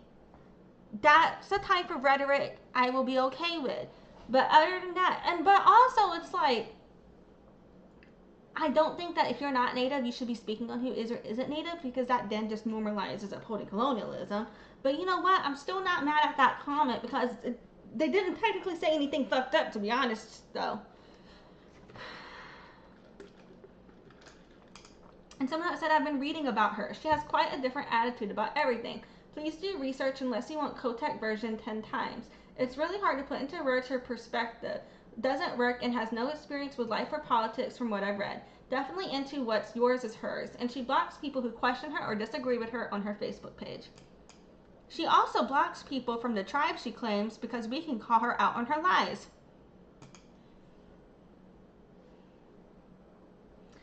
And someone says, well, she's wearing some, it went away. Some turquoise, so she must be an Indian. That's racism. And someone else said she's like 0.000009%. She has no native ancestors documented, guys. And someone else said, I'm pretty sure that's an Indian necklace. It's not Native American. That necklace is Native American. You're just fucking stupid. But also the turquoise, so yes, Palatins use turquoise, but it was highly related to status. The specific jewelry she's using, I do believe, comes from Midwestern Native tribes, Southern Midwestern indigenous tribes. If I'm not mistaken, there's a group of communities such as, that uses jewelry related to what she's wearing. But yeah, so it is going to be like, but at the same time, but then someone else said, just like Pocahontas, mocking Pocahontas are missing and murdered an indigenous person who sexualized and tokenized, and who the Europeans still refuse to give us back her remains today, is disturbing to me. What's funny about making fun of a woman who was raped, who was murdered? What's funny about comparing a white woman who lies about being native to a native woman who was raped and murdered? Nothing is funny about that. It's racism.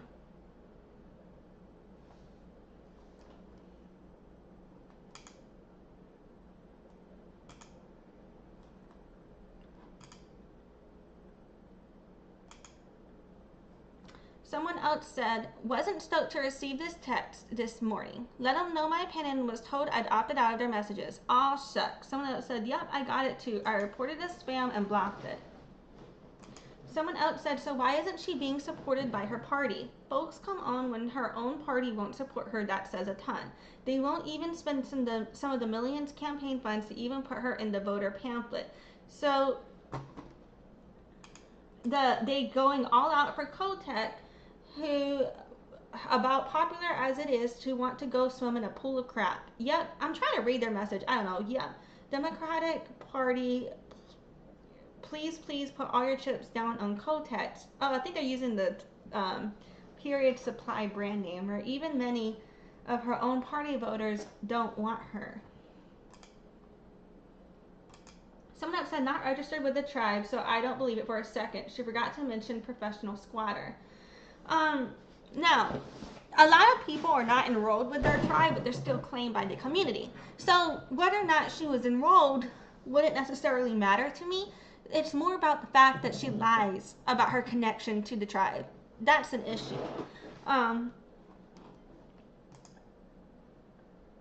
someone said, and her relative is white, not Native American. If they're talking about Bill Deyo, yes, he happens to also have European ancestry. So yeah, he's white too. So fucking what? But he is Native. To say he's not Native when he has more Native ancestors documented than my father, who is Native, is fucking racism. And so they're still perpetuating and pushing indigenous erasure against the Potomacs and Bill Deyo.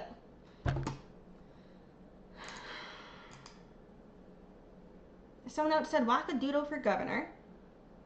Someone else said, oh, those are the same messages. I don't fucking know. Let's see. What did it say? Oh, god damn it. I'm trying to read it. Someone else said, she says she's not indigenous, so it's interesting this text says she is. Also, she's not Democratic, but running as one because her chosen party doesn't something get seen in her eyes. Someone else said, she herself said she was indigenous in a post. Someone else said, she's very contradictory. I've seen other posts where she isn't technically tribal, but I can't read what it says because the way they edited this is like really stupid. I'm trying to see if I can read that last comment one more time.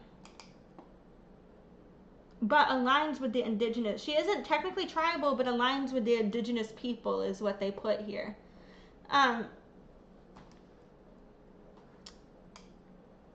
But yeah. Fucking,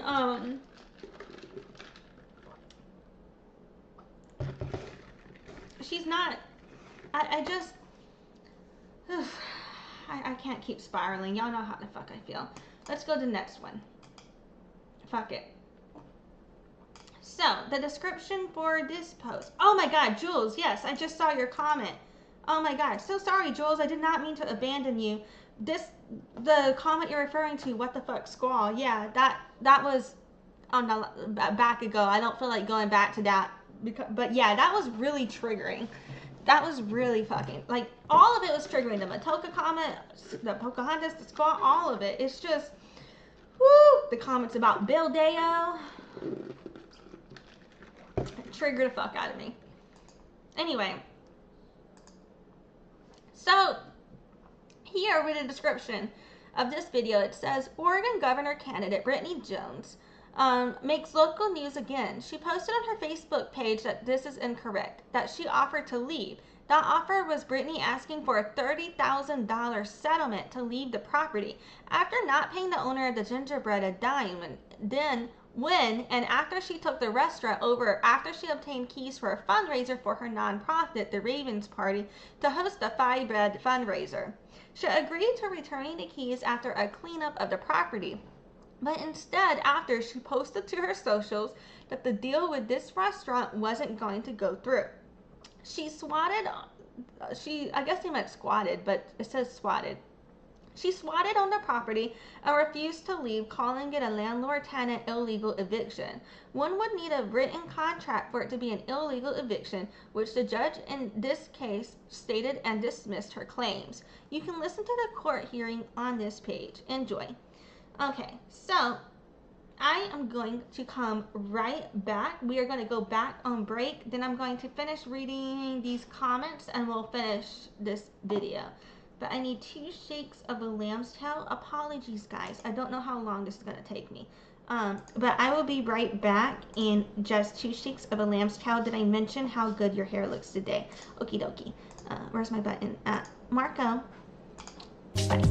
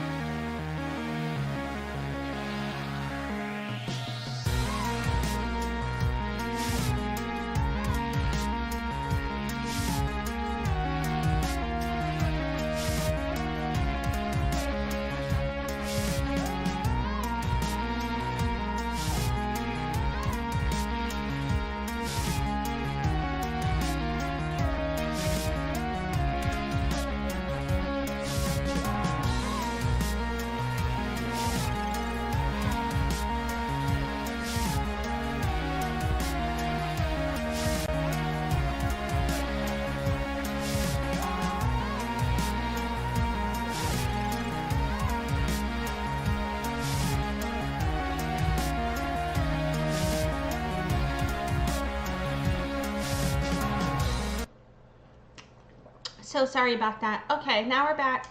We're going to finish this. So we were about to watch this video, but before we do, I wanted to take a look at the comments here. Apologies, I had to deal with something for a second. Let's see here. Now, so, and I also took the time to make some Ovaltine. Okay, so it says she will do well in Oregon, with some laughing emojis here. Someone else put voting for David Medina. Somebody else said I got a text on my phone from her campaign group. Ugh. Somebody said I like Paul Romero. Someone said Oregon, yeah, that tracks. Someone said hell no. Big negative, I really gotta move. Nope, nope, oh my word. Said right, she's wanted on the news. Someone said haha. Shaking my head though, what a crackhead. Somebody else said Jim is right. This is a personal email she provided as evidence, not a court document. And it shows a picture. I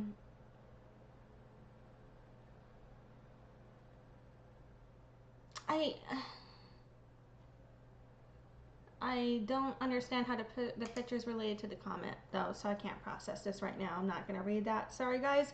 Anyway, and then it says she's something alright, and she goes on her Facebook page complaining about the facts. She shared the beginning of a conversation with the owner attorney, but not her settlement demands. She was told to leave, to vacate. Was there an agreement? Yes. In said agreement, which was handwritten by Brittany herself, states that she will vacate by the 28th of December, that each party bear their own costs, and that all current and pending litigation shall be dismissed. Brittany didn't want to pay anything towards the restaurant and had her legal fees waived, whereas the owner got stuck with the utility bills, the mortgage, the insurance, the $20,000 legal fees to get her out, and the mess she left, as squatters do, that the owner had to clean up. She originally asked for a $30,000 settlement to leave. Mind you, she never paid the owner a dime. Anybody can get that court agreement from the courthouse. Someone said, just say no to squatters. And they said, nope, I knew something is off about her. Then they said, sounds like she would fit right in with those currently running this shit show. They also said that's definitely what we don't need. Another Democratic governor, that's what ruined the state. They said, no, why is she, it says KNG to Roseburg. I don't know what that middle word is referring to. Are they saying coming? I don't know. And then it said, sounds like she has more credentials than the Seattle mayor, and then some more laughing emojis here. So let's watch the video. Oh, Jules said I'm good. I appreciate you, Jules. Yeah. But I think there's a delay. So sometimes I feel like I get the comments and I'm communicating with people in real time, because like they'll be responding when I just said some shit. So like I know it's pretty instant, and I know like the YouTube stream at that point must be good quality or something is working right? But then sometimes I feel like there's definitely like a minute delay, because I'll be noticing that the commentary happens about a minute after where it was for me. And then today I feel like it's even worse than usual. So previously there was a time period of which I was testing a 1 minute delay to see if that would help the captions align with my mouth better. Like with what was being said, because the captions, if you put them on, you'll notice sometimes like during the live stream, after the live stream's processed, it usually works fine, but during the live stream the captioner will be saying what was said way after it was said, and so you're constantly reading something that was being said that wasn't even what's currently being said. It was said before. I don't know if I'm making sense, but so anyway, like right now though, today when I started this live stream, I had a delay issue, and like the live stream, it usually shows me like on YouTube Studio, like I click go live after I've connected OBS, managed to broadcast, connected OBS to YouTube, then I usually click go live and it goes live, and there'll be a delay. It'll have like the buffer symbol loading, and then it'll eventually say you're live, and I'm like, cool, I know I'm live. But today that didn't happen, and matter of fact it's still saying like going live ... with the buffer sign spinning. And so at first, at the beginning of the stream, I was like, the fuck, man, like am I even live? Is this working? And so I was like, I'm gonna just keep going and see if it's recording, because it's showing me it is, and then if it is, I can you know, hopefully save it if it at least documents. But then, like, I got y'all commenting, so I know I'm at least live. So if it's coming to you normal, I think I'm good. But I think there's an extra delay. Sorry, I don't know why I'm like this. Anyway, I'm extra delayed mentally today. But all right. So I'm gonna make sure my live caption's on, and now I'm gonna watch whatever fuck video this is.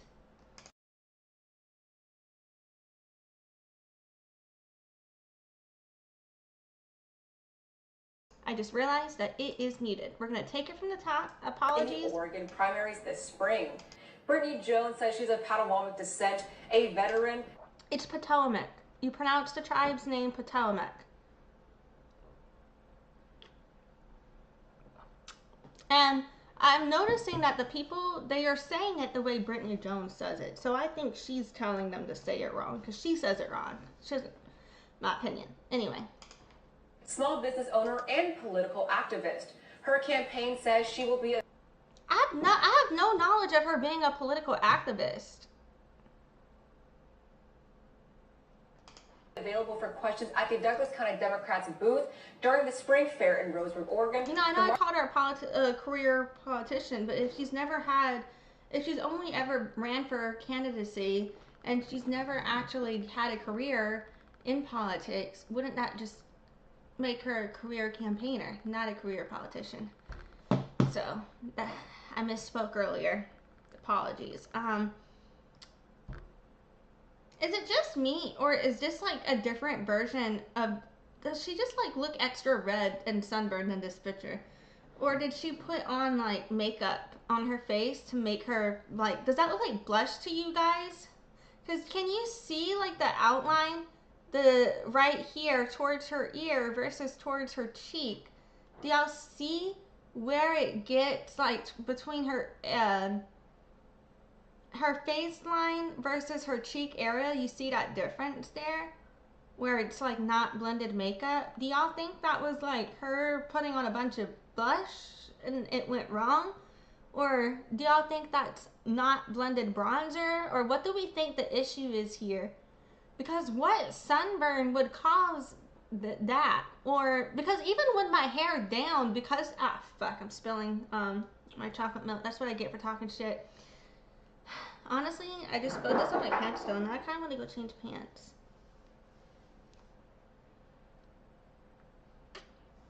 Okay, you know what though? I'm not even gonna go on break for this. We got this. Hold on. But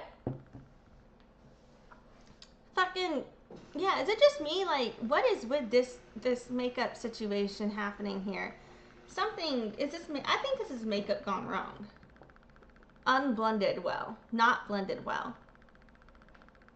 Oh shit, Jules says clown makeup. You know, I recently learned that the concepts of a lot of the things about clowns, such as their afros, come from mocking African American community members. And so now I'm like rethinking everything about how I've been using the construct of clown.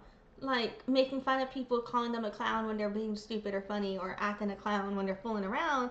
Now I'm like, wait a minute, but am I problematic with that? Like, or not like you, but like, you know what I'm saying? I don't know.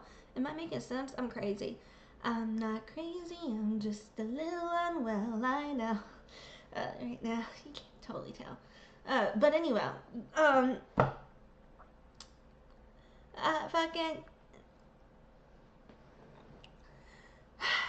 where it comes to like, yeah, but I would agree though, right? It is clown makeup. Let's just fuck it. Let's just say it. Like, it's, you know what I mean? Apologies. I'm learning and processing what the fuck I'm learning at the same time, which may or may not be problematic.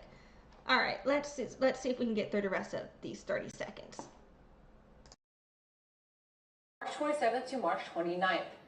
If her name sounds familiar, that's because back in December, Jones was accused of squatting in the Old World Gingerbread Village off of Highway 126 near Mapleton by the property owner. While in the building, Jones ran a thrift shop under the nonprofit name of Raven's Landing. In a Facebook video post, Jones denied being a squatter.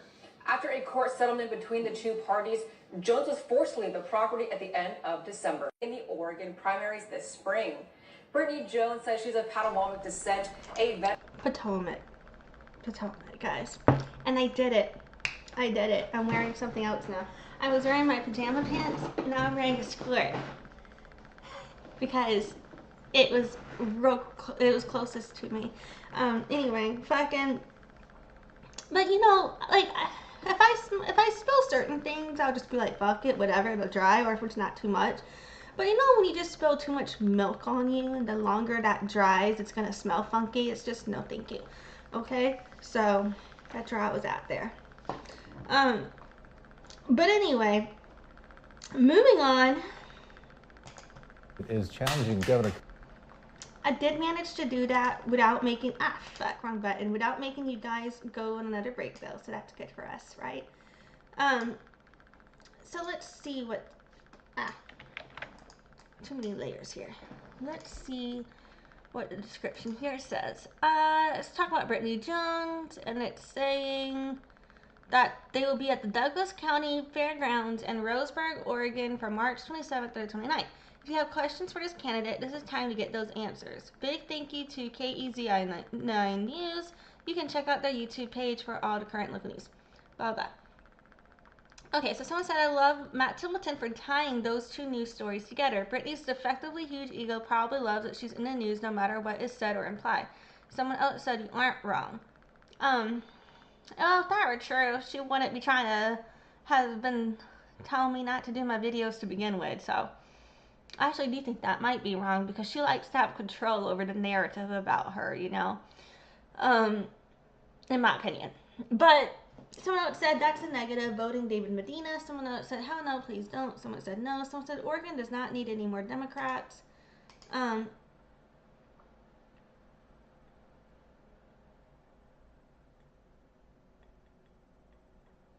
Okay, so what's funny is Isela Jones is Brittany's sister. If I'm not mistaken, or that's just somebody with the exact same name as Brittany's sister. No, this is Brittany's sister. So where I was saying previously, I had said Brittany and her sister Isela have the same mom and dad. Brittany looks just like her mom. Isela looks just like her dad. They both, I think, also have features of their other parents, but if we're highly generalizing and summarizing, that's just a fact. Now, you know what I'm saying?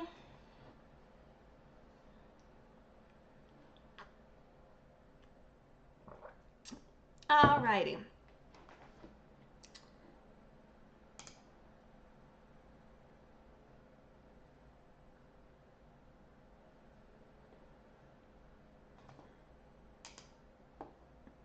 So someone tags a username misinformation, and Brittany's sister Isla posted how LOL, and PNW Gem, which fucked them anyway, put what do you mean how what, sorry, just confused. They said I thought that person was saying your stuff was misinformation, maybe I mistook it.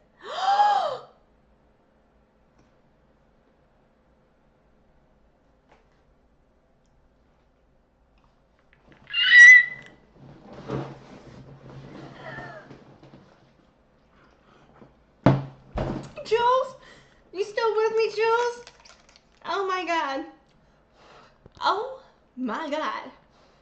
Oh my god. Oh my god. Oh my god. Oh, wait a minute. I just realized I don't think I'm showing you guys this right. Oh my god. Oh my god.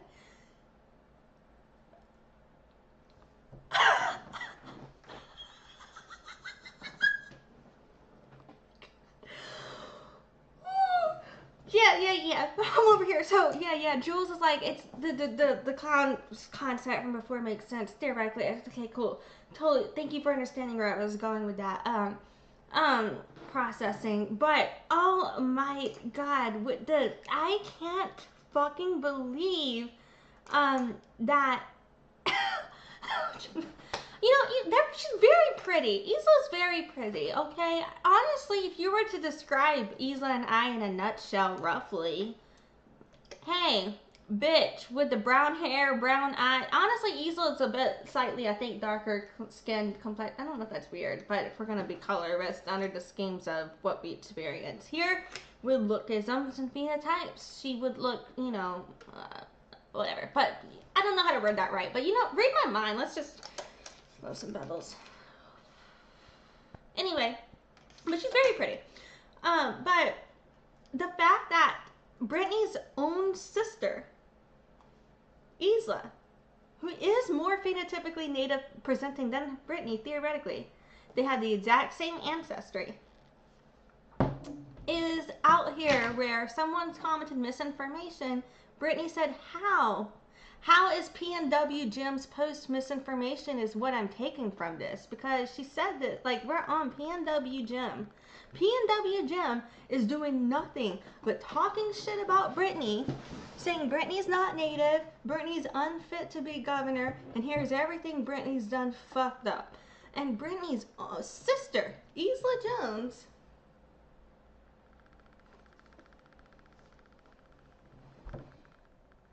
is saying how, and so when someone tagged misinformation, she said how, and they said, what do you mean, how, what?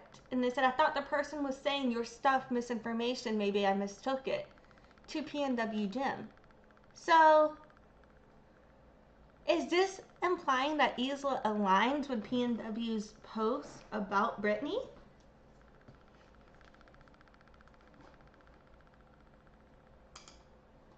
Jules said she looks more Potomac. They have the exact same mother and father. Now, to me, Brittany looks just like her dad.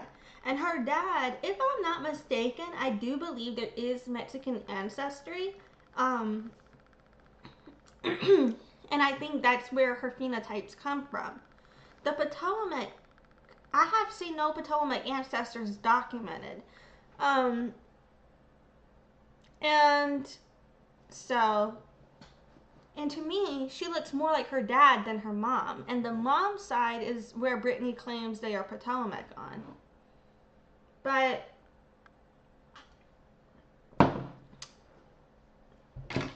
I just think it's fucking crazy, you know, that in my opinion, she seems to be commenting as if to support PNW Gem, who is against her sister.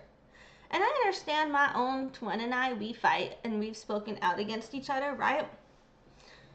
But, you know, where my sister wants to deny abuse happened in our family or in situations, I think comes from her being in denial of what happened to her or not wanting everything public, so she just minimizes me when I speak out.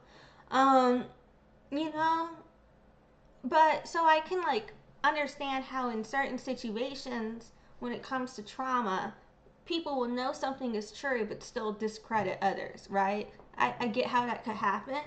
But when it comes to like everything that has been said here, I was kind of flabbergasted to see this, you know?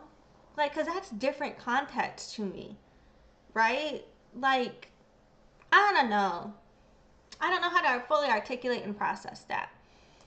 And someone tagged ZEVA for Congress, and someone else put misinformation. Please watch this video and so many others before you publicly show support for Brittany Jones. That person is not a reliable narrator of events and has a long history of false reporting of events. Someone else put laughing emoji, and someone else said, the last of us normal white people in the Portland Northwest have been forced to drink bottled water due to the viruses in the tap water. Okay, let's find out how that's related to this. Okay. Protest in the Oregon primaries this spring. Brittany Jones says she's of Potawatomi descent, a veteran. Mind you guys, it's Potomac. They don't know how to say the tribe's name correctly, but if you don't want to, it's Potomac. Small business owner and political activist. Her campaign says she will be available for questions at the Douglas County Democrats booth during the spring fair in Roseburg from March 27th through the 29th. Is it just me, or does the coloration look slightly different in this version of the picture? Like, yes, you can still see the discrepancy between her cheek and like towards her ear here, but for some reason I feel like this coloration of this image is like makes her face look less red. Or am I crazy? If her name sounds familiar, that's because back in December, Jones was accused of squatting in the old world Gingerbread Village off Highway 126 near Mapleton by the property owner. While in the building, Jones ran a thrift shop under the nonprofit name of Raven's Landing. In a Facebook video post, Jones denied being a squatter. After a court settlement between the two parties, Jones was forced to leave the property at the end of December. Is challenging Governor Kotek in the Oregon primaries this spring. Brittany Jones says she's of Potawatomi descent, a veteran. Ah, that's replaying. I hate when they say it. Grinds my gears every time they say Potomac name wrong. Okay, we began by watching this video, so we should have just like a handful more, I think. Okay. So the description on this one says, Oregon Governor candidate Brittany N. Jones polling issues. Oregon Governor Brittany Jones posted a poll on her Facebook page, but a little dogging from past campaign running for president shows she got caught cheating in a past poll. Having people vote more than once make it look like she was winning. Is she doing this again? Tina Kotex is leading in main polls throughout Oregon. I don't know how you cheat, but let's see, or like how you have people vote more than once. Like, how would that work? You know, unless they're doing so through different accounts or something. I don't know. But here it shows Brittany have a post that says, I have a bold plan to end the militarization of our police force and reallocate that funding to our schools, healthcare, and housing. Don't forget to vote for me in the Active Vote app. Okay. But it says, is this a real poll laid over? And then after that, it says same scam, and it says from here, I think it's a thread. It says, breaking. I have removed Brittany Jones from the 2024 conservative Democrat straw poll for the reason that her supporters corrupted the poll using Discord, and she is a minor candidate who was winning the poll. It wasn't accurate, is what they put there. It says, I just realized the old caption or things. In the presidential 2024 election, she made it look like she was winning by having people on Discord vote over and over again. She was disqualified.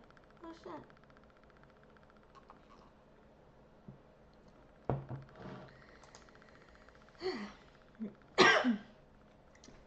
And then it says,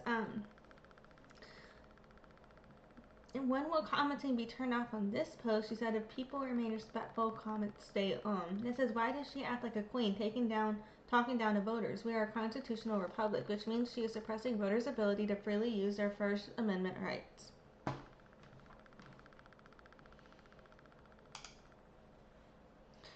They said, people need to know why you took over a restaurant, claimed it was yours, didn't pay a dime for the property, ran the restaurant without permission from the health department, and left the owner with more than $20,000 in legal fees.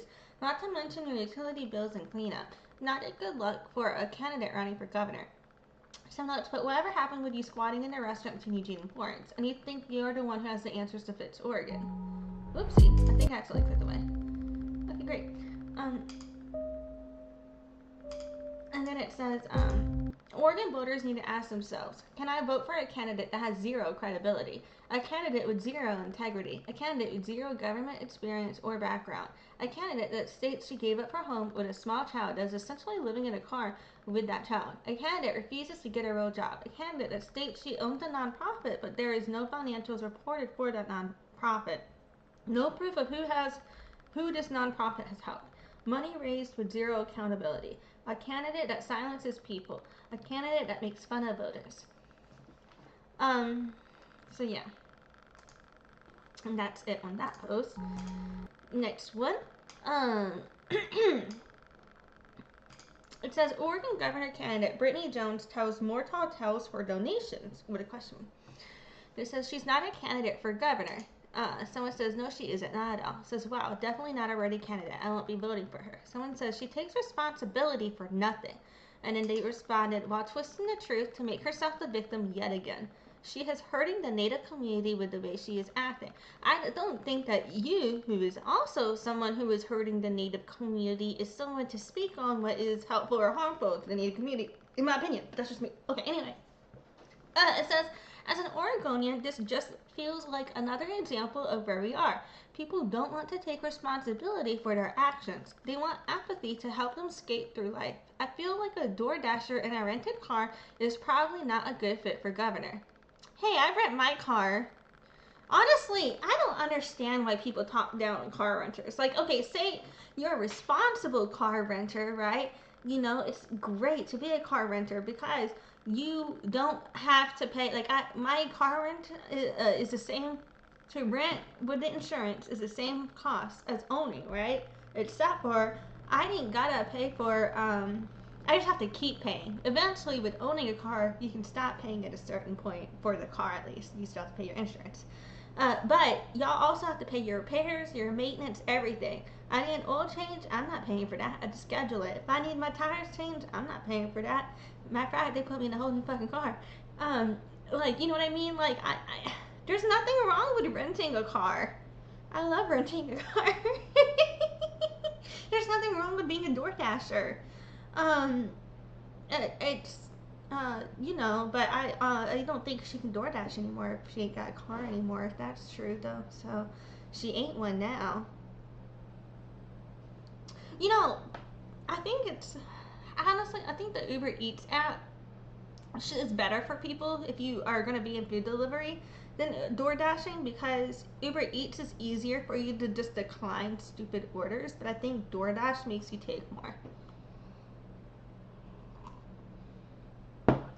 Anyway, it says, you pointed out several facts that can back this thought process. She has to skip payments, showing that her budgeting skills are probably not that great. She didn't follow through on agreement, showing that there could be a lack of trust. Those things alone make me question her ability to lead. Someone said, well said. And they said, it says Star Moist? Is that Star Mokwa and she changed her name to Star Moist? You know what? That's a weird name. Well, maybe I'm rude. I'm like, that's a choice. Okay, so it says, wait, so the homeless woman living out of her car with her kid just lost a car because, shock of all shocks, she is the victim of yet another terrible thing. Surely she will make the best governor in history. It says it's pretty crazy, right? And always the victim. They said, por favor, toma tiempo de investigar esta candidata. It says, please take time to investigate this candidate. Brittany, ella le gusta decir ella es una mexicana, pero no creo que ella pueda entender este mensaje.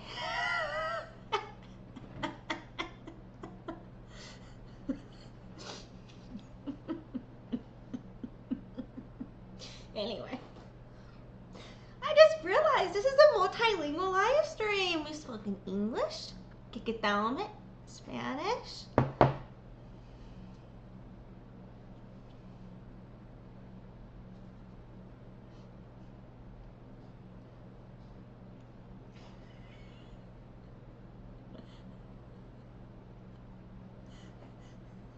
We've done 4. We've done 4 languages. I'm so happy for all of us. I'm sorry. But anyway.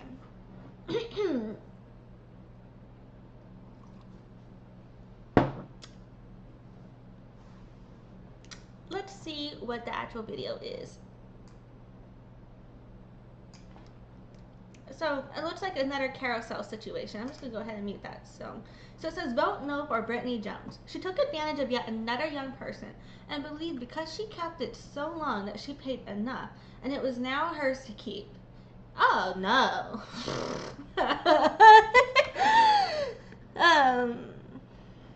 Yeah, oh no. No, that's not good. No bueno. It says, is this who you would want running Oregon? Like, share, and follow for more. Oh shit, I think it started at the end. Am I high? That's my bad. That was the last stream. Okay, well, let's take it from the top. I don't know, man. It just went there, I thought. Or am I out of it? Anyway. Okay, so it says Oregon governor candidate Brittany Jones has gone to social media stating this. And I just lost my vehicle because the person I was buying it from pulled out after I've paid already over $3,000. The last time I took someone to court over a broken agreement, I got painted as a villain, so I let it go. And it says, but this isn't the truth. Okay, hold on. The last time you took someone to court over a broken agreement, you were the one who broke the agreement, because the agreement was that you stayed there for a weekend and you refused to fucking leave. And even if it were true, as you claim, that you had a rent to sell agreement, it's also true that under law, the seller has a cool down period where she has the legal right to change her mind, which would have fell within that time frame. So, like, you're the one who broke the agreement, bitch, in my opinion. So, yeah, like, that's why you got made out to be the villain. And the court ruled the same, in my opinion. I don't know what to tell you. Anyway, it says this is what really happened. Her agreement was renting a vehicle of mine for her to do DoorDash. Ah! Oh, I'm sorry. It says it was a rental agreement that renewed weekly. Sadly, there were several weeks leading up to the end of this where she didn't want to pay. And always reasons that she believed were out of her control to not make the payment as agreed. No, I'm the opposite. I'm over here like 2 days before I gotta make my payment. Like, I need to make $100 more or I'm turning my fucking car in. That's totally healthy. Anyway, fucking, I had already forgiven multiple weeks back during the holiday season and hoped she'd use that time to get ahead, as she very well could have chosen to do. I don't think I read that right, but read my mind. Anyway, it says, I made a decision. You know, sometimes whenever I'm saying shit wrong, I'm not really saying shit wrong. I'm reading a weird comment. But sometimes when I'm saying shit wrong, no, I said what they said wrong. You know what I'm saying? I don't know. Anyway, so it says, I made the decision not to renew the rental agreement. I wouldn't either. After I paid her to take it in for an oil change, as our agreement stated I would. Okay, so I don't even pay the company. I go to them and I'm like, hey, I want to get my oil change. And they're like, cool, we're going to call Pep Boys. And then they call Pep Boys. And Pep Boys is like, yeah, bring that bitch in today. Or, no, tell her to come tomorrow. And then I'm like, all right, I'm coming in. You know? Like that. It's nice. So I don't touch that. That's nothing to do with me. They deal with that. And then they get billed. Okay. It says several weeks and thousands of miles went by and she never took it in. Oh no. So typically around 3,000 miles is when you want to take certain cars in with a lot of things. It's really when you want to be like, okay, I need to start planning my oil change. You can really stretch it to about 5,000 miles in a lot of good cars if you take good care of it. If you go over 10,000, that's just pushing the limit. That's just dangerous. That's just stupid. That's just going to fuck up your oil. If you're getting to 10,000, that's just a no. My dad's a mechanic. Anyway, that's from what I know, right? And typically you want to stay closer within a 3,000 to 5,000 mile range on a regular basis. But if you're usually getting your oil change around 3,000 to 5,000 miles very regularly, if you ever get a little too close to 10,000 mile one time, it won't fucking kill nothing if you've taken good enough care of your engine, you know, it's just not good for it.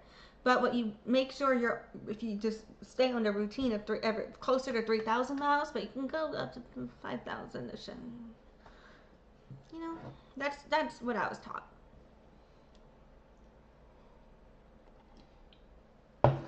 Okay.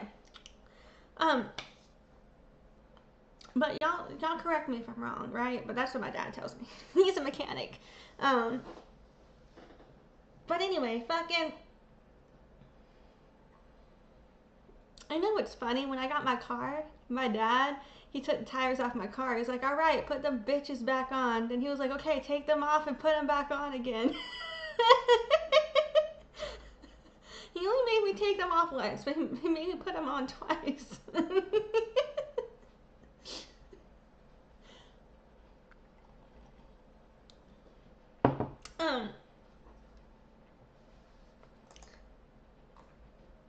Okay, so it's shit, fuck it. I keep forgetting this thing keeps scrolling when you hit that play, but then the play button's in my way sometimes. Okay. So it says she never took it in. That's really stupid though. They're literally paying you to get the oil change.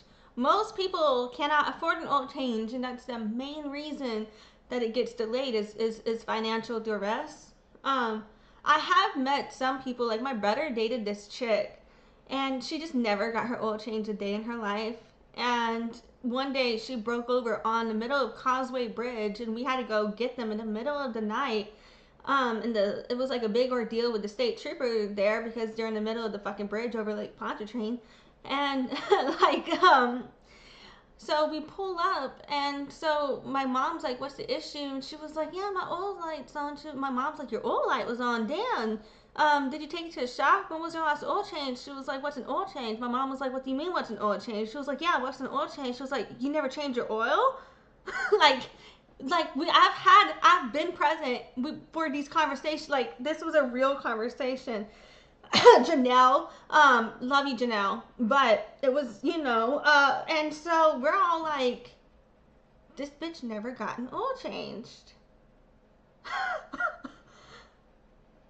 And so it was like, yeah, so some people really, I don't want to say they're that stupid because that's rude, but they just really don't know any better. No one ever taught them that. And, let's think of it that way. No one ever taught them that. And isn't that sad? But yeah, so I know there's people who really just don't know better. Like, they're that ignorant. They do not understand the gravity and importance of getting your oil changed. But when it comes to Brittany, it's like, this man gave you the money. You had no excuse. How you own an RV and get access to these different vehicles, and I don't know. What happened to that other car you were driving you said you were going to give away, that people said you never gave away? Anyway, but it says, I forgave many weeks after all. And he said that she always knew he still am more than flexible and willing to work with people. It says, unfortunately, I learned through this that some people take that generosity as an excuse to never do anything for themselves. After the whole gingerbread restaurant ordeal, I loved stopping there as a kid, by the way. I decided this wasn't getting better and poor choices kept being made, and I can't feel right enabling that. It says the almost $3,000 she paid was what she agreed to pay to rent the car. Her rental rate was $180 a week. That is so cheap. That is such a cheap rental.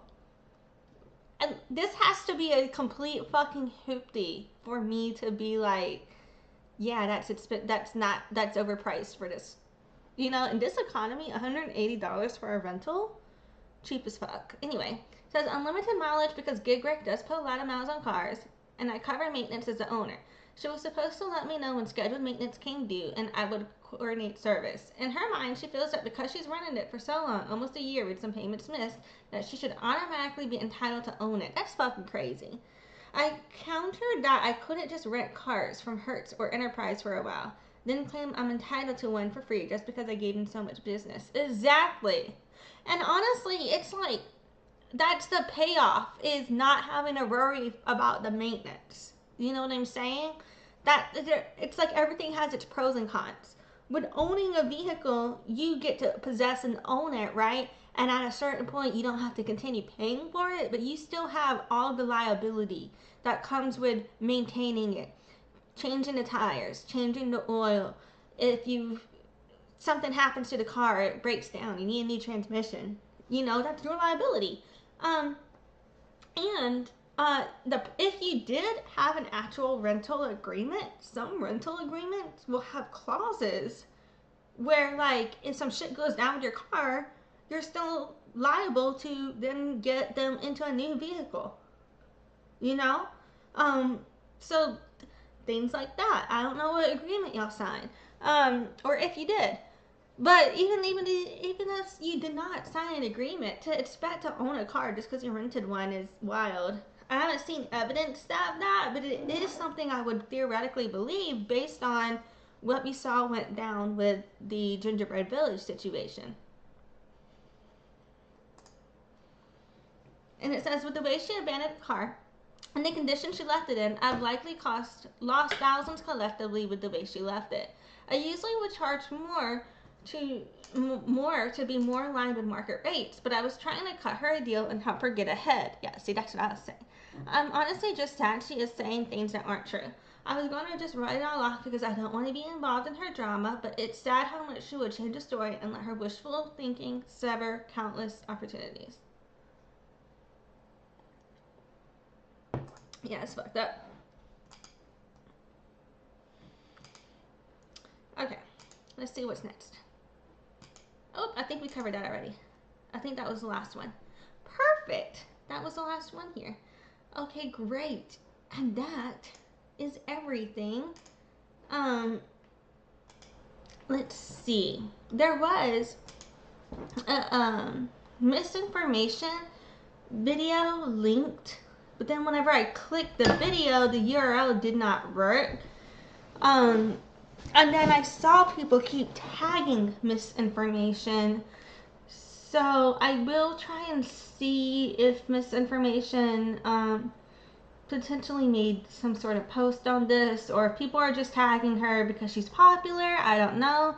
She does seem pretty popular. She's got over 100,000 followers, over 4 million likes, almost 5. And it looks like she does talk about politics and social issues, but I don't see any videos that seem to be related to Brittany Jones. So I don't know what that link was, but yeah, they also mentioned that she had court February 9th or some shit. I didn't see any evidence of that in documents. I will look a little bit more for that online to see if I can find any of that. But yeah, just attempting to kind of process and recap it all. Today we did talk about quite a bit. We started off with just me kind of discussing some concepts related to white supremacy and why I believe that lying about your indigenous identity could be related to white supremacist ideology. And then after that, we got into some different news, interviews and publications related to Brittany Jones. Then we covered some of her social media posts, her Facebook and her YouTube. And then we did a reaction to PNW Gem updates on that. And we found out some information about a rental car situation gone wrong.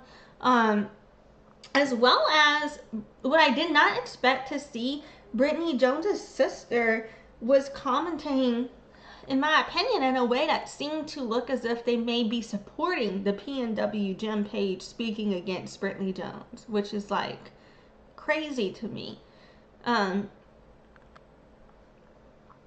Because I did not expect to see that. I was shocked, you know, to see that public statement from Isela. So, whew.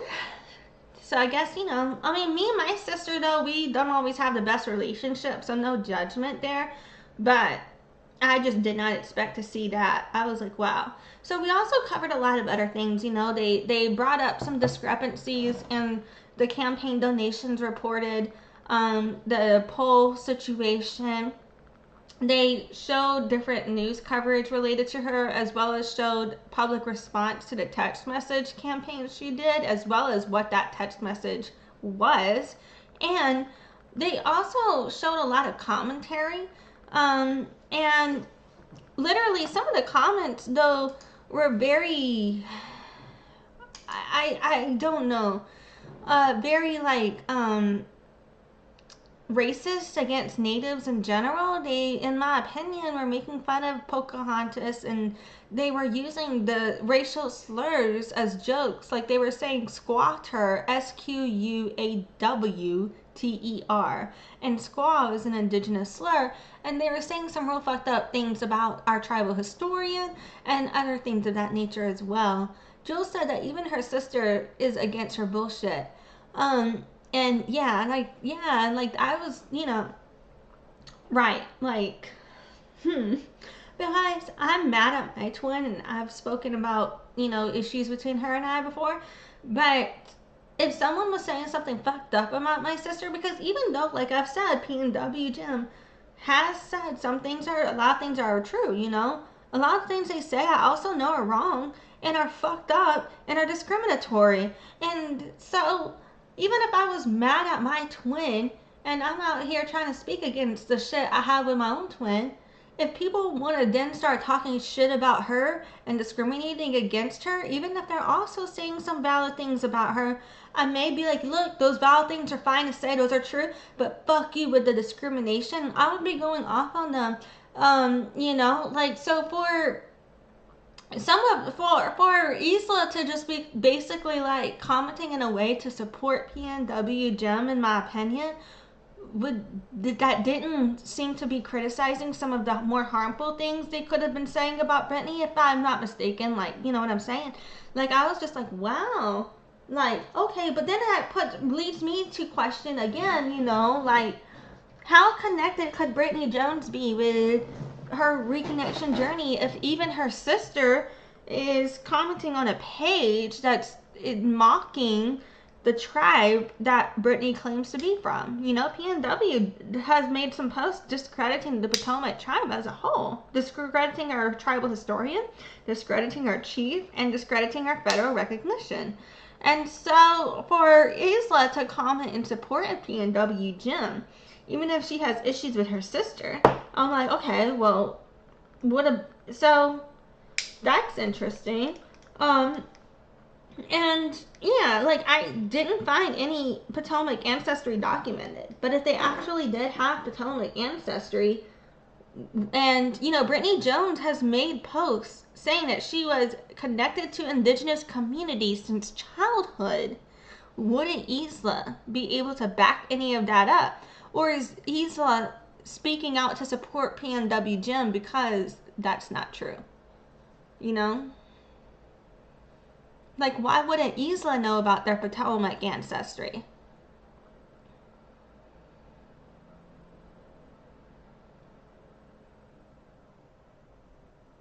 I don't know.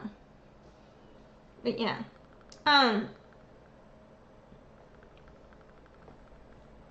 So, I just think that's quite interesting. I feel like this has been a very long live stream. I did not mean to go this long.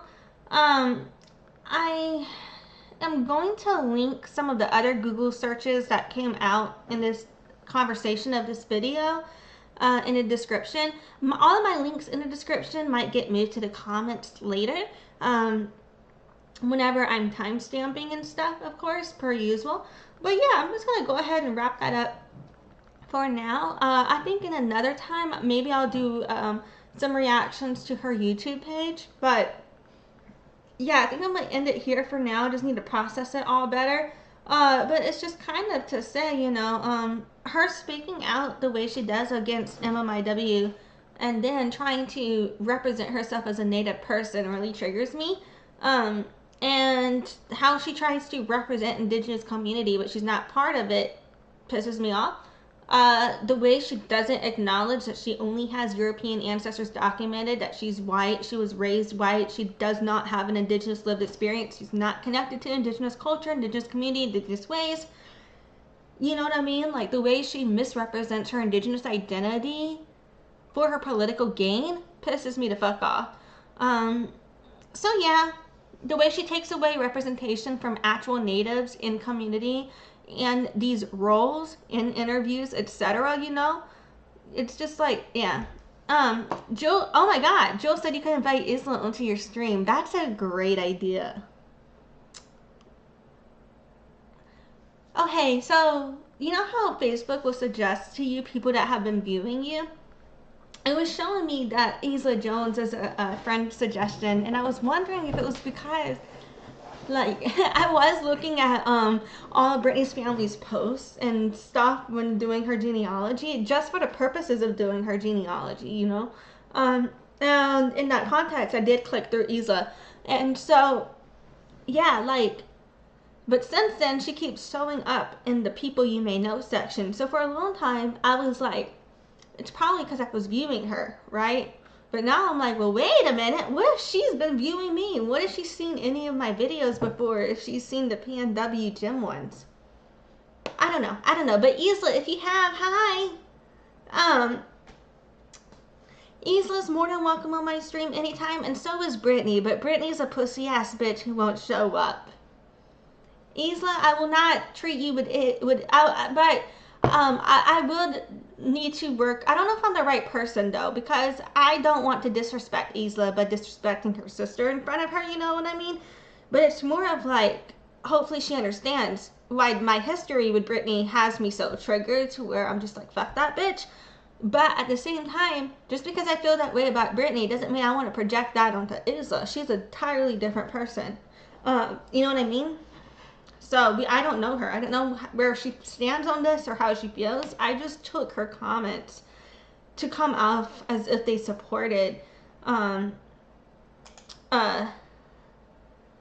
if they were in support of PNW Gem.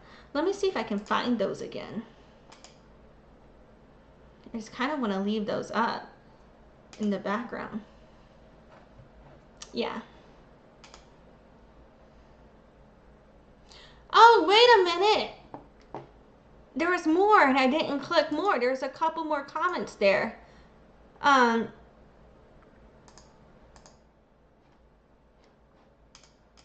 So on that same screen, Isla had said, so they said, I thought maybe the person was saying your stuff was misinformation. Maybe I mistook it. They said it's the name of the creator.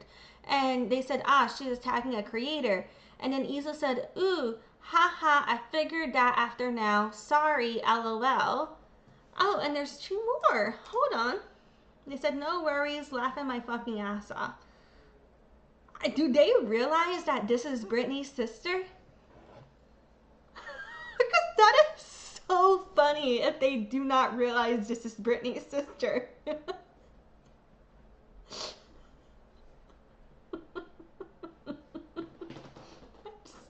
I'm totally over this. This is her. It's me. I'm the problem. But